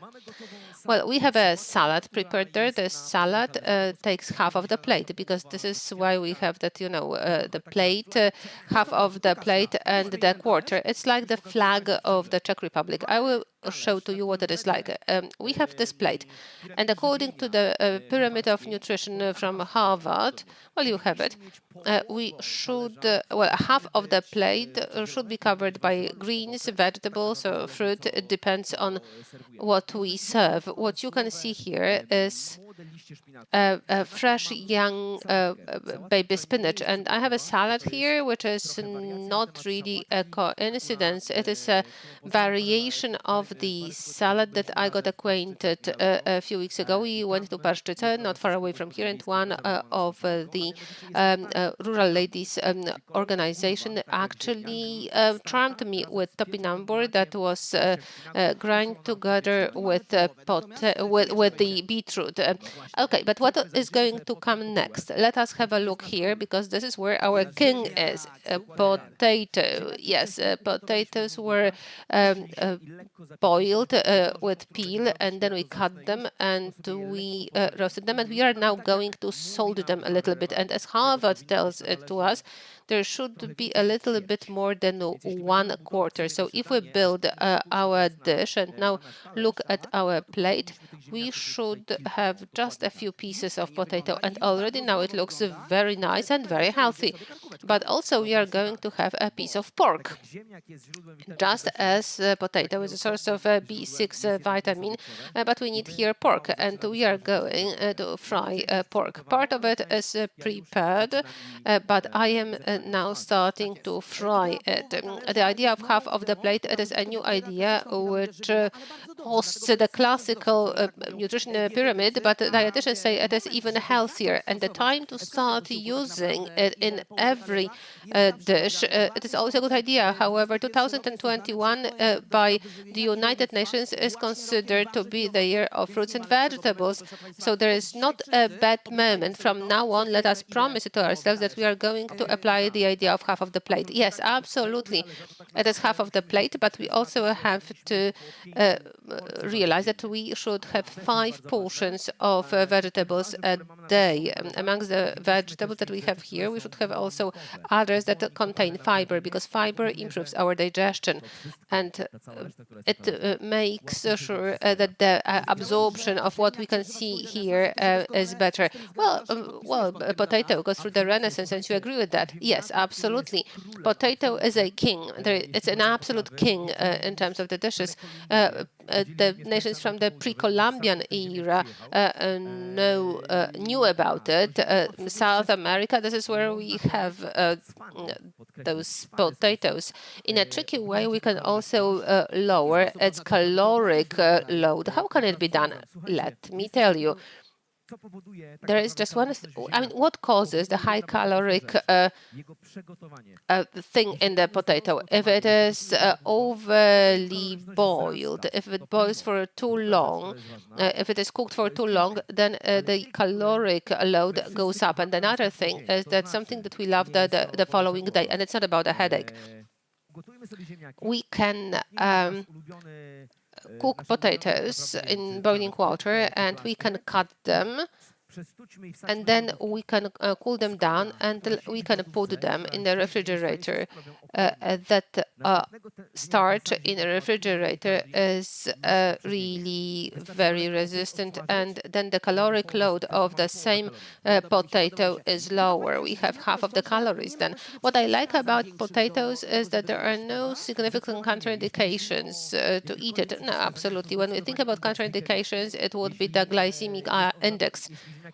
If potatoes are badly prepared, if they are cooked for too long, that glycemic index can go up. And then if it goes up, people with diabetes should be careful about potatoes. How to smuggle those potatoes to the dishes of children? It is a problem, because children do not always like some vegetables and fruits. So how to sneak them, especially to younger kids?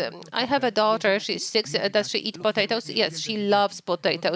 And I have to tell you that the faster we give potatoes, the better it is for kids. I'm not here talking about a few months old infants, but at the age of 1 year, a little bit older, you can feed them with potatoes. Sometimes we want to, let's cut them into fries, put them to oil. All right, but under one condition, that fat and potato, they work together very well. But if we make them into fries and then we fry them, We can't allow it to actually suck in the oil. When doesn't it suck in the oil? When the temperature of oil is the right between 170 and 190, and then if you fry them very fast, and when you then put it on some paper, and then it is really very good. I love frieds, and children should be convinced about it. Do you think that I don't like frieds? Those forms of serving potato are different. What are your favorite ones? My favorite forms. Potato pancakes, I really love them. In those pancakes, there are other things that increase caloric input because we have egg, but then when we have the ground raw potatoes mixed up with the cooked potatoes, it's, you know, great. I really love them. It is called kartacz, and it is the Polish national food. I like those potatoes which are simply cooked, and then we have buttermilk, and then it's great. Young potato, baby potato, has even a lower caloric load, so a baby potato is perfect for classical dishes. Let's cook, let's dry, let's add any fat because it carries taste, and let us serve. Well, we can think here about, for example, buttermilk.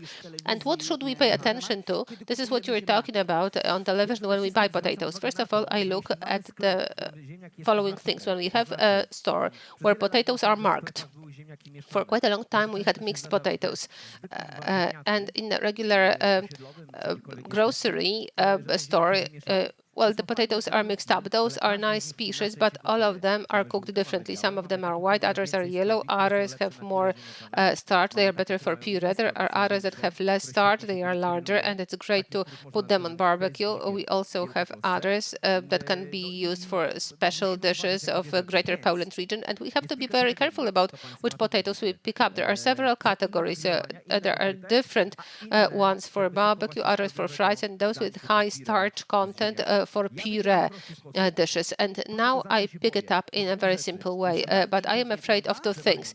Well, the changes of color. If we have any green or livid discoloration, it means that there was low temperatures to which that potato was exposed, and we have to be careful about it, and it can be old. That's it. But it doesn't happen frequently. Yes, it happens quite rarely. Those small dots, you can always find them. You can remove them, and it's okay. And do you support the idea of buying not necessarily well-formed potatoes? Here you can see it looks like a heart. It doesn't mean anything. No, as far as the shape of the potato is concerned, the more ugly, the nicer. All the vegetables are wonderful. Different, parsley or carrots, if it's curved, I love it. Which history for the origin of a potato in Poland you believe in? There are three different versions.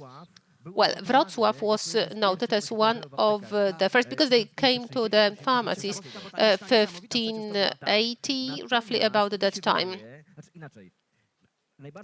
But the most romantic story is the story connected with a bag of potatoes sent by Jan Sobieski to his wife Marysieńka during the Vienna battle. It was 1683. Do we have children here? I just wonder why that son of a bitch he had those potatoes when he was fighting against the Turks. I don't really get it how they got to the south and then came to us. They were coming from Portugal, from Spain, because well, they took it. But do you believe in that story? Because I do. Yeah, I think so, because Jan Sobieski was a great king. What about your favorite story? I believe in each of the three stories, because all of them must have happened. But I want to believe that it was King Jan Sobieski that brought potatoes to Poland, and I believe that it was the case. And the third one, I don't know the third one. It was about a family from the Pomeranian region that apparently brought potatoes to Poland. I believe, but who was the first one? Let us hope that it was the king. At least it sounds great. Do you know that there are some museums of potatoes?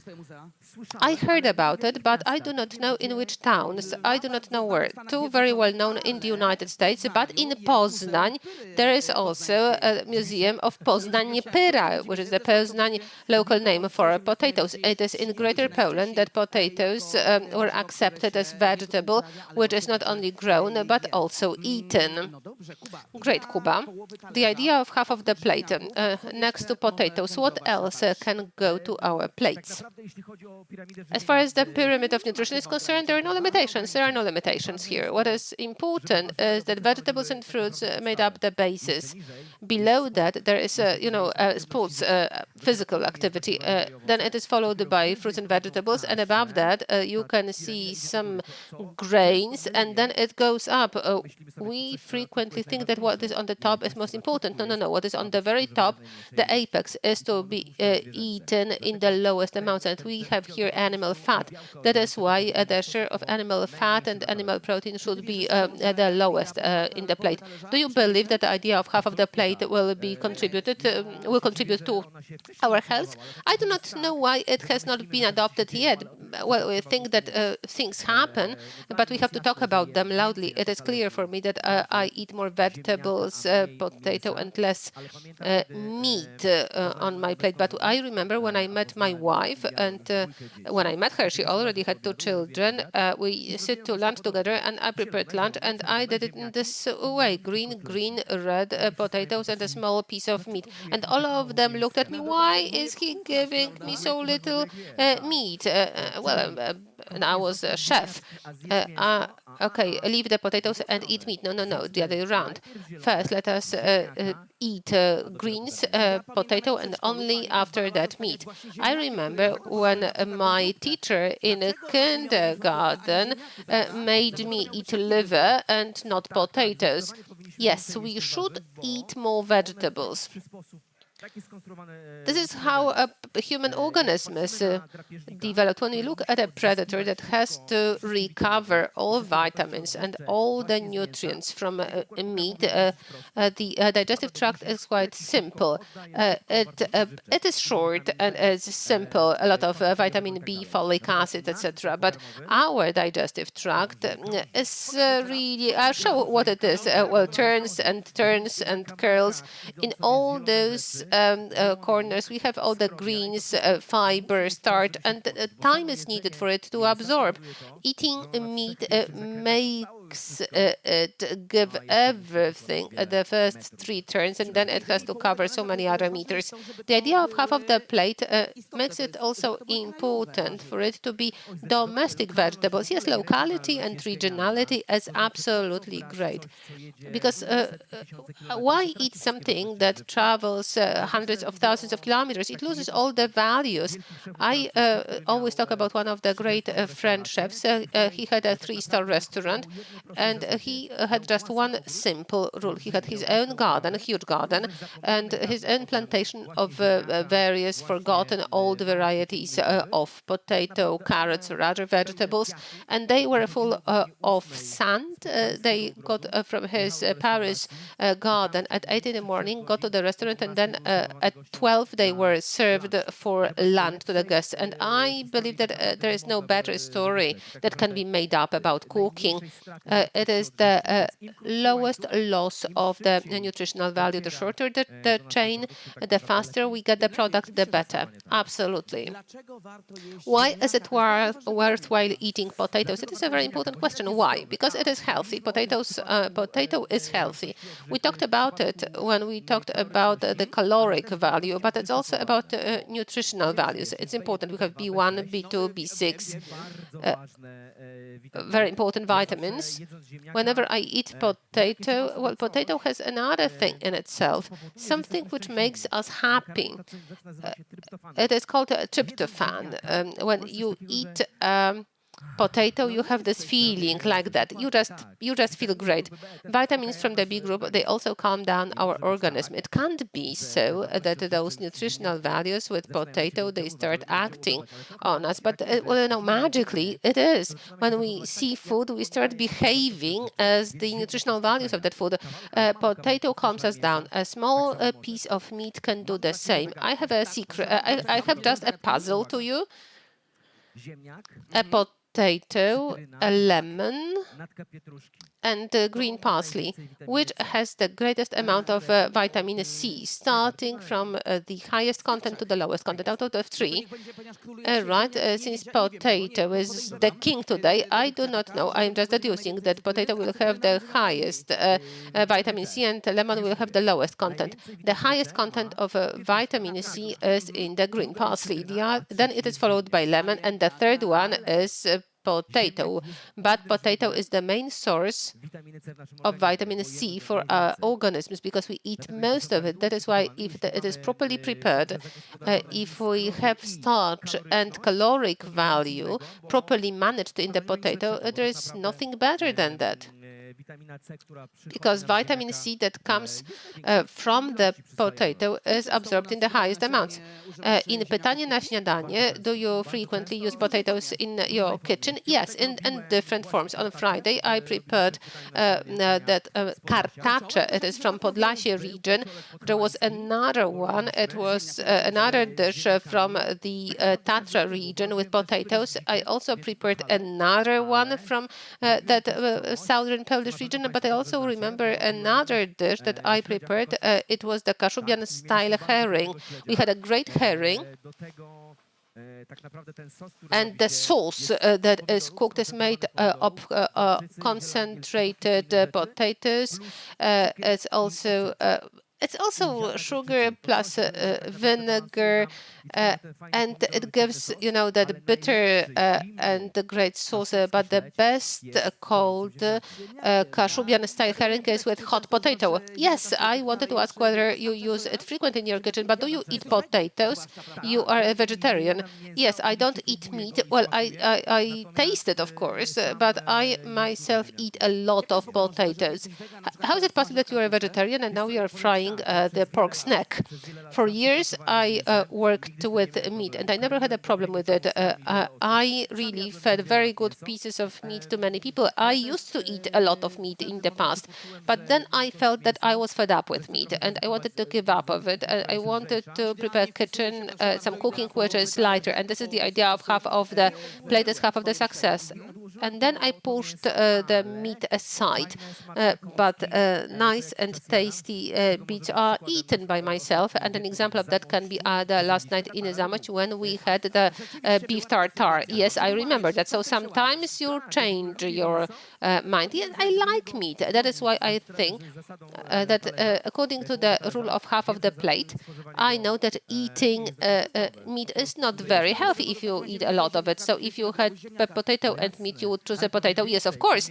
And if I had, not to look at the rule of the plate, if I had there only things that I like, I would take just potato. I would fry it, salt it, and eat potatoes just like that. When is it going to be ready? We can start because the salads are there. We have the first 50 portions. Meat is warm. We are going to serve it. We also have something prepared for those who do not eat meat and vegetables. And here we would put the pork's neck, and for the vegetarians, we have another vegetable dish that will also come with several leaves of spinach plus potato, the king. It's also going to be very tasty. Yes, we can start serving. The first 50 portions are ready, and we can use the support of our ladies. And I also have a surprise. Yes, I have a surprise because before we start tasting dishes prepared by him, vegetarian or meat-based, there will be an exhibition of the circle of rural ladies from fashion. We are going to watch them.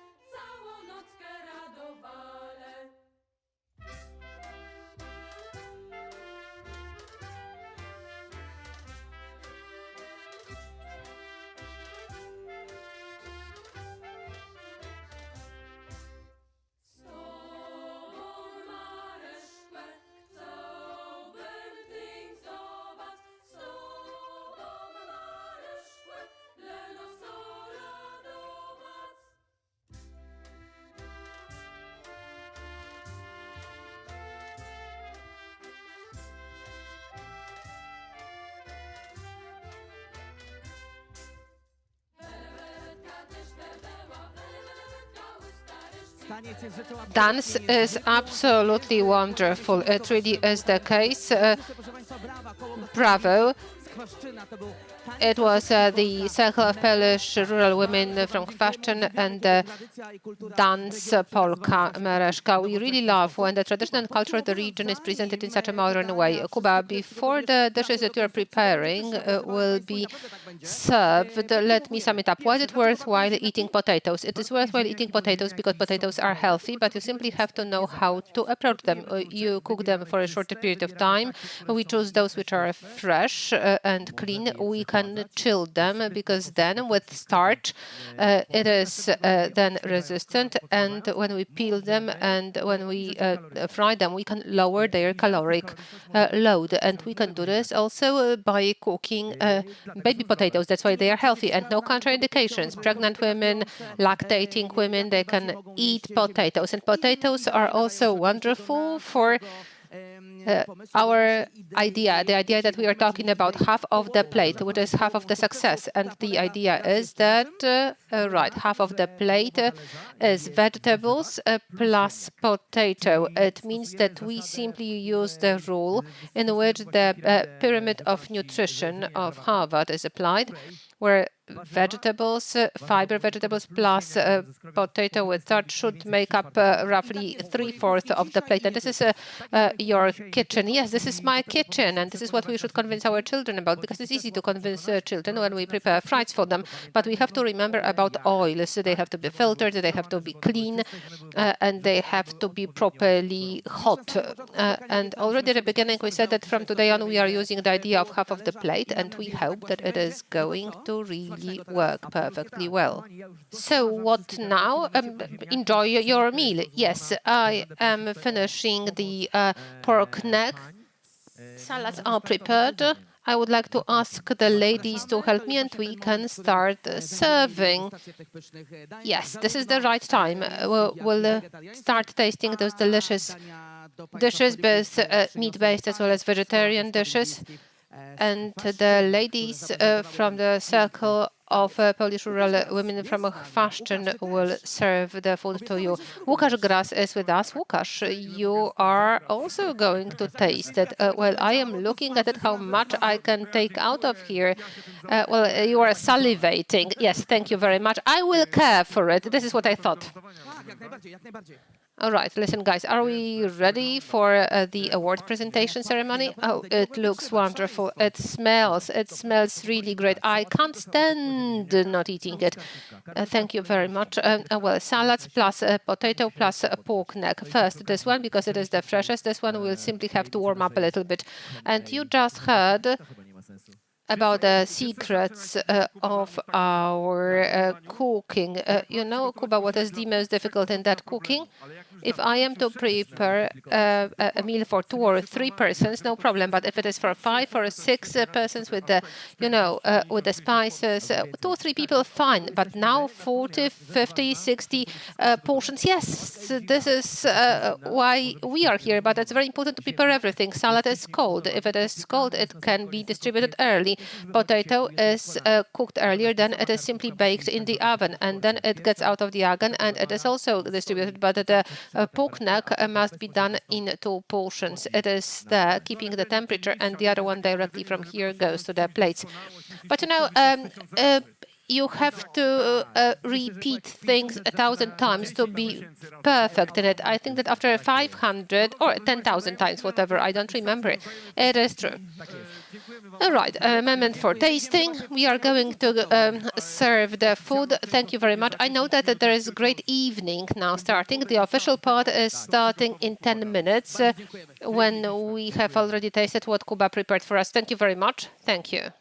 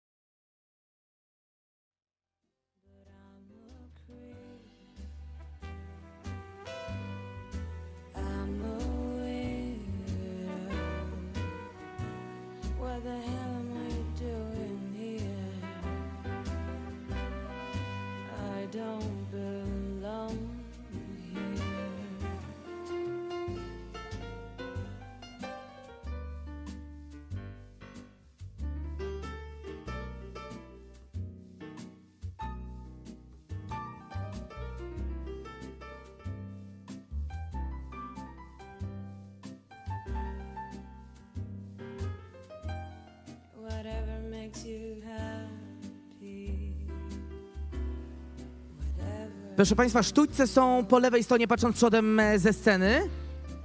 I oczywiście życzymy Forks and smacznego. knives are here. And enjoy your meal. But I'm a creep. I'm a widow. What the hell am I doing here? I don't belong here. I don't belong here.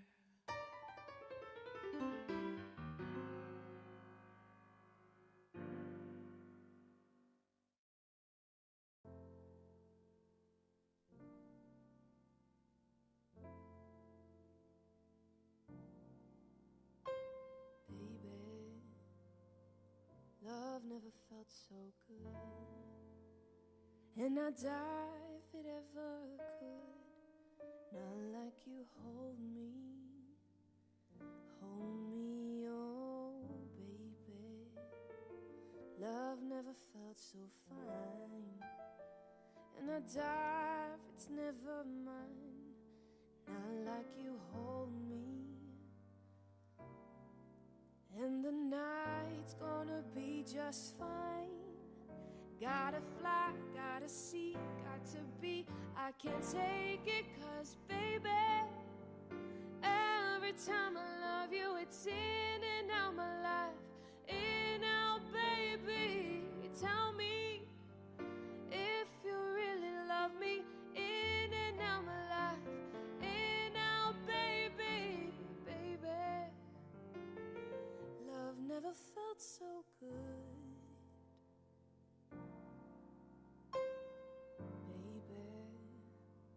Love never felt so fine, and I'd die if it ever mine. Not like you hold me, oh baby. Love never felt so good, and I'd die if it ever could.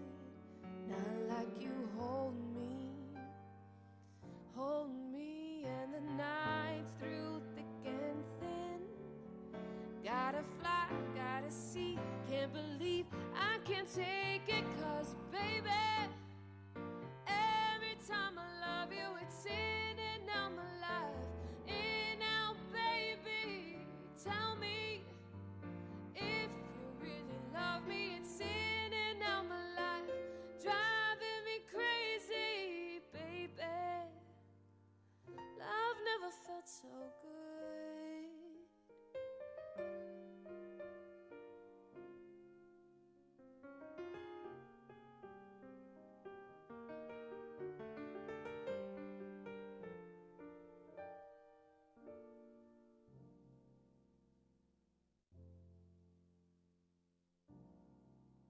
So good. I've never felt so good. Never felt so good.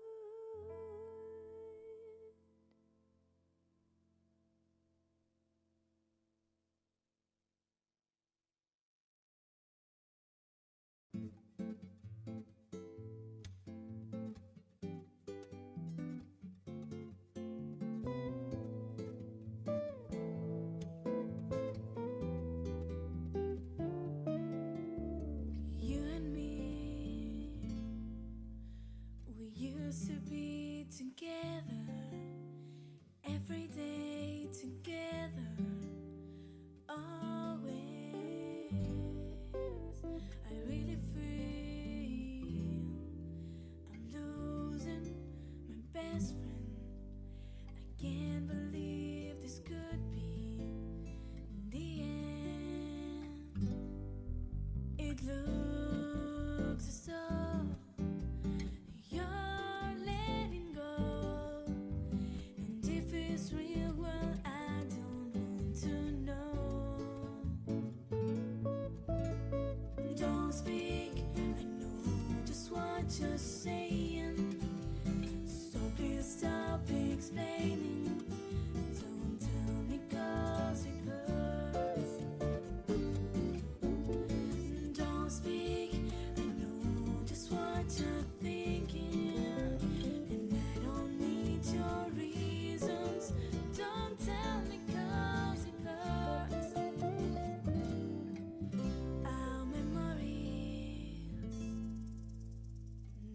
can be inviting, but some are altogether mine, frightening. And as we die, both you and I, with my head in my hands and sit and cry. Don't speak, I know just what you're saying, so please stop explaining. Don't tell me 'cause it hurts.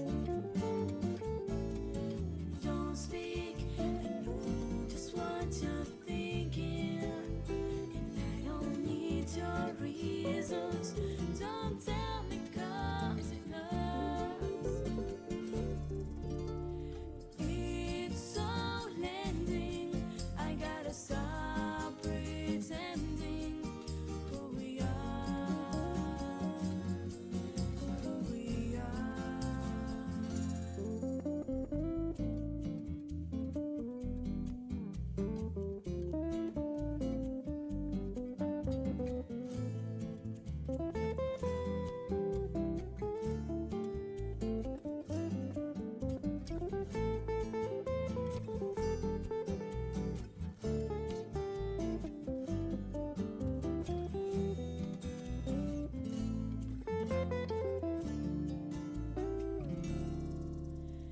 You and me,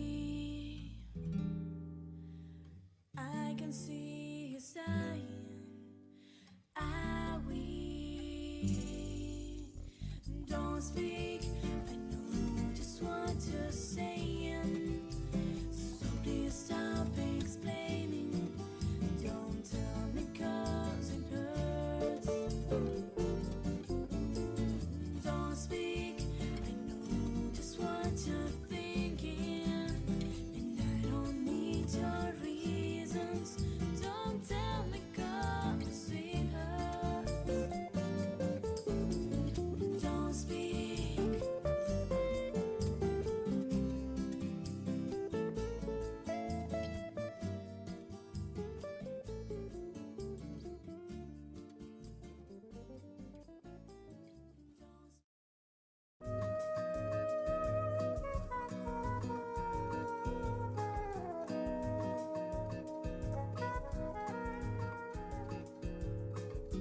It was way past midnight, and she still couldn't fall asleep. This night, the dream was leaving. She tried so hard to keep,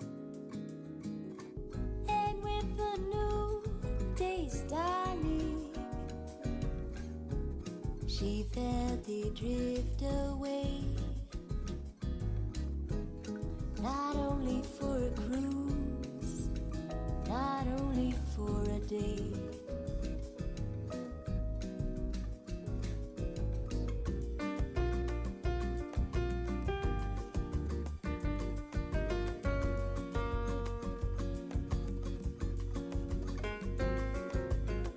Too long ago, too long apart, she couldn't wait another day for the captain of her heart.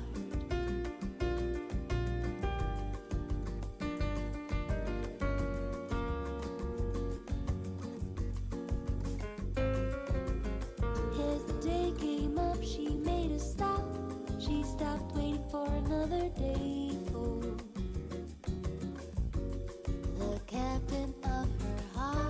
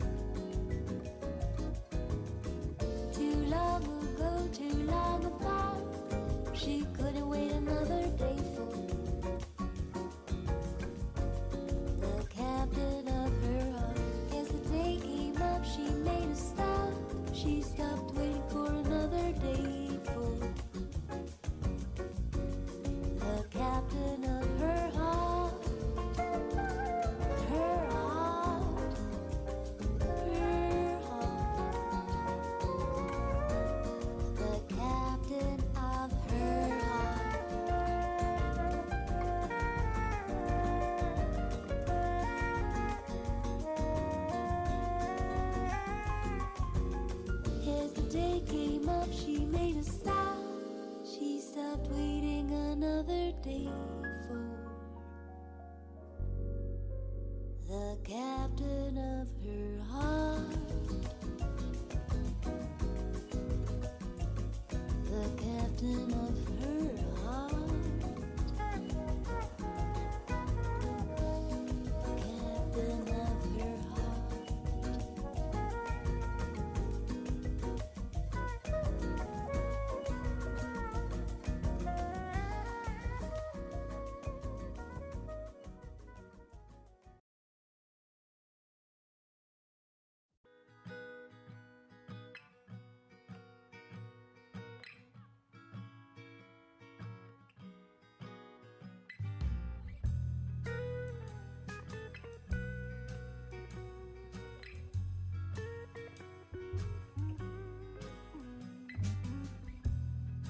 Crashing, hit a wall.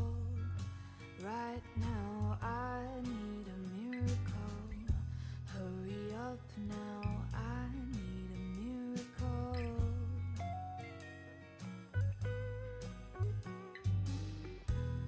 Stranded, reaching out. I call your name, but you're not around. I say your name, but you're not around. I need you, I need you, I need you right now. Yeah, I need you right now. So don't let me, don't let me, don't let me down. I think I'm losing my mind now. It's in my head, darling. I hope that you'll be here when I need you the most. So don't let me, don't let me, don't let me down. Don't let me down. Don't let me down, down, down. Don't let me down, down, down. Don't let me down, down, down. 5. Don't let me down. Proszę Państwa, my się żegnamy, ale oczywiście jesteście w doskonałych rękach. Ladies and gentlemen, we are bidding farewell, but you are in wonderful hands of Łukasz Gras, the Organization of Rural Women from Chwaszczyna. See you next time. And you have to remember about the idea of half of the plate as half of the success. Yes, the last 4 or 5 portions are now being served because I know that it was really very tasty. There is some smoke here, but I understand that everything was delicious. Yes. Thank you very much for that.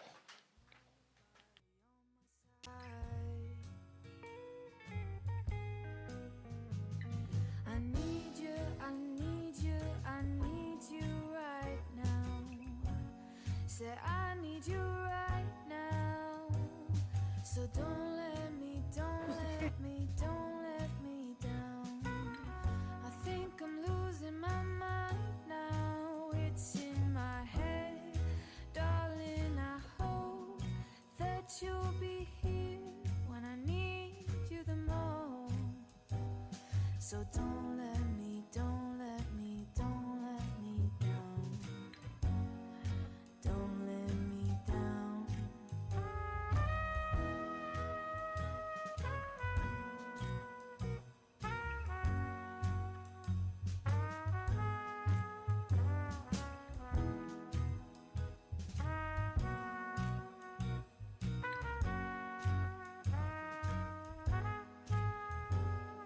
I need you, I need you, I need you right now. Don't let me down. Don't let me down, down, down. Don't let me down, down, down. Don't let me down, down, down. Don't let me down.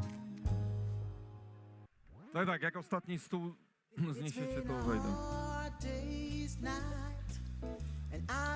Teraz. Dobry wieczór raz jeszcze. Mam nadzieję, że wieczór... Good evening once again. I hope that everything started very well. It used to be said that it started with an earthquake and now it's going to be only better.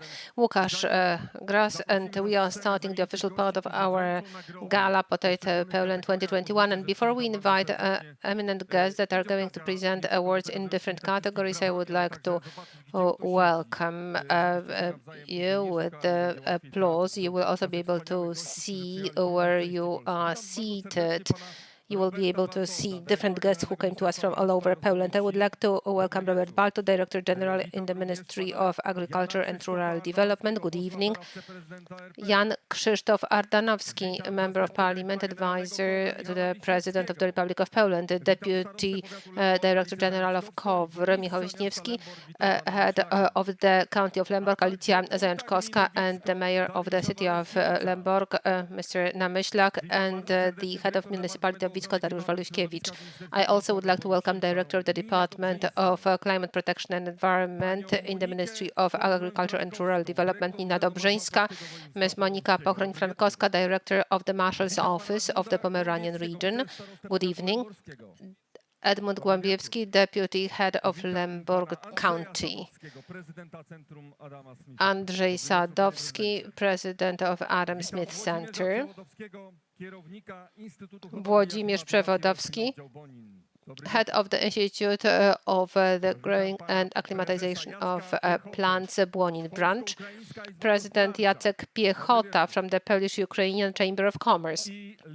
Good evening. And Liam Glenham, President of the World Potato Congress. And finally, Tomasz Bieńkowski, President of the Polish Potato Federation, the organizer of this whole event. Good evening, Mr. President. Ladies and gentlemen, we welcomed everyone with applause, and now it is warm. It was a little bit cool for a moment now, but now it is already very warm. We are going to start the official part, and we will move on to the presentation of awards, but I would like to ask Director Robert Bartong to read out the letter and say a few words of introduction.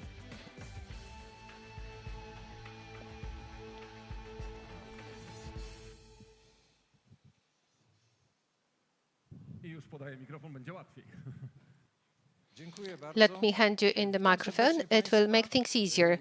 Thank you very much. I would like to welcome everyone very cordially. On behalf of Minister of Agriculture and Rural Development, I would like to welcome you very cordially, and I would like to congratulate all the winners who have contributed to the event. Now I would like to start with reading out the letter of Minister Grzegorz Puda.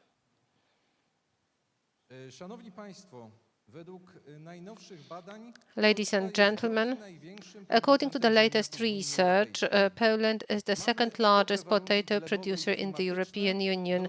We have good soil and climate conditions for the development of the sector, and that is why we are striving at full integration and cooperation of experts in potatoes from the stage of growing through scientific research or legal regulations.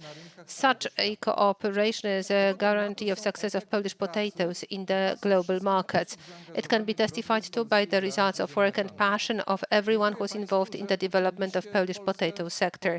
I would like to thank you for making Poland a power in potato production. I am happy that I can demonstrate my gratitude by the presentation of the award of Minister of Agriculture and Rural Development for the contribution in the development of Polish potato sector and an innovative product. I am deeply sorry that due to numerous professional duties, I am not able to present the award personally. I would like to congratulate all the laureates, and I do appreciate your effort. I wish you further successes. May information about these successes be widespread and make Poland famous. You really are a symbol of Polish entrepreneurship. Grzegorz Puda, Minister of Agriculture and Rural Development. Thank you. Dziękuję bardzo, panie dyrektorze, ale proszę o pozostanie razem z nami. Thank you very much, Director. Can you please remain here with us? Let me take away your microphone. It will be easier for you. You can also give the letter to us. It will be easier because you are staying with us. You are going to present the awards in a moment, but I would like to invite two other wonderful persons to me. Władimir Przewodowski, head of the Institute of Growing and Acclimatization of Plants Branch District, as well as the president of the Polish Potato Federation. Gentlemen, can I please invite you to join me?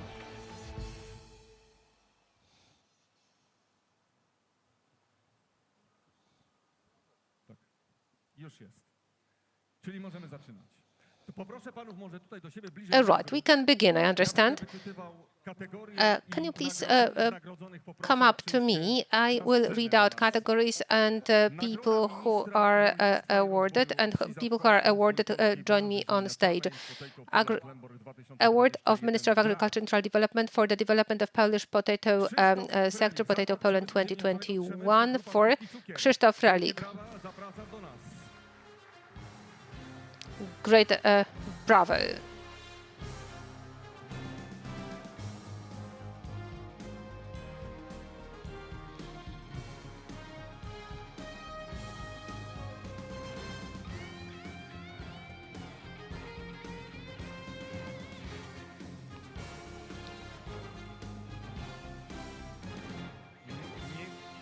Nie widzę pana Krzysztofa. Jeżeli jest przedstawiciel firmy, też poprosimy. I don't see Krzysztof with us.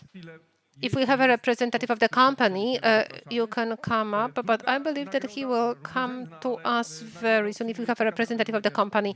The second, well, equal award in the same category. Director for Contracting of Farm Frights Polska.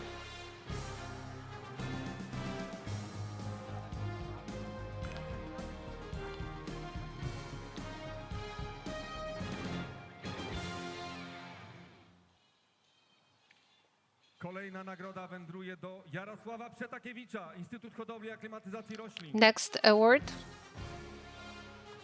Institute of Growing and Acclimatization of Plants.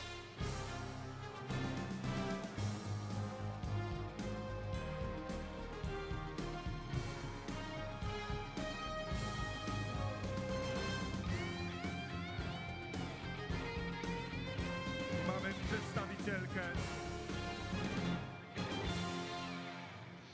We have here a representative. Grupa producentów Polski Ziemniak. Next, the group of producers Polish potato.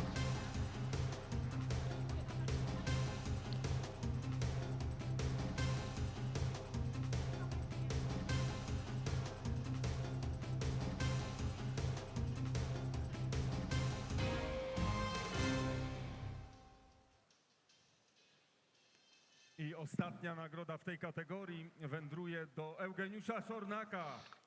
And finally, the same category, Oddział Celbowo. Pomeranian Mazurian potato plant, Cerwowo branch.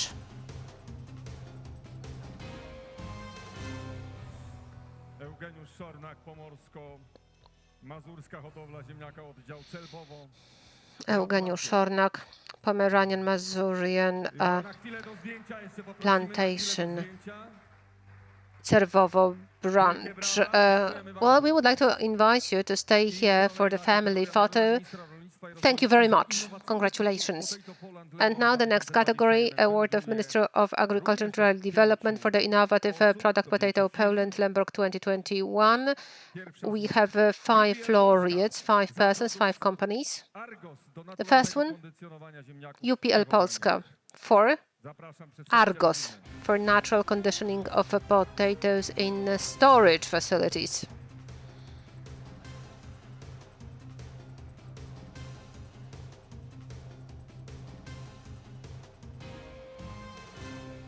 Dobry wieczór, panie Krystianie. Ci, którzy byli wczoraj w Kite Marinie, mogli wysłuchać wspaniałego wystąpienia. Good evening, Christian. Those of us in Kite Marina could listen to what Christian had to say yesterday. Congratulations. Stay here for the picture. Thank you very much. Next.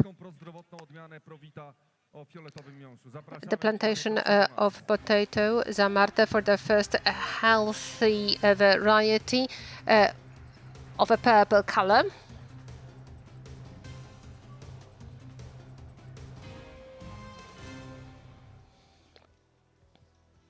I trzecia nagroda w tej kategorii wędruje do PPZ Iława Tomasz Lorenz, innowacyjny system. The third award, PPZ Iława Tomasz Lorenz, innovative system for the grading management for the production of starch with a significant impact on environmental protection.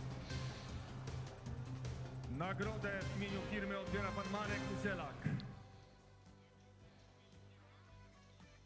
The award is being picked up by Marek Korzelak on behalf of the company. Jeszcze do zdjęcia poprosimy. Congratulations, Marek. Congratulations to the whole company. Can you please come here for the picture? Thank you very much. The fourth award goes to Azoty Group for a bioplastic made of potato starch. Can I invite a representative of the company?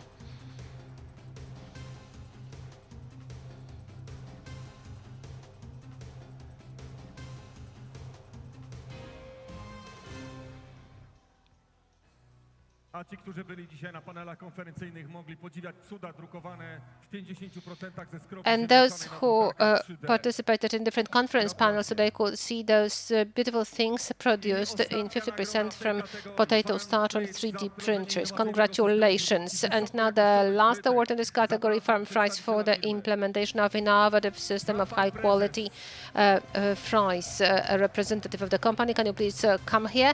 Well, we have here the president of the company. Dobry wieczór, panie Adamie, witamy ponownie, gratulacje. Good evening, Adam. Wielkie brawa. Dziękujemy Bravo. bardzo. I teraz nagroda specjalna. Thank you. Nagroda specjalna dla gospodarza tego całego zamieszania. And now a special award to the host of this event, named so many times here. When I look at Tomek, the president, we talked about him so much, and he was in a rush organizing things, and we never had a chance to meet up. And now we are going to meet up on stage. And I would like to invite the head of Wicka Municipality, Dariusz Walaszkiewicz, Beata and Krzysztof Gruba Farm.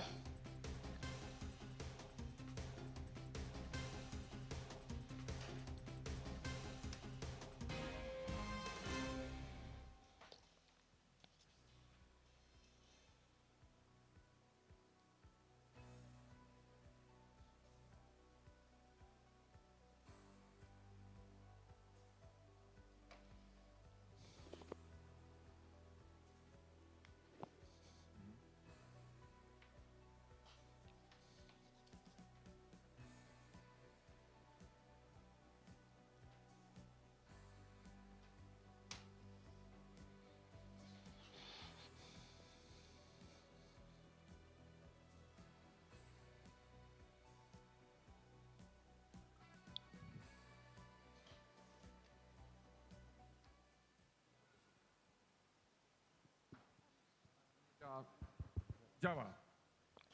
Chciałem jeszcze na scenę poprosić panią Beatę Gruba. I would like to invite Beata Gruba Myślę, on że bez niej stage. nie dalibyśmy rady tutaj tego wszystkiego ogarnąć. Because I think that we wouldn't have been able to arrange all of that without her. Co roku wręczaliśmy Well, your miecze, power of impact is really great, because when I read the names, she didn't want to come. Every year we presented swords, different historical symbols. We are now at the seaside, and I think that Krzysztof Gruba and Beata Gruba are the people who set new trends here, who build modern farm. And we thought that the best gift for them And for everything they are in charge of is going to be the special mention from organizers, as well as representatives of the Ministry of Agriculture, IHAR, and us as the Polish Potato Federation, the steering wheel.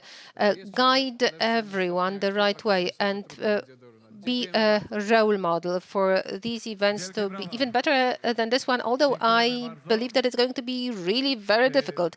Great, bravo. Thank you very much. Thank you.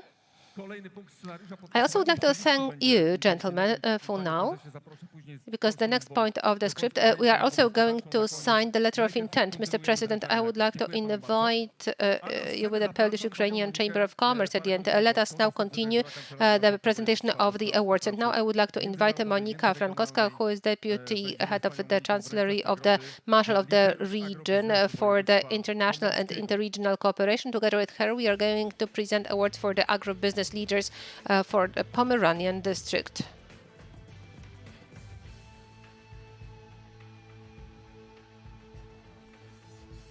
I mamy 3 nagrody w tej kategorii. Nagrodę odbierają.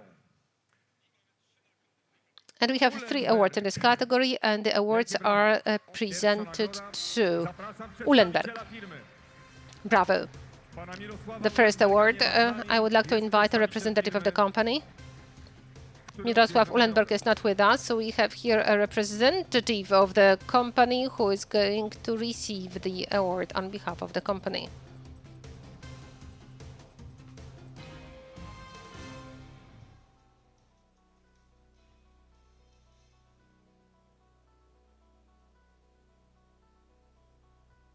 Do zdjęcia jeszcze zapraszamy. Mamy to. Dziękuję bardzo. A picture. Druga nagroda wędruje. We have it. Thank you very much. The second award goes to Pomeranian Mazurian Plantation of Potato, Agnieszka Przewodowska and Marta Gabryś from the board.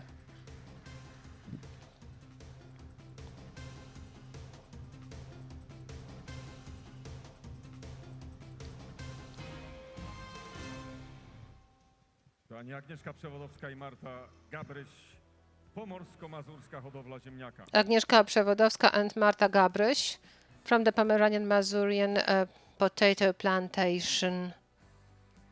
Wielkie brawa. Tak, ma pan rację, Bravo. w takich momentach rządzą fotoreporterzy. You are right, Mr. President. This is the time for the reporters and photographers. They set everything on stage to have beautiful light for the pictures. And the third award goes to, well, we are going to that beautiful conference tent. We pass by that wonderful place.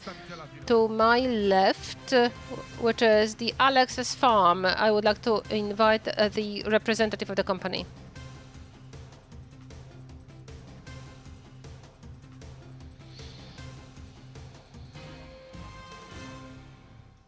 Gratulacje wielkie, a ja wczoraj miałem okazję z panami przy kolacji porozmawiać. Congratulations, and yesterday together with you we talked at the dinner. I like the educational dimension of Alex's Farm. I would introduce just one modification. I could see the maze of corn, well, the maze in the maze. I could see the paths there. I was brought up in the countryside 18 years. The leaves of the maze, they really hurt you quite much. You know that when you run across the field, it really may be painful. It would be a great experiment for people to see themselves what it is like. Thank you very much. Thank you very much for that. And now I would like to invite you the last category of awards. You don't even know how happy I am to invite this person on stage when, after many, many years of the work in the mass media, you meet a colleague from the editorial outlet who is not a journalist anymore, but who works in a different institution that works for the environmental protection. I really was very happy to see that it is the national competition of the farmer of the Baltic Sea region, and it is WWF Poland. Katarzyna Karpeć-Fiderek, can you please come here? Bardzo dziękuję za zaproszenie i serdecznie witam Państwa. Jest mi niezmiernie miło, że mogę tutaj gościć. Thank you very much for the invitation. I also would like to say good evening to all of you. Hi, Kasia. Hi. We met today after many years, and we used to work together on television. And Kasia asked, did we run a program once? And then it turned out that I always asked you questions about some business things. It was the time of CNBC Business, and you was a guest in my programs. And I am a guest of yourself, on stage. But we are going to run this part together, and we are going to present awards. Tell me, what awards are these? And tell me about fascinating people we are going to meet on stage today. In a moment, we are going to tell you who we are going to meet, but a few words about the Farmer of the Year of the region of the Baltic Sea region. And this is a competition for the last 12 years, and we shed light as well as we reward also financially these farmers. And it's about seeing, it's about learning, and it's about exchanging contacts to see those farmers who farm in such a way with the use of the practices that are not harmful to the Baltic Sea. You may know that the Baltic Sea is a sea where there are many countries located, and 9 out of those countries participate in the Baltic Sea Farmer. It's the European edition, and it already happened that it was our farmers from Poland who were the best also in Europe. So our candidate for this year goes further on to run against the farmers from Sweden, Denmark, and other countries that are in the basin of the Baltic Sea. Well, by the way, as far as the Baltic Sea is concerned, we have here 90 million people, which means that all of us influence what is in the Baltic Sea. And since we let in a lot of different biogenic substances to the sea, and half of it is different substances coming from farming, it is important for all of us to make sure that as little of those substances as possible it was, because 18% of the bottom of the Baltic Sea are dead zones, and these are the zones without life. If there is no oxygen, there is no life. And that is why it is up to you, farmers, whether or not the Baltic Sea is going to be a living sea or a dying sea. And the Farmer of the Year is an award for those who do everything possible to make sure that as little biogenic substances go to the rivers and the Baltic Sea, the nitrogen and phosphorus. Well, Kasia, you do a great job. I look at how you work and cooperate with farmers. Great. I root for you. Great congratulations and bravo. And now let us start. We have 3 awards. Prepare your envelopes. We are starting from place number 3. For the national stage of the Farmer of the Year of the Baltic Sea region, Marcin Wójcik, 3rd place. Unfortunately, Marcin is not with us, but the award is picked up by Krzysztof Kuczkiewicz, Deputy Director of the Western Pomeranian Center for Farming Consultancy in Waszkowice. I would like to use the moment when the director is approaching us, and I would like to say a few words about this laureate. Marcin Wójcik is a farmer who uses innovative farming methods like agroforestry, holistic rotational feeding, and he's also open to cooperation with scientific institutions, farming advisors, and education. Education and knowledge sharing is incredibly important. Great bravo and a moment for reporters. Thank you very much indeed for that. Thank you very much. I will certainly pass it to the laureate personally if I manage. Yes, thank you. I thought that you would post it, but well, he's going to present it personally. Very good. Łukasz, why was it the director? I would like to tell you that in the chapter of the competition of the year, there are such distinguished institutions as the Ministry of Agriculture and Rural Development, Ministry of Infrastructure, Ministry of Climate and Environment, the Center of Farming Advisory in Radom, Polish Ecological Club, the Coalition of Living Earth, and us, WWF Poland. And now WWF Polska, Haszka Krolek. Yes, good evening. And now the 2nd place goes to Jolanta Jankowska. Can you please join us? And now a few words of introduction. The second place in the national phase of the competition, Juchowo Cooperative from the Western Pomeranian region. We already had Małopolska. Now it is the Western Pomeranian region, and the company runs farm on the basis of the biodynamic farming, which means that the number of animals on farm is adjusted to the possibility of producing feed on the spot. Juchowo is also very much open to innovation. For years has been participating in scientific research on cattle production and the protection of biological diversity in farming landscape. Jolanta, congratulations. A few words from you. Thank you very much to the chapter of the competition for honoring us with the second place. We are running an organic biodynamic farm. We have been doing this for 20 years. It is Szczecineckie district in Borna-Sulinowo municipality, and it is in the former state-owned farm.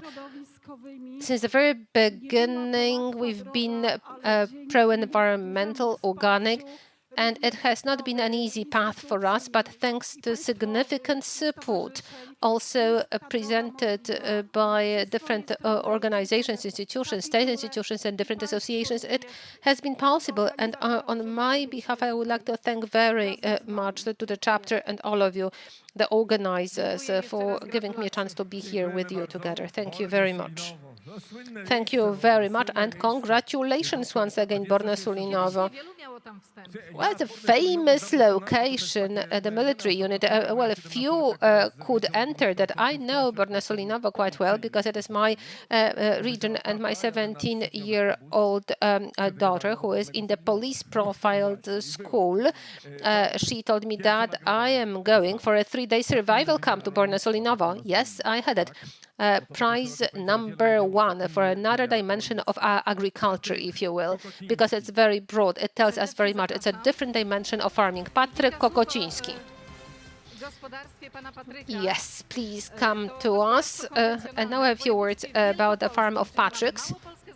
It is a conventional farm in the Greater Poland region. So we have Lesser Poland, Greater Poland, and the Western Pomeranian. Now it is that region. A lot of positive practices for the ecosystem. It is the crop rotation, not mowing the side roads, the right fertilization of soil, and we also appreciate it as far as sustainable water management, because it allows for water retention, and all of us know that water is life. And we have problem to retain water, and the Greater Poland region, next to Kujawsko-Pomorskie region, is the place where the problem of desertification is the greatest. Patryk. I would like to thank the chapter of the competition very much for the appreciation of our efforts. But first of all, I would like to thank the WWF Foundation for the creation of the platform, the place where the farmers who clearly show that farming today is not thoughtless drawing from the earth resources anymore, that now we are going towards the protection, caring for the landscape around us. And more of us are aware that it is up to the condition of that landscape that our business depends, whether it's about breeding of animals or growing plants. Using this opportunity, I would like also to thank my family, together with whom I run this farm. First of all, my parents, who did the homework from the generational change and gave a great stimulus for ACT. I also would like to thank Łukasz, my partner, who is with me today and supports us and our farm. Thank you very much indeed. Can you please show this award for the reporters? Laureates, can you please come back to us for the family photo? I would be very grateful. And now I would like to invite you to spend the day tomorrow with us. I know that some of you are going to go away this evening. No one is going to run away anywhere after what we are going to do tonight. We are going to talk about what is to be done. We are going to share practices, and we will also show to you a film where Patryk's farm can be seen. And I think that the idea that is a headlight for us, that farming is not taking something away from nature, but it's cooperation, which is going to be closer to us even more. Now I would like to invite all the laureates, and if you allow, we'll take a family photo. a family photo for all the laureates in the very center for the reporters to be happy with the light conditions. Are you happy? No, they are not. Gdzieś pan fotograf nam zginął. A pan fotograf? Tak. Jest, dobra. Where's the photographer? Proszę bliżej. Well, the photographer is there. Come up.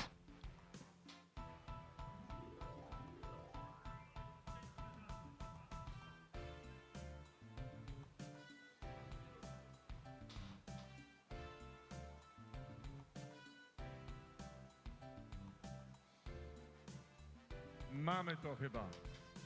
Dziękujemy bardzo. Bardzo dziękujemy. Nagrody WWF Polska. I believe it is done. Thank you very much. WWF Polska Awards presented by Katarzyna Karpa-Świderek and Halszka Gromek. Thank you very much. Indeed, well, it was our pleasure. Have a good evening. And now it is it was almost the last stage, and now I would like to put this table on the very center. Tomasz Bieńkowski, president of the Polish Potato Federation. I would like to invite you to me, and the representative of the Polish Ukrainian Chamber of Commerce with a letter of intent. Jacek Piechota is already buttoning up his jacket and coming up to us. I am preparing the microphone, and now we are going to have the ceremony of the signature of the letter of intent. And the president is going to say more about it. All right, yes, thank you very much, ladies and gentlemen. Thanks to the invitation and thanks to the establishment of cooperation. Today there is a meeting and agreement with the Ukrainian Association of Potato Producers. Well, we are also planning the visit in Ukraine, and it's also the structure of our chamber at your disposal. 12 representations of the chamber in 12 Ukrainian regions is at your disposal. Our experience, relations that we have in Ukraine are also at your disposal. And I am deeply convinced that the letter of intent signed today will not be an empty piece of paper. There are very specific tasks ahead of us to conclude, and I am sure that these are going to be the effects we are going to deliver by next year.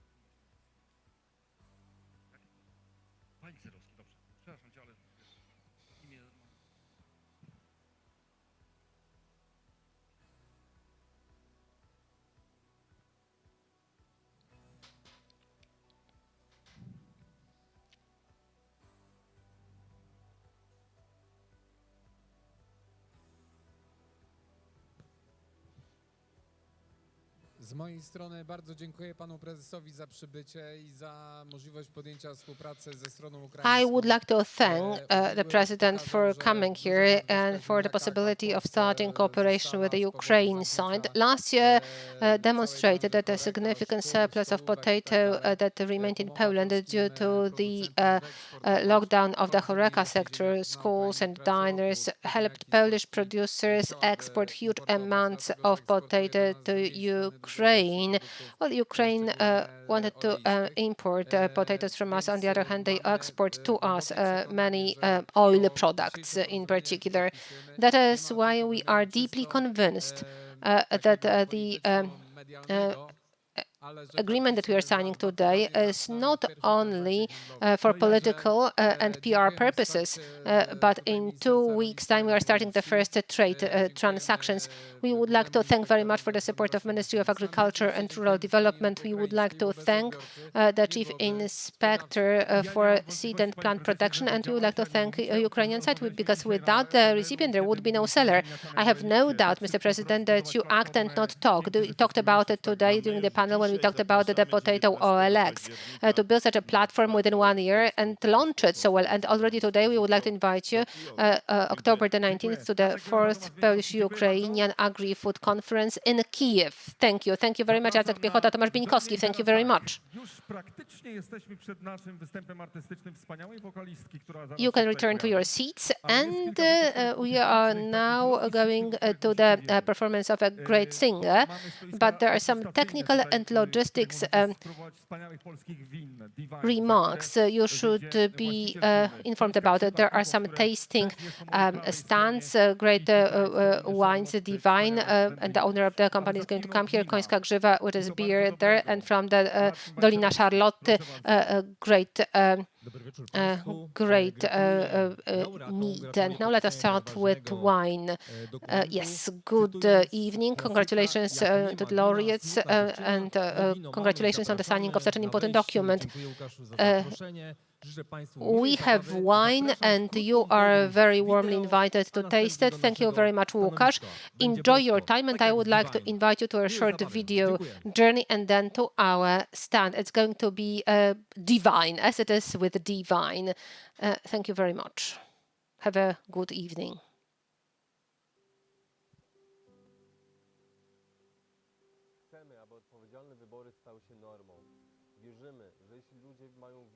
We want responsible choices to become a norm. We believe that if people know that fruits are wasted, they can make a conscious choice to buy Polish products and see a positive impact of their choices. They can support Polish economy. In Divine, we believe in the celebration of simple pleasures of life that were remembered in the past, but we forget them in our everyday rush, which makes it impossible for us to see the beauty of the surrounding world.